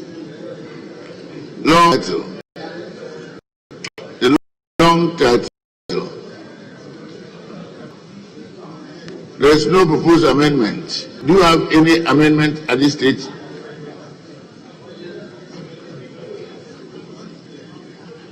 Yes, Honorable. Mr. Speaker, I want to propose that we do a second consideration. No, we are talking about the long title. We have not finished one consideration. Very well. But we are not going to do any second consideration. We are exhausting consideration stage. Why should we start talking about? Please, long title. Mr. Speaker, may I beseech you to review a bit for me? This is very fundamental. On 43, the chairman abandoned. We have not finished long title, as I've mentioned. Do you have something to say on the long title? Or you would like us to go to that so that we will now come and take long title? But, I'm flexible in consideration stage. So, what is that clause? Yes, Mr. Speaker, it's 43. Clause 43. 43, yes. Clause 40 sub 3. Yes, go on. Speaker, the chairman of the committee abandoned the proposed amendment, which was to have the entire clause 43 dead. Mr. Speaker, I believe strongly that the deletion is very appropriate. The reason is simple. Here we're talking about subsisting contracts between the Bureau of National Communications and other parties prior to the coming into force, that is if this bill sees the day of light. Mr. Speaker, the point is that the NC was established in 2007 by a cabinet decision, not by an act of parliament. That is why this particular bill is being taken through the legislative process. So what that means is that legally speaking, the BNC operated under this of the National Security Council Secretariat and therefore could not have entered into any contract in its own capacity right. It did that under the umbrella of the National Security Council Secretariat. So, Mr. Speaker, it cannot be said that given the status it had prior to processes initiated, they would bequeath contracts to the yet to be born a National Signals Bureau. So, Mr. Speaker, the deletion is very appropriate and should not be abandoned at all.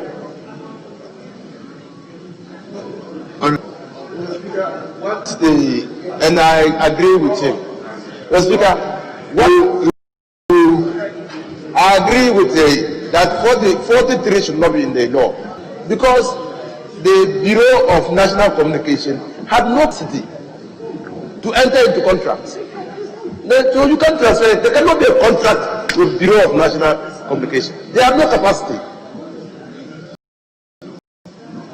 So whatever contract would have been between the ministry or the National Security Secretariat enforced with somebody else for the benefit of the national. So they have no capacity. So they could not have been a contract. Yes, Mr. Speaker, thank you for giving me the opportunity. The discussion and the reference flows from paragraph 4 of the memorandum according to the bill. It states the Bureau of National Communication was established in 2007 in furtherance of a cabinet directive to provide for a dedicated, integrated, secure communication system for security and intelligence agencies. The Bureau has existed as a department and Ministry of National Security since 2007. So, Speaker, it's a department. It is not established as an institution, as an legal institution. So I wonder why we are talking about constitutional provision for a department. Every property that they have belongs to the national security. It is the national security that enters into contract. The employees are employees of national security. So what is the transitional provision for? Indeed, we are saying that they have no legal. Mr. Speaker, just to give something to this matter, a typical example was the expansion of telecommunications infrastructure by the BNC, the Alpha 1 project in 2014. At the time, it was a contract entered into. At the time, there was no minister for Ministry of National Security. So the Ministry of Communications entered into that contract on behalf of the BNC. And so, technically and legally speaking, the BNC on its own has not entered into any contract. And so there will not be any contracts to transition on. So ministries have always entered on behalf of the BNC. The Speaker, I come to the ranking member and the Honorable Inusa. And Mr. Speaker, in truth, as I said, I inherited the Ministry of Communication from you and the Honorable Kandapa and the team, if you recall. I was asked to sign the first contract to do the second phase, rather. You had done the first phase, and I was to do the second phase. Then I insisted that I won't sign as Minister for Communication. I wanted the Ministry of Communication, a Ministry for National to own the project because BNC was under them. And we had asked the National Communications Authority to give them a specific spectrum for the purpose of deployment of their infrastructure, which is what the men who about call GUTA. So in all honesty, they don't have capacity. Even the second contract, I'm sure I had opportunity to be in China and to come back to sign it. Our witness was the Minister for National Security signed as Minister for Communication because it was intelligence security related infrastructure, we didn't want the Ministry of Communication. So the sub-3 can go. We can take away the sub-3, Chairman. If you are flexible, Mr. Speaker, we can leave 41 and 2, but 43, we should delete it. Yes, Honorable. Mr. Speaker, MASLOC was not established by an act of parliament. It's an executive decision to establish MASLOC. Yet MASLOC is into contracts. It gives out loans in its name. It has a bank account. It operates as an entity. If the view is that we don't need a transitional provision that would analyze the issue, the points that are being made, so be it.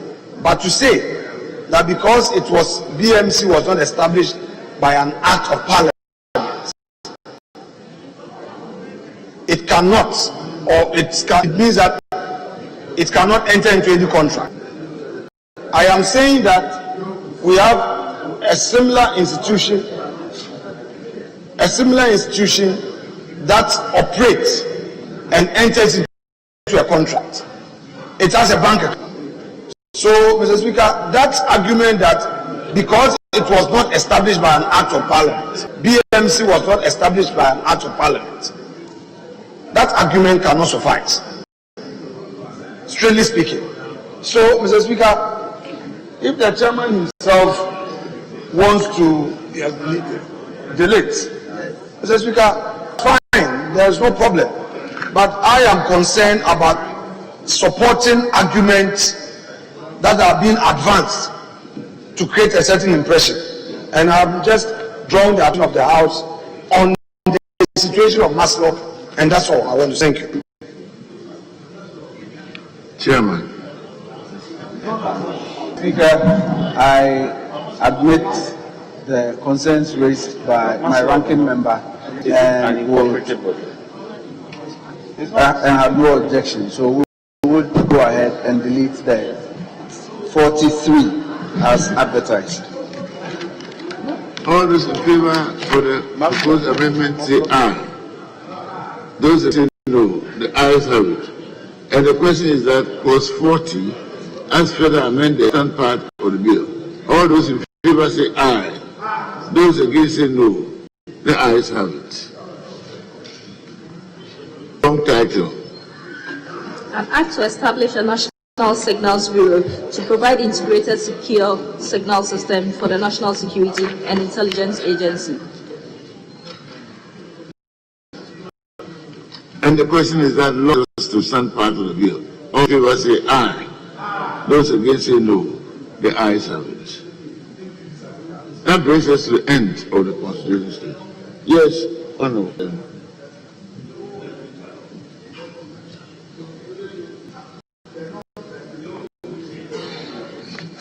Order. Item, sorry.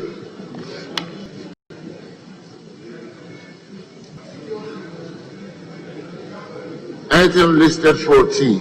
Mr. Speaker, oh, it's already gone. Minister for National Security.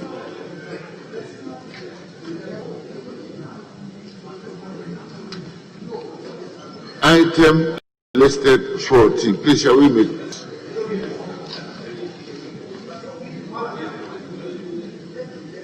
Order. The minister should please move either the motion listed 14.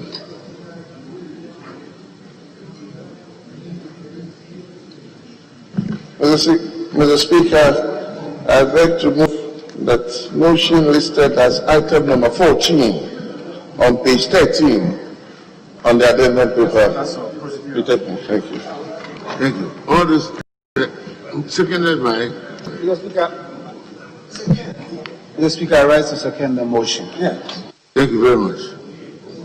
All those in favor say aye. Those against say no. The ayes have it. Motion listed 15. Minister. Mr. Speaker, I beg to move a motion listed as item number 15 on page 13 of the addendum paper be now read for the third time. And so that the National Bureau Bill 2020 be now read for the third time. Mr. Speaker, in so doing, who seconds the motion? Mr. Speaker, I second the motion. Thank you very much. All those in favor say aye. Those against say no. The ayes have it. An act to establish a national bureau to provide integrated secure signal system for the National Security and Intelligence Agency. The National Signals Bureau Bill 2020 is duly read the third time and passed.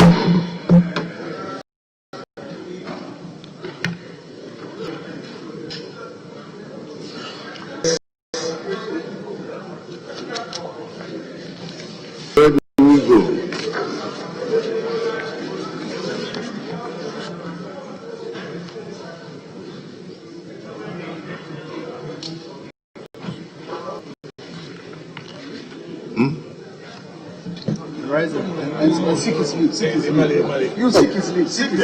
Mr. Speaker, I seek your leave. I rise to seek your leave to thank my honorable colleagues in this house.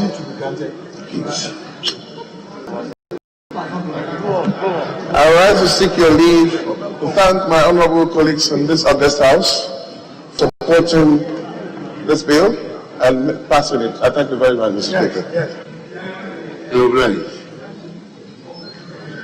Chairman, sorry, Leader of the House, Majority Chief Whip, where do we move from here? Mr. Speaker, I think we have exhausted what we agreed to do today. And all business exhausted? Yes. Thank you. Very well.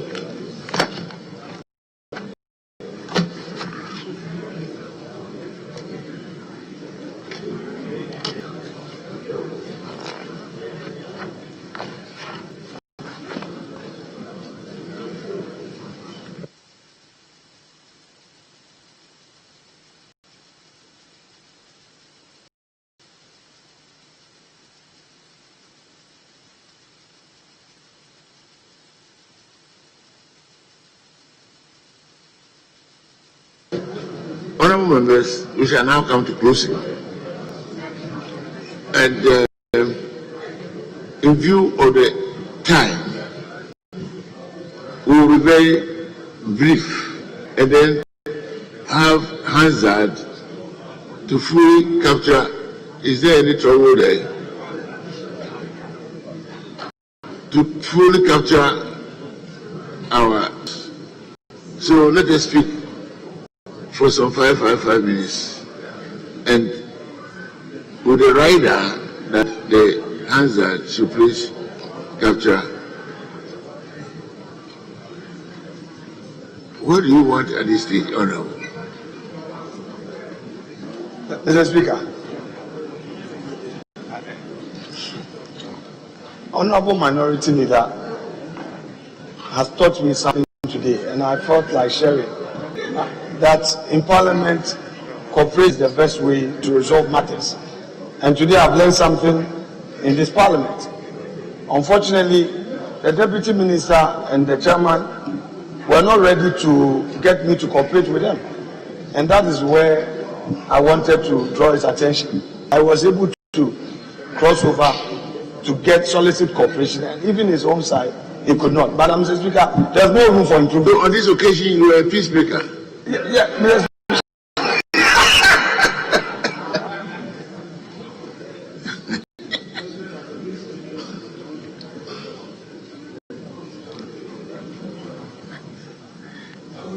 I appreciate your development to that level. Yes, so, Honourable Minority Leader, we shall make some brief remarks, including my. I will call it a day. Mr. Speaker, I would endeavor to be very brief as we bring the third meeting of the fourth session of the 7th Parliament of Ghana under your leadership to an adjournment for purposes of the parliamentary and presidential elections and to enable us to go back home to the various constituencies.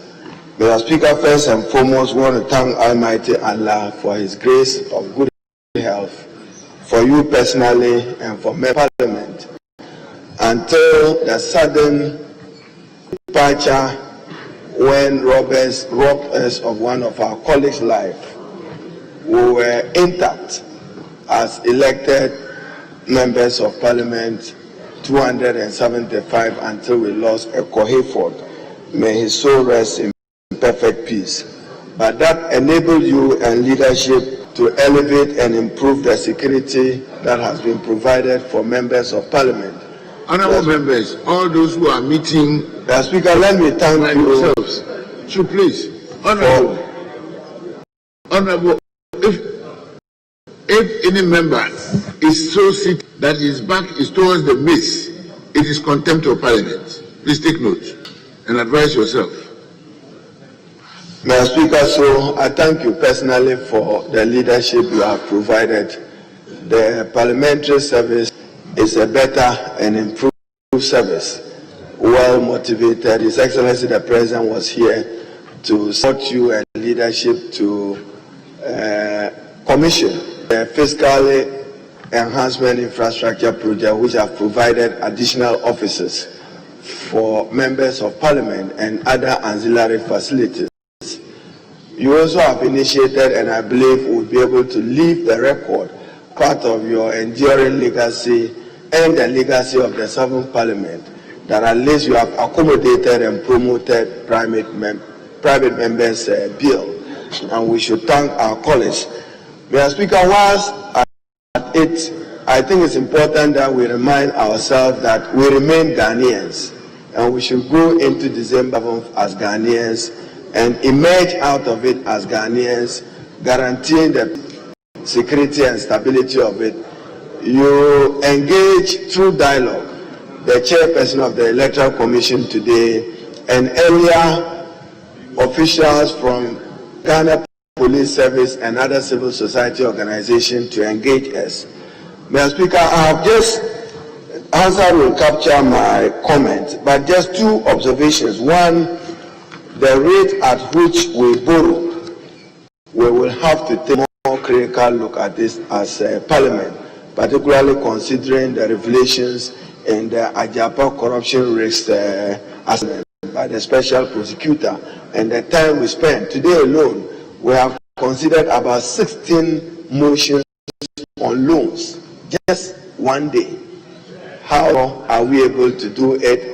The justification provided for under the Public Fund Management Act and other related issues. The IMF projects that we would end this year with an annualized debt of 297 billion Ghana cedis. That will occasion in itself some increased debt obligations. And it means that even if we have not been declared HIPIC, we are near HIPIC.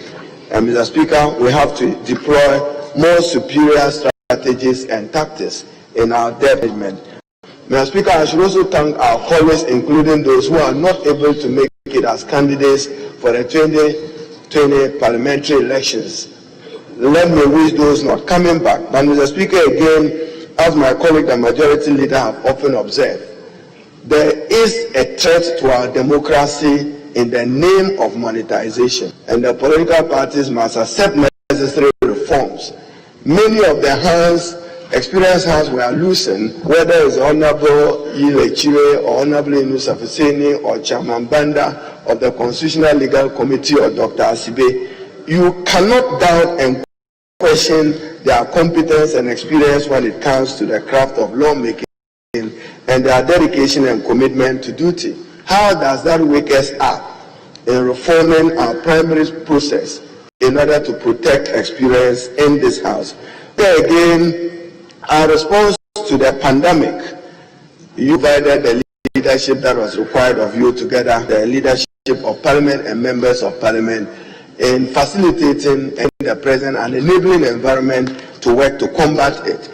We are not too satisfied with the over 1.5 billion spent on COVID-related expenditure, and we have requested for a breakdown. The World Bank and the IMF itself have raised concern to know more about expenditure. So, Mr. Speaker, once again, let me thank the clerk, his able staff of the parliamentary service. You can imagine even on a Saturday they are with us here, and sometimes they have to be with us for longer hours. To the Dean of the Parliamentary Corps and the media, we are thankful to you for reflecting many of the issues that happen on this House. And to our colleagues, I wish us all travel messages as we travel home to our constituencies, and trust that we will conduct the campaigns with unity, devoid of insults and threats that can undermine the peace and stability of our country. Mr. Speaker, once again, while we are exercising our power and mandate, Article 180 and 5 of the Constitution, we are mindful that the public is interested in what we do as a party, and therefore more scrutiny is expected of us. We may pride ourselves that we have passed many laws, but the scrutiny of those laws is equally important.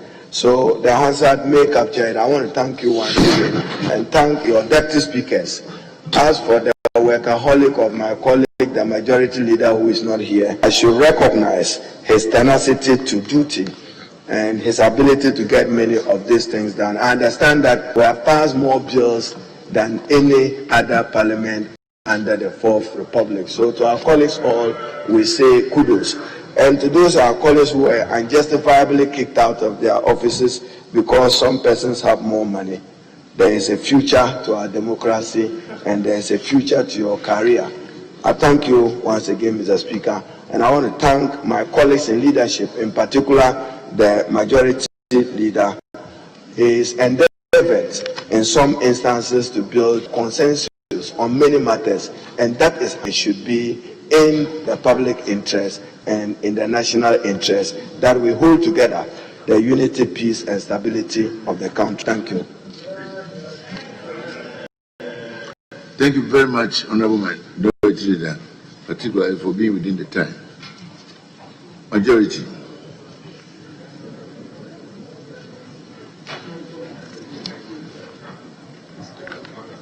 Please note all these will be captured by Hansa, so you can drop. Thank you, Mr. Speaker.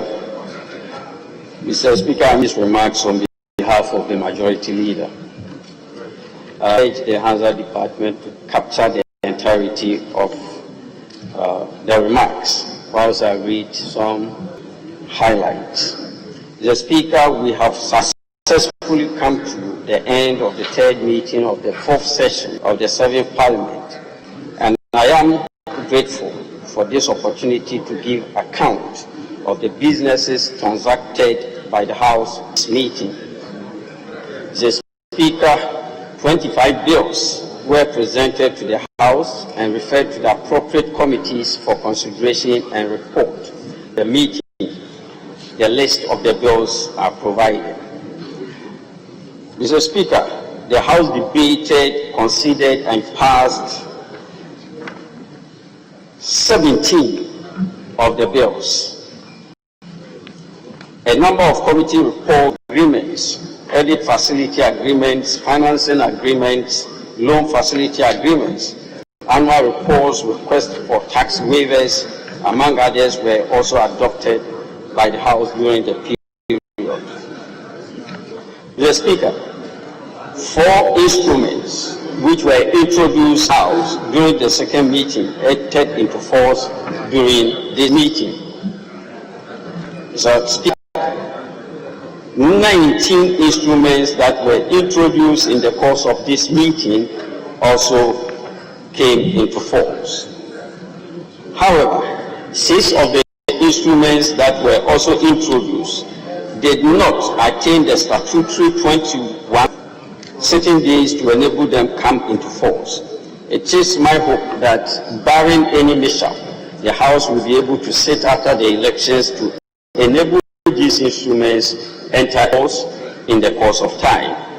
Mr. Speaker, on Wednesday, 28th October 2020, the Honorable Minister for Finance, Mr. Ken Oforiatta, attended upon the House and presented the expenditure in advance of appropriation for January to March 2021 of His Excellency the President, Nana Addo Dankwa Akufo-Addo, in accordance with Article 180 of the 1990 Constitution.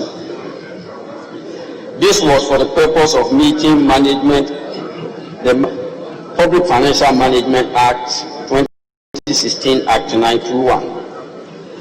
Mr. Speaker, on Tuesday, 4th November 2020,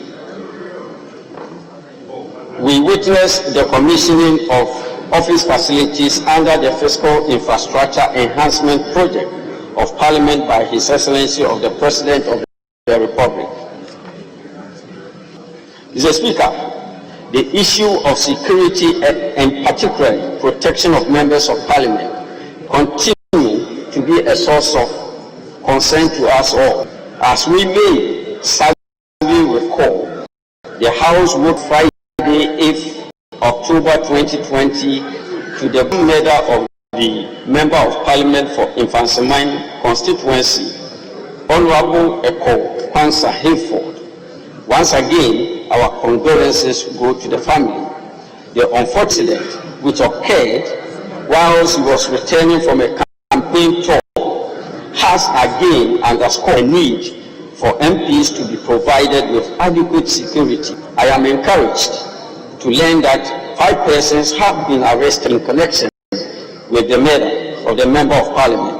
I therefore urge the police service to ensure that the perpetrators face the full rigors of the law. Mr. Speaker, 30 days from today, Ghanaians will be going to the polls to elect the President and members of Parliament for the 8th Parliament of the 4th Republic. As part of measures to ensure the conduct of peaceful elections, the chairperson of the Electoral Commission and other members of the Commission were invited to appear before the House to apprise Parliament on the preparedness of the Commission towards the presidential and general elections and the roadmap to ensure a successful election.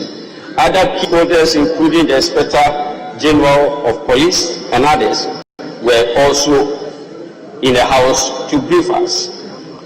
Mr. Speaker, the Minister for National Security was also present to apprise the House on the state of security in the country ahead of the 2020 polls. The Minister assured the House that adequate security measures are being put in place to ensure a violent-free election. Mr. Speaker, it is important to recognize that all stakeholders, including political parties, also have a role to play in ensuring peaceful.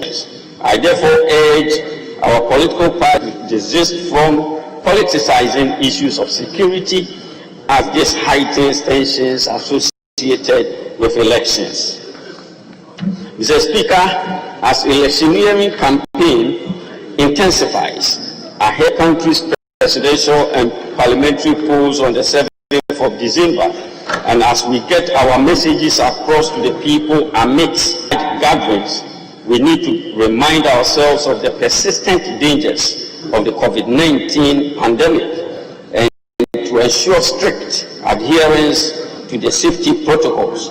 We need to organize our activities in a way that will not draw back the progress made to fight against the pandemic. Mr. Speaker, on this note, I would like to take this opportunity to express my gratitude to you and your deputies for steering the affairs of the meeting in a manner that ensured that we accomplished a lot within a short span of time. It's my sincerest hope that the good Lord will continue to grant you wisdom and grace to guide the House in the discharge of our duties when we return after the elections. Mr. Speaker, I also express my appreciation to the clerk and his staff for working assiduously to support the House House in the discharge of its duties. The press corps have remained dedicated, staying in the House for long hours and ensuring that information from the House reaches the public through the traditional media. The press corps deserves commendation. I implore the press corps to be circumspect in their reportage on the elections. Mr. Speaker, I wish all of us a peaceful and successful elections. Thank you very much for indulging me. I'm most grateful. Thank you very much. Honorable members,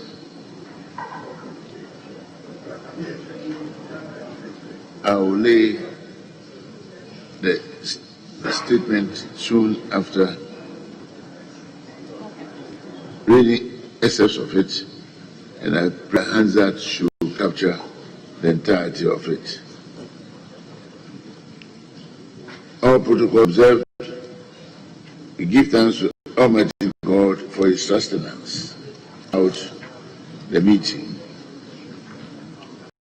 The number of bills passed were most progressive, and they are all listed in extenso in the presentation.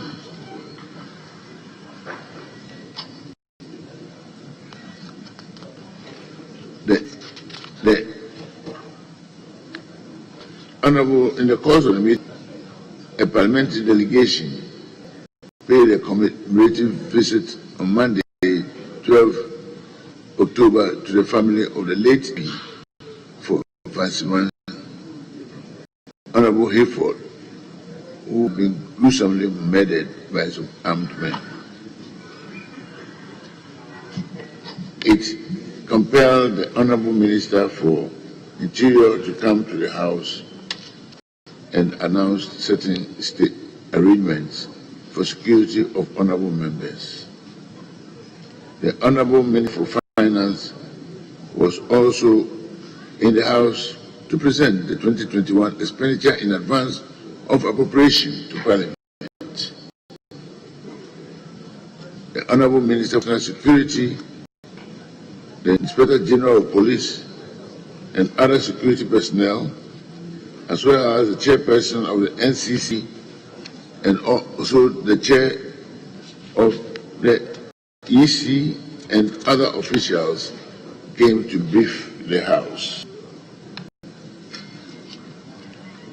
The Intergovernmental Action Group Against Money Laundering in West Africa has been formed of a number of parliaments, and it paid a courtesy call on the Right Honourable Speaker of Parliament. I used the opportunity to challenge West African member states to establish and implement anti-money laundering and financing of terrorism implemented laws against the proceeds of crime. Honourable members, last Tuesday, the House was privileged to receive the President of the Republic here in Parliament to commission 4 facilities under Parliament Fiscal Infrastructure Enhancement Project. We are most grateful for this action, and in fact, the cooperation between the Executive and the Legislature has been impressive, particularly with regard to increases in our budget allocations. The newly revised standing orders are finalized and are awaiting printing. Honourable members, I'm equally delighted to announce that some private bills have actually been laid and others are in the process of coming before the House, and I put to all the members who have made proof in that regard. I thank you all for services provided to the House, the First Deputy Speaker, in particular, apart from the two indefatigable. Honourable members, the House is making adequate preparation towards the resolution of the 7th Parliament, and I urge all involved in the process to work in tandem for a seamless transition. As the 2020 general elections approach, I wish you all the very best, and I pray that our nation will be law-abiding, as indeed we've always been, and that every official will play his or her part according to the requirements of the laws of our country.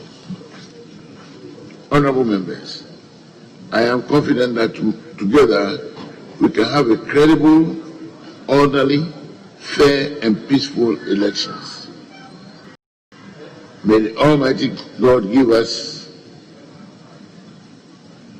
the opportunity and guidance in choosing our leaders for our dear country.